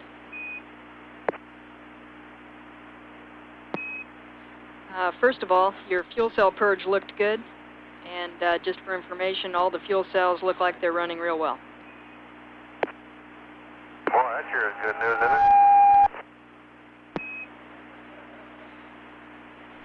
it? And at APU number 3, you were asking about that. Again, we think that there's nothing wrong with it. It just froze up. We think we'll be able to use it for entry. We are talking about possibly checking it out, using it for the FCS checkout, and maybe running it a little bit longer than normal, but we'll get back to you later on in the flight on that after we make up our minds for sure. Okay, that's also very good news. And some more good news is that the DFI PCM recorder that we were a little bit worried about earlier on looks like it's running fine. We think there may be a small instrumentation problem with it, but looks like the tape's running and the recorder's working. We'll be watching that tomorrow closely. Okay, and you'll be giving us a consumables update in the morning, or at least telling us how we're doing. Yeah, we will, and quickly, the consumables look good. The cryo is above nominal, and last report, the prop consumables were also running above nominal. Okay, and I've noticed that every time we come into the sunrise that we see lots of flexible snowflakes going away from us. Some are very bright, and they seem to have a propulsive force out and away from the left-hand side of the nose of the spacecraft. Sort of, if you're looking in the spacecraft looking out, they're going toward 11 o'clock from the nose. Okay, we copy that, and of course, any pictures that you can get of those, we'd be grateful. The particles have differing velocities, and we're just wondering if this has been seen before, or if we got some kind of other debris that's still breaking away, or if it's got to do with the verniers or what. Okay, we'll talk about that down here. Also, as far as the PDP goes, the PDP temperatures look okay to us, and if you wrote it down, we'd like to get the actual MET of disable. Yeah, we wrote that down. It was 11:06:25. Okay, we've got that. Thank you. And another piece of good news for you. All day long, we were getting good data out of the new White Sand sites. Both the UHF and the S-band seem to be working good, and they'll support us all the way through orbit tomorrow. Oh, that's great. I understand. That's Tula, right? Tula Peak? That's affirmative, the new sites that are near where Tula Peak was. And one more thing on the PDP, I forgot to ask you for the forward light status. That described to you before?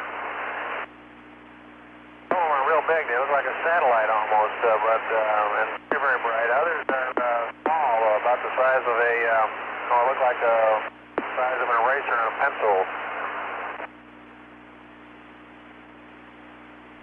And it looks like just light snow flurries is what it looks like.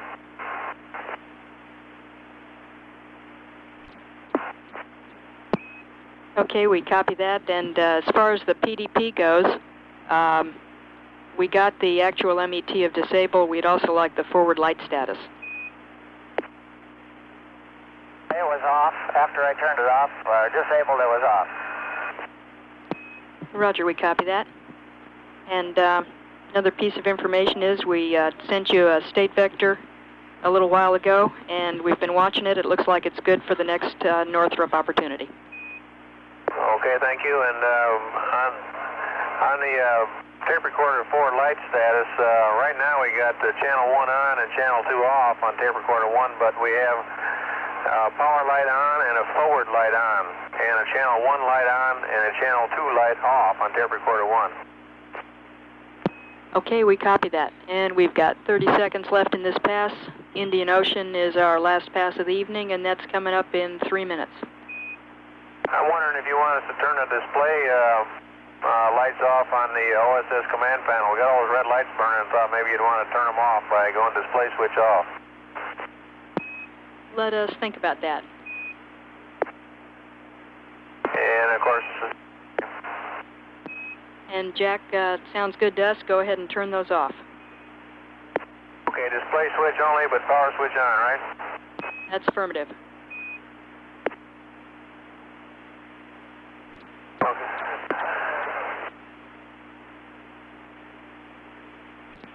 This is Mission Control Houston. We've had loss of signal through Botswana. We're a minute and a half away from reacquisition through Indian Ocean Station toward the end of revolution or orbit number 8. Capcom Sally Ride continued passing up to Fullerton and Lausma. All of the current system status as perceived by the people here in Mission Control. All fuel cells are working well and pulling the kilowatts required to keep the spaceship running. APU-3, which had some overheating problems during the launch phase, may be used for the flight control system checkout later in the flight. The developmental flight instrumentation PCM recorder is functioning all right.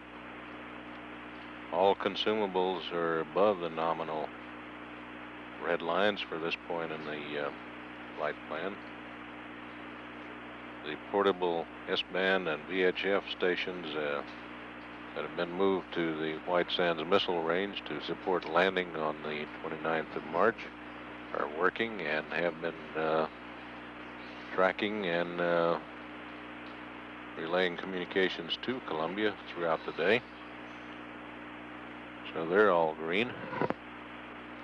We should have acquisition now through Indian Ocean site. Columbia, Houston, back with you through Indian Ocean for 7 minutes.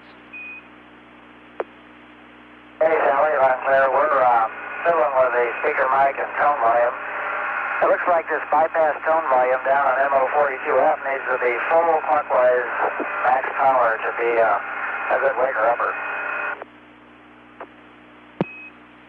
Okay, we copy that.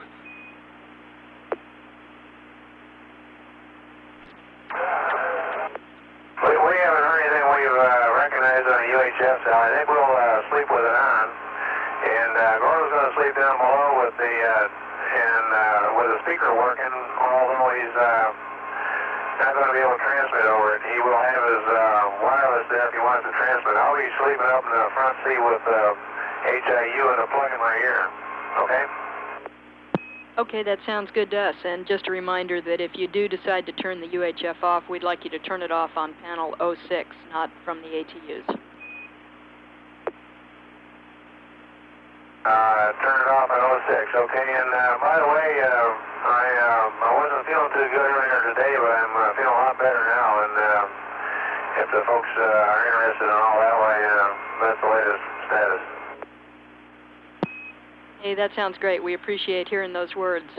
And we want to compliment you guys on just a super job today. It looks like you've got everything done in the cap, and we're really pleased. Well, how can you miss with a team like we got down there? 2 teams today just been helping us along, and I'd say this is the kind of day you ought to start out with. It was purposely made to be not too complex, so we can get used to being here, and we'll be ready to go tomorrow. Oh, that sounds great. We do have a few disappointed people coming into the room, though. The planning team's coming on, and there's nothing for them to plan, and they don't have much of a failure status to summarize for you on your teleprinter message. Well, I can imagine how disappointed they are. They might even get a little rest tonight. Roger that. I hope we can do it that way every night.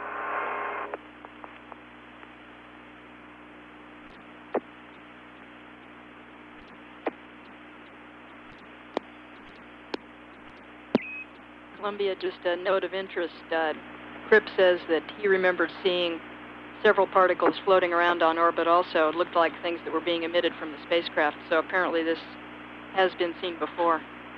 And any documentation that you can do on it would be appreciated.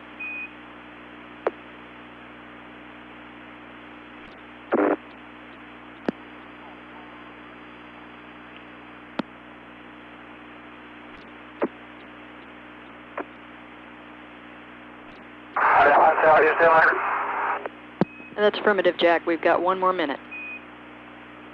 Okay, most of that stuff is drifting up toward a 130 position, going at about half a foot a second. Every once in a while there'll be a burst of particles that'll shoot out of there at a rapid velocity, but they're all going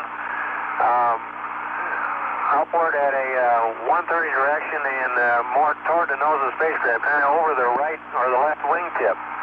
Some of them are very large, but most of them are very small, and none of them are, to speak of, are drifting out on the starboard side of the rudder. Okay, Jack, we copy all that, and we're 15 seconds to LOS. We'll talk to you in the morning. And just a reminder to get the SM checkpoint. And going over the hill, your attitude looks real good. Okay. One possibility is, now that we're tail front, it's just heating things up there and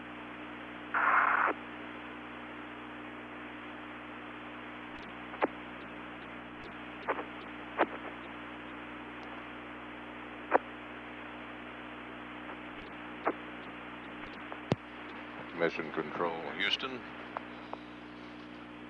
LOS through the Indian Ocean Station.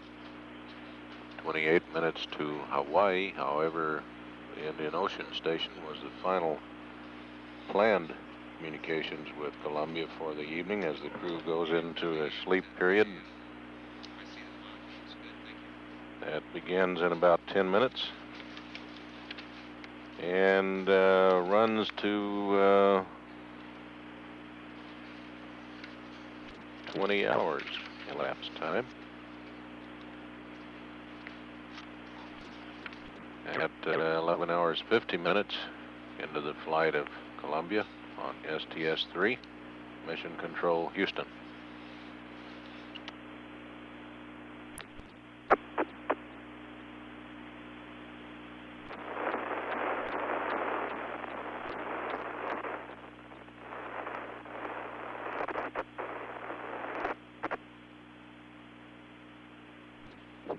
Mission Control Houston, 12 hours 26 minutes mission elapsed time. We've had loss of signal through the Hawaii station on orbit number 9.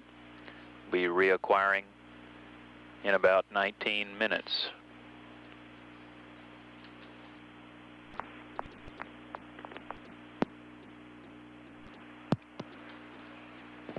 Mission Control Houston, 12 hours 45 minutes mission elapsed time. Columbia is on its 9th orbit of the Earth and is about to pass within range of the Santiago, Chile tracking station. However, it's unlikely that there'll be any communication with the vehicle. The crew continues to be in their sleep period. The vehicle is in darkness now and continues to maintain the tail to sun attitude. After this pass, it'll be about another hour before we come within range of another tracking station. At 12 hours 45 minutes mission elapsed time, this is Mission Control Houston.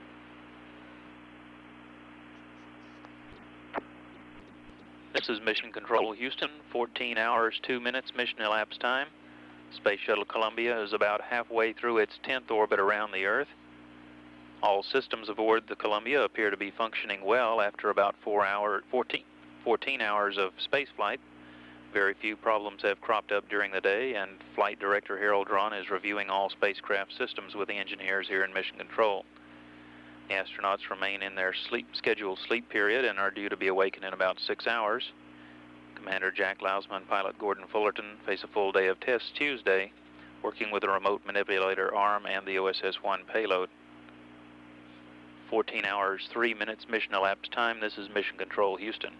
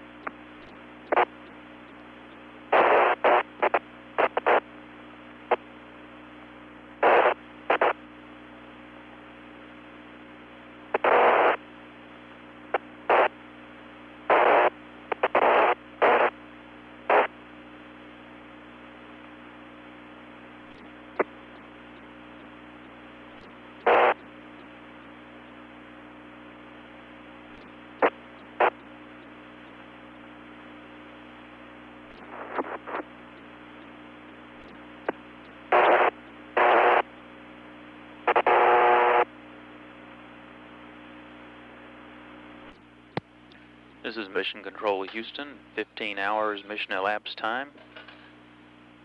The Columbia is, the crew aboard Columbia continues to be in their scheduled sleep period. Earlier this evening, about 2 hours ago, as the vehicle had passed over the Santiago tracking station, flight controllers noticed that the crew had been up at one point about 2 hours ago to perhaps make an adjustment in the systems affecting cabin temperature. The temperature in the cabin recorded at as of about 20 minutes ago in a recent pass over Ascension Island was about 81 degrees Fahrenheit. There was a report toward the end of the day last night from the engineers in the Payload Operations Control Center that during the day, the first day of the flight, all the 8 instruments aboard the OSS-1 payload were successfully powered on near their scheduled times, and all of those instruments currently remain operational. Scientists are watching the data being collected there. Currently in mission control, the flight controllers are considering what, if any, minor adjustments may be made to the crew activities plan for Tuesday. At 15 hours, 2 minutes mission elapsed time, this is Mission Control, Houston.